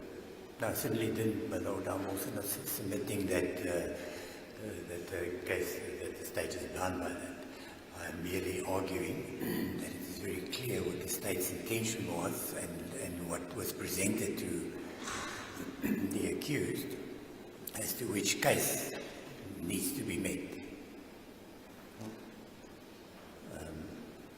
I just want to get off, if I may, off this point and just unless my paragraph 20, where I say that in essence it is admitted that the accused wants a securial statement is only proof of the existence thereof, not that it is the truth. The accused has not admitted that what was said there was the truth, except for certain of the, as he termed it, he wanted to make a story. Some of it was true. He was completely discredited under cross-examination.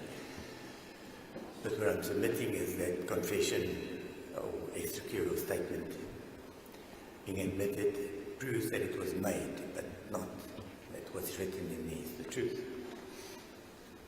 It was admitted into evidence.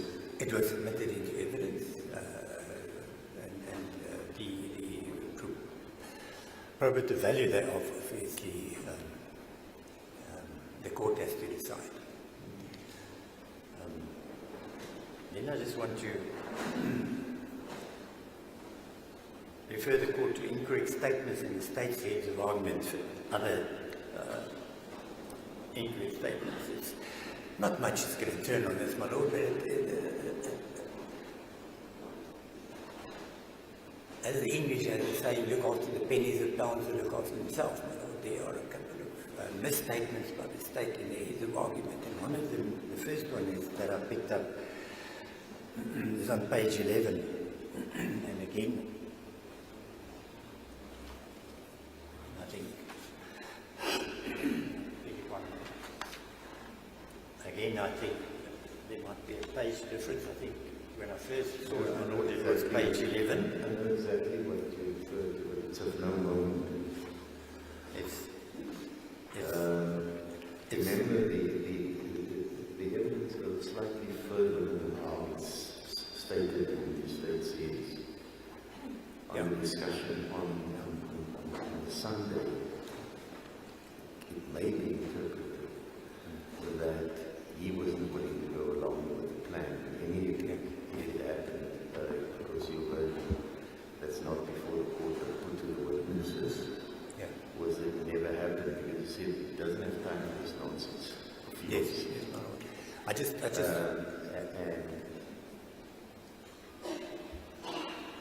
and she never stopped the.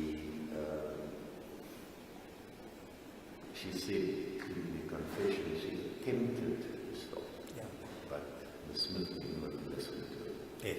Yeah. and then And similarly, it can be argued that his comment on the Sunday meant the same. It can be argued. But of course, he didn't come and tell us. My point is that the state is specifically saying that the 204 witness, Loretta Lombard's evidence is summarized. It is stated that although she, Loretta Lombard, tried to stop accused 3, accused 1 never tried. That's what the state says. But in the confession, the 204 witness deposed to the fact when she was asked, why didn't you stop that's accused 3?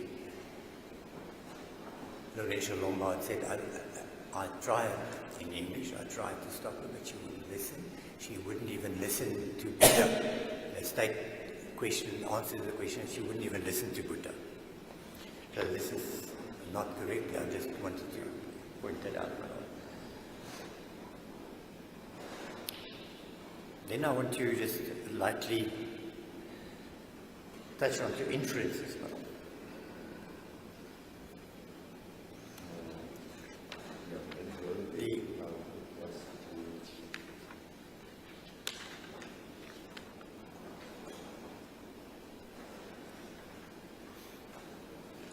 The state's argument is on page 6, paragraph 6, page 48. State argues that certain inferences be drawn by this court.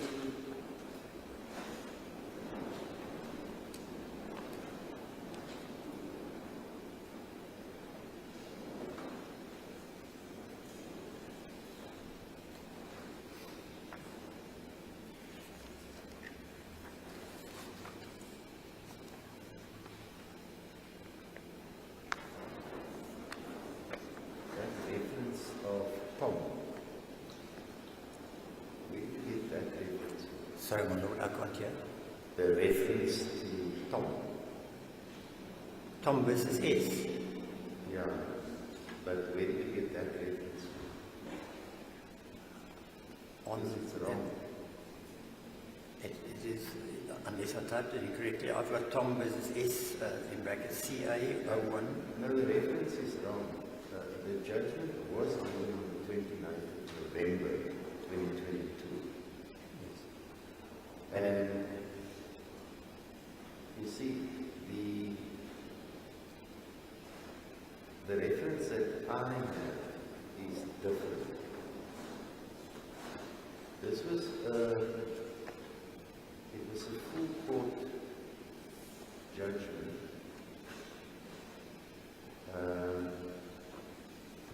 It was a full court judgment. You say, Van Zyl DJP. Yes, ma'am. And Lucy concurring. But there were 3 judges in that matter. Also, it shows, it looks as if it shows, from your reference, it says GHC. Now, I don't know where you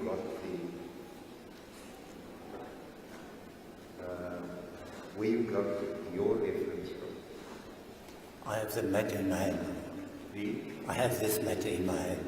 Yeah, but where did you get it from? From Safley.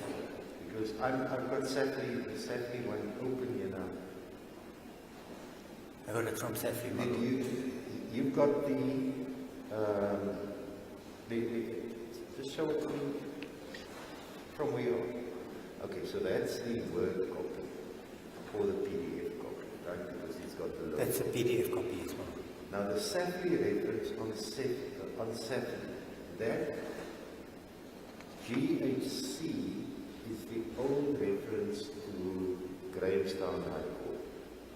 Then you change to MK HCs, which is Makanda. My reference is page 98. Your reference is 89.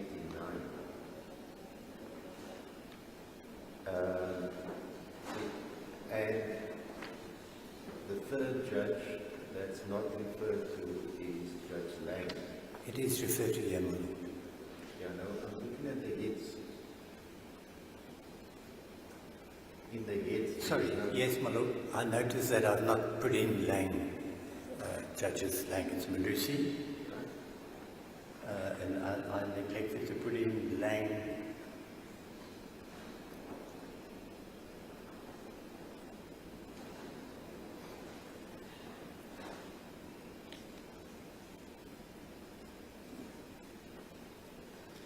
And merely what's quoted in the heads, it's nothing but a restatement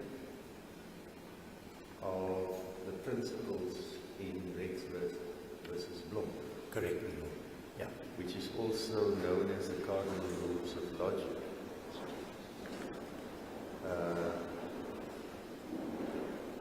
Now I just mention it because when I looked at the case, I obviously opened it up from source. I know it was there.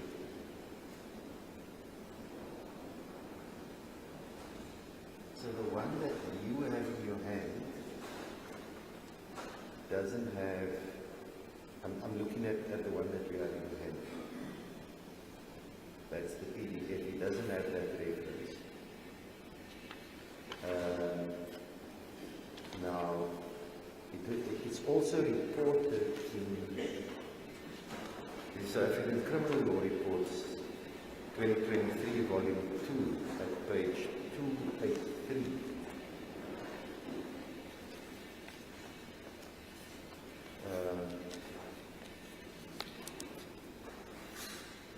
What is it, Mr. Harms, to quote me a recent case that merely quote within the quote from Rex versus Blom, 1939 AD, page 188, and I've highlighted the 2 pages to.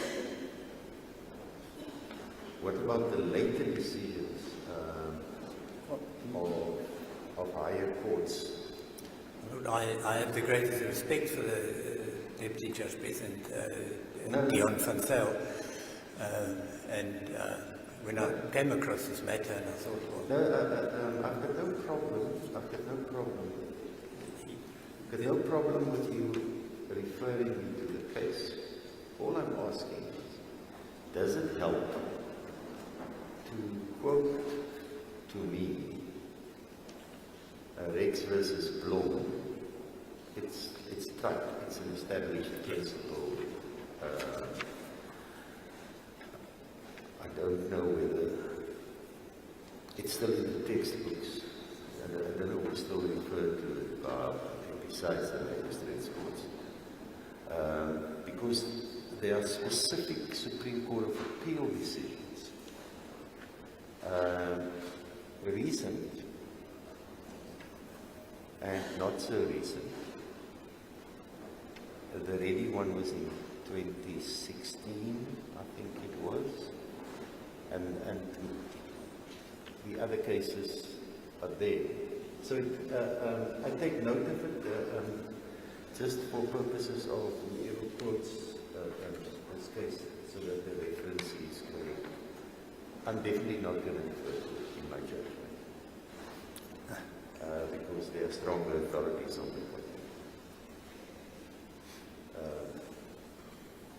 If I quote any cases, I'm going to quote the cases of the Supreme Court. I take note, my lord. But that's fine. So you're going to take me to what the other professors are saying. There's a further reference, my lord, by the Judge van Zyl. Where?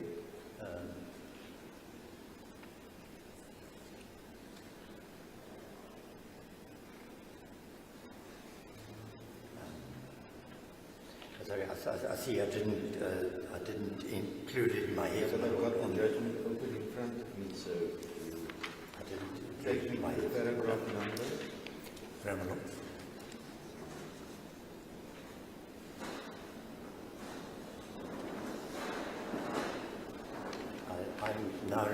now referring to paragraph 9, which is quite a long paragraph, but the reference in this matter is to R versus Ntembu, yeah. which is a 1950 matter. Which is also a very old Matter. And what is quoted there is circumstantial evidence. No, I'm aware, and it takes us to some of in Tembu, it takes us to some of the old authorities that you and I might still be aware of. It was even long before our lifetime, where the authority was Wigmore evidence. So it still quotes Wigmore. But the facts of this case also, of Tom, It's DNA matters. it's the appellant is linked to DNA and raises an alibi. It's a bit different. But yeah, we decided that I have to read it, so I did.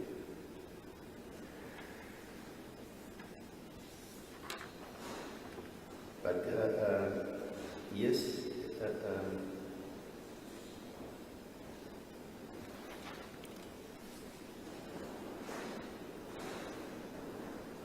yep, I'm listening.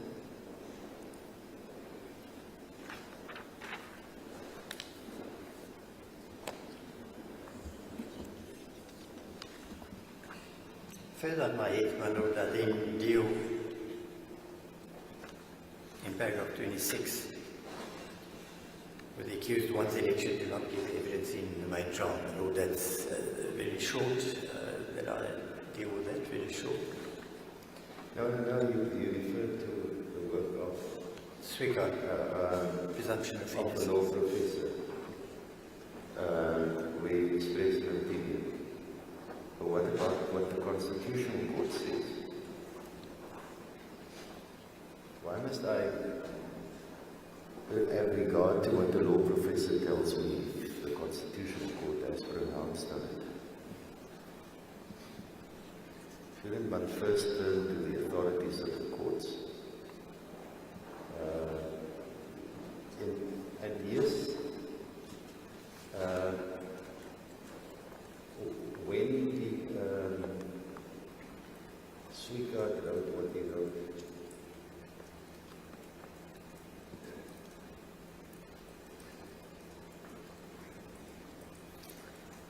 when did Swickard write that article? 1999. And who was he referring to? Which cases was he analyzing? When he formed that opinion, which cases was he analyzing? I do not recall that.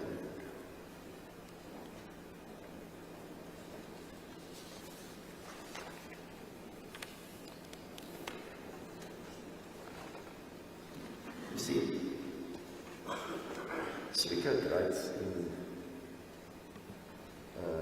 his book and express an opinion on his understanding of the law. And I'm not criticizing him, the author, because he's an authority one can refer to. No problem with that. That publication is in 1999. In 2001, the Constitutional Court it was late 2000, but it was published in 2001. The Constitutional Court had pronounced on the issue. And of course, before that, so in the Musa case, the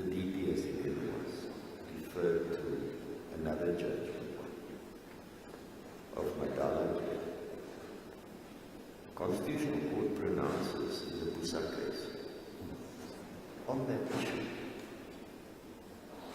I don't get taken to the Busa case by the defense. I get taken to the textbook. I get taken to the Witwatersrand as it then was. Now the Gauteng High Court, that is the Johannesburg Court in Van der Meyden. And I get taken to what these authors are saying in this textbook about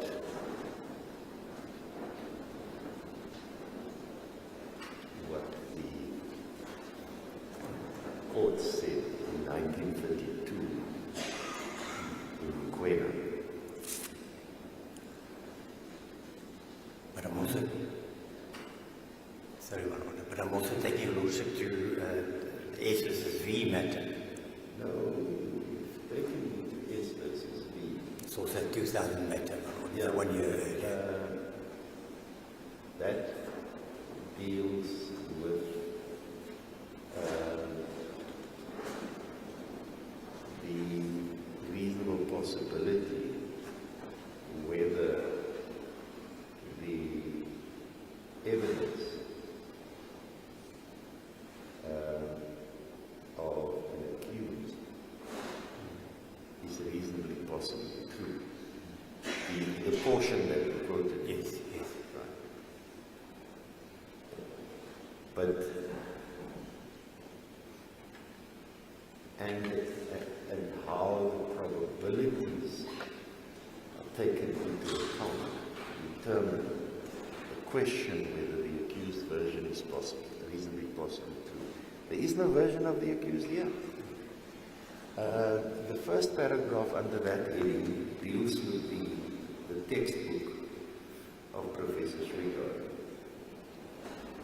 Then I get taken to the Van der Meyden issue, the Van der Meyden case, that also deals with the text, reasonable possibility.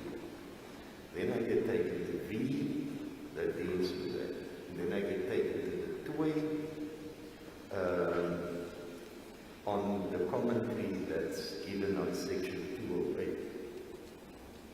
208. We started out with the constitutional right to remain silent in paragraph 26. And that's what I'm saying, don't take them to Shukran, take them to Brampton. Now we pass that. And then we jump to these other cases, and yes, if there's evidence, and what's good for the goose is good for the gander. So if it's the state's evidence or the accused evidence, or the accused evidence is to determine whether it's reasonably possible true, the state's evidence whether it can provide proof beyond a reasonable doubt. The Supreme Court of Appeals said that it is perfectly, I'm putting in the word perfectly, right? It's perfectly permissible to look at the probabilities to determine the question. And that's what the debate that I've had with Ms. Swanepoel this morning. Now, there is no version of Mr. Apology for the court. I cannot ever still take into account the probabilities in testing the content of that statement that he made. But it's got nothing to do with the right to remain silent. But there is a problem. There is a version by the accused one before the court, which is In the which was statement. provided in the trial. Yeah, but in the same breath, you're telling me there's a version, but he also disavowed himself of it in the trial field trial. So I must either say, okay, that version I'm going to test it because it's there, that's the state's case. Or I must go with you and say, well, disavow him of it, now just go look at Ren experience was a bad witness, therefore give me the keys to the gate. I'm sorry about the mask, but I don't want to cough because the dust irritated me earlier, and I wanted us to push. Are you following my response, Mr. Adams? I don't know whether it makes sense to you. She's confused. Am I confusing you? I can't hear what you're Am I confusing you?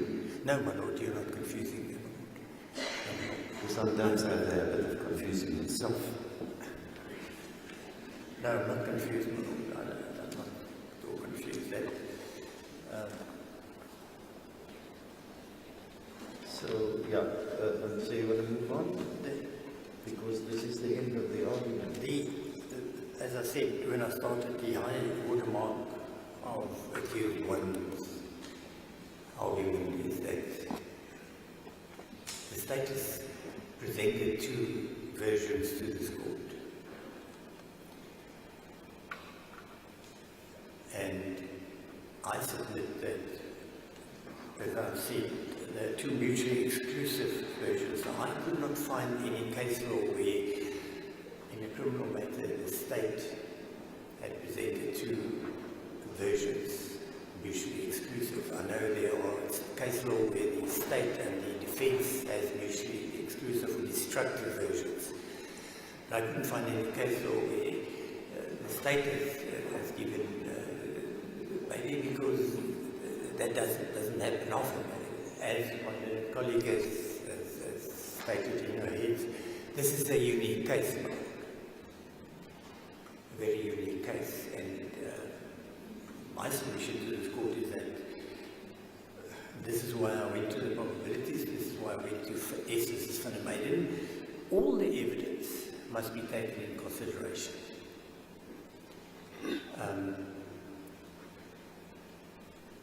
But I submit that this, for a court to find that any one of these two versions is true, if one takes all the evidence in consideration, how can one of those versions, pertaining to accused one, be elevated to proof beyond reasonable doubt? Because it would mean that other evidence that was presented is just totally ignored.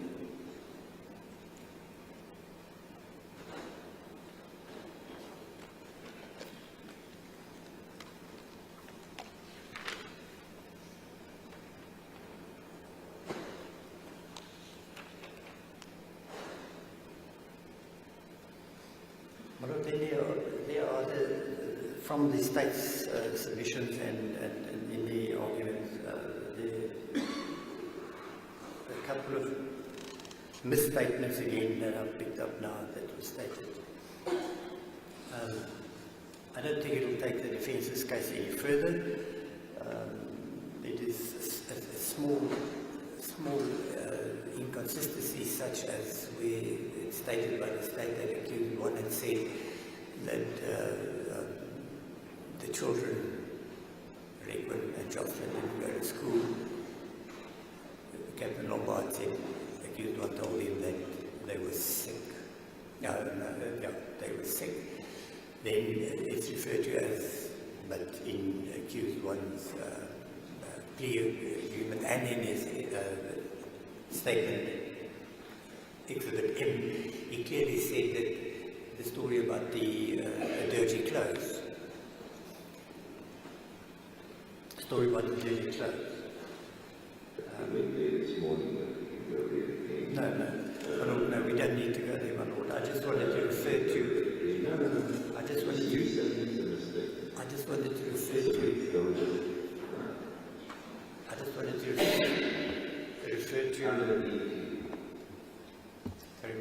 On Monday, on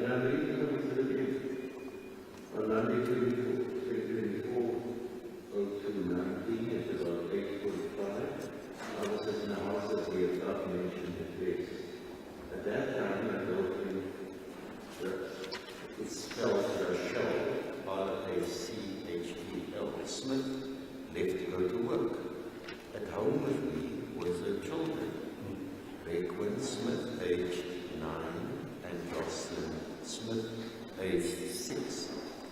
neither of the two children went to school that day, Joshlin and Cole. That was the Exhibit M that was made to Sergeant Milstein on the 20th of February 1350. 10 to 2. So at the same time, the Smith said in her first statement that she returned on the 19th. It's a coincidence, nothing to be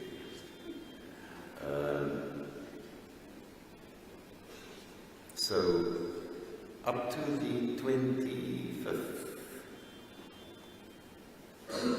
this story was peddled. And yes, I know it's a complete explanation, but that's on evidence before the court. It isn't.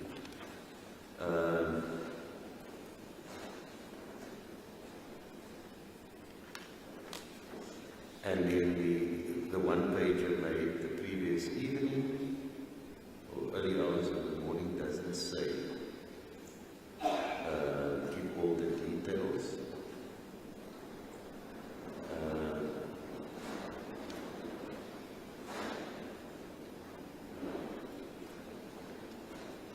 Interestingly,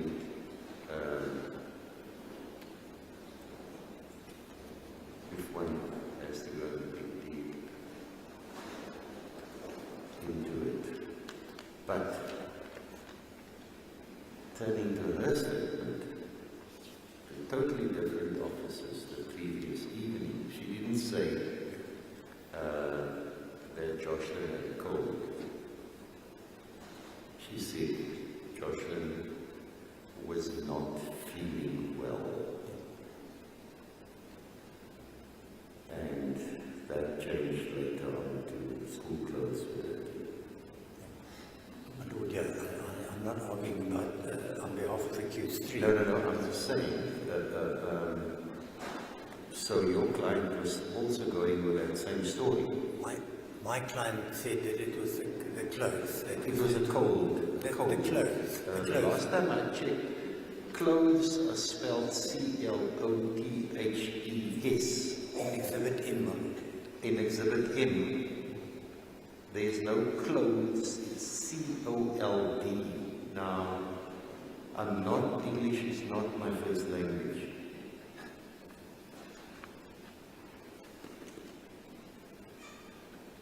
I'm referring you to paragraph 2, last line, under the 3 that's circled.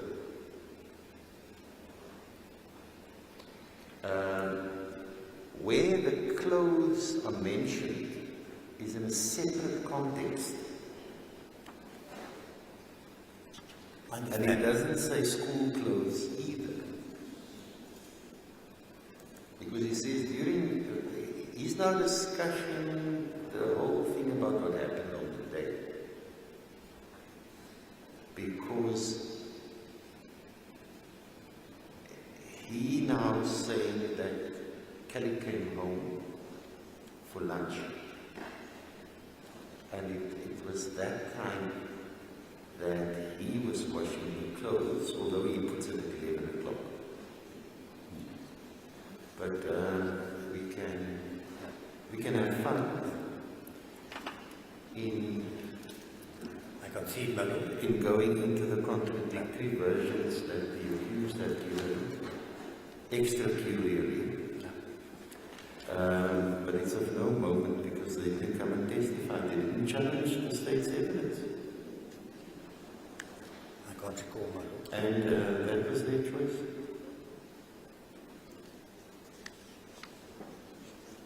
Yes, Mr. Alessandro. If there's nothing else, then.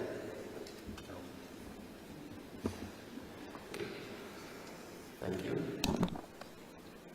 Mr. Kabay, it doesn't make sense to start with you unless if you're going to finish it within 23 minutes. In the morning, rather start in the morning. You're rather going to start tomorrow morning. Now, I know that we will adjourn slightly earlier. sense I don't want to interrupt counsel's argument. And we had a long day from this morning. So let's rather do the sensible thing. I'm going to start at 8:30 tomorrow morning, and I am going to finish the argument both Mr. Dubai and Mr. Saldanha tomorrow. Otherwise, I won't be able to give the judgment on Friday, so that I can work through. Your updated mind map, you can send it to everybody so that we have it. We upload it on Teams.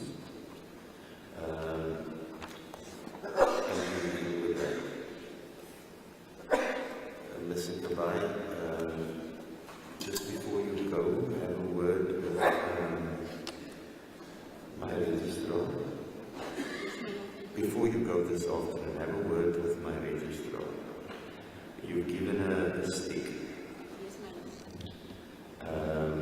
with the authorities that you're going to refer to. She couldn't upload it at the time. I saw her during the lunch break because it wasn't downloaded on the stick. But if you have it on your laptop, then you might quickly be able to arrange it so that I will have it tonight. Means I can read through it. Any authorities. There are no heads from you as far as I know. Can I just have the heads as well? Can you send it to me through Ms. Nainu so that I can prepare? I have Mr. Saldanha's heads and I have the authorities. I saw that. I didn't read it. Mr. Saldanha, your heads are. So is it just the authorities? It's just the authorities. You're not going to draft heads? I have not drafted it. Are you going to? My Lord, I You can. don't have to. You don't have to draft heads. That's correct. As long as I have the authorities, I'm fine. But if there are heads, then it will help. We don't have a lot of time. Thank you. You complain? No, I'm not complaining. Apologies. It's merely a request.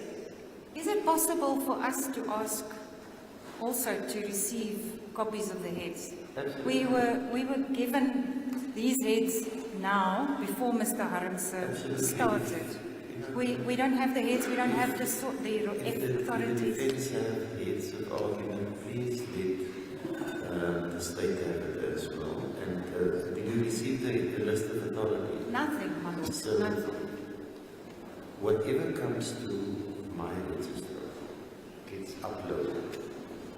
So if you go to that file, you will find it. So all the authorities that Mr. Harms sent yesterday, although in some instances he just gave the names, she actually searched it herself and placed it on the platform. Mr. Saldanha's authorities are also on there, and yours came through yesterday during the course of the morning, and they were all uploaded. That's the way I accessed it. I accessed it on my phone yesterday. So it's quite easy. Let us work with each other, see how we can make things work better. Mr. Collins, Mr. Van Rijn, going back to Malmesbury. Ms. Smith, you will recall that on Thursday when we adjourn, I said I'm going to make the decision after I've consulted with the police, and that's why you went back to London. Because having considered all the issues, I was not satisfied that Paul's law was going to work. That's why I sent you back to London for the weekend, and you will go back there again today. 8:30 tomorrow morning, when we will hopefully we can, if we have Mr. Harmse, an hour, I think, less, we can say hour and a half max, 3 hours, we can be out here early, I can go to work.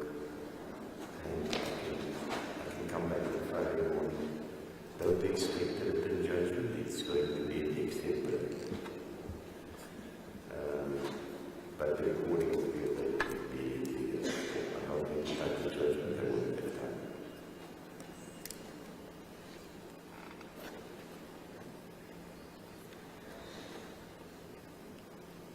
Thank you. Will I have inside the ones of the mentoring now? Court adjourned. All right.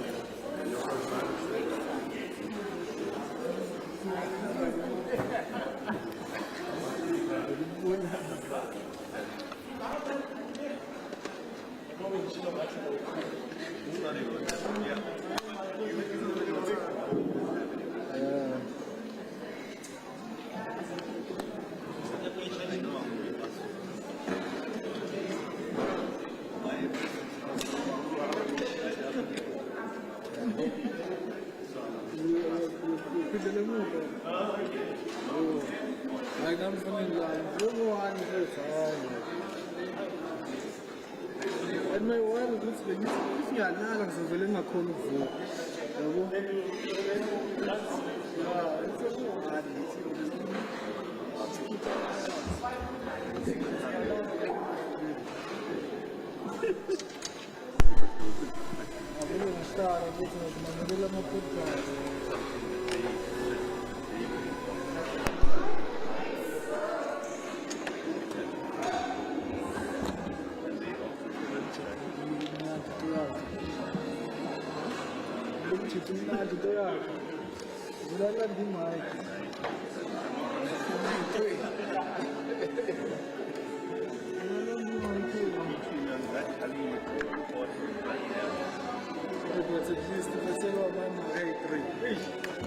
Better than 5.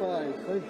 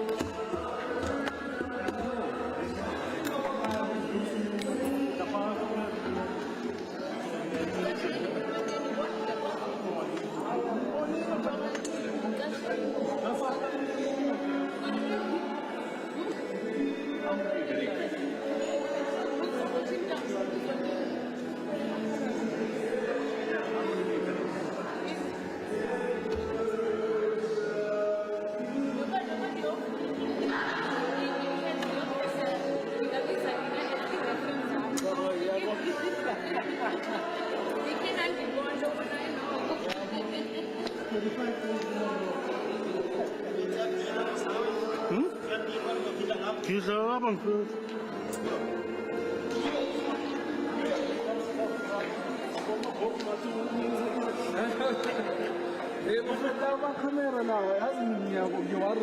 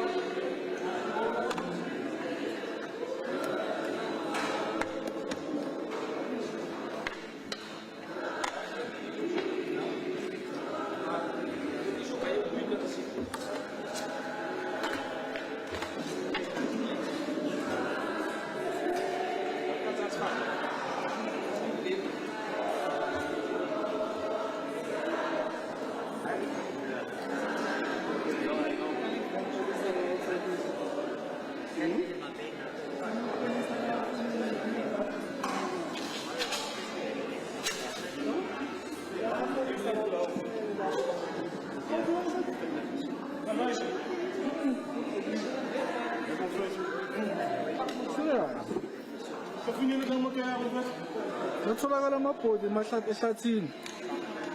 Imoto ekatholakala.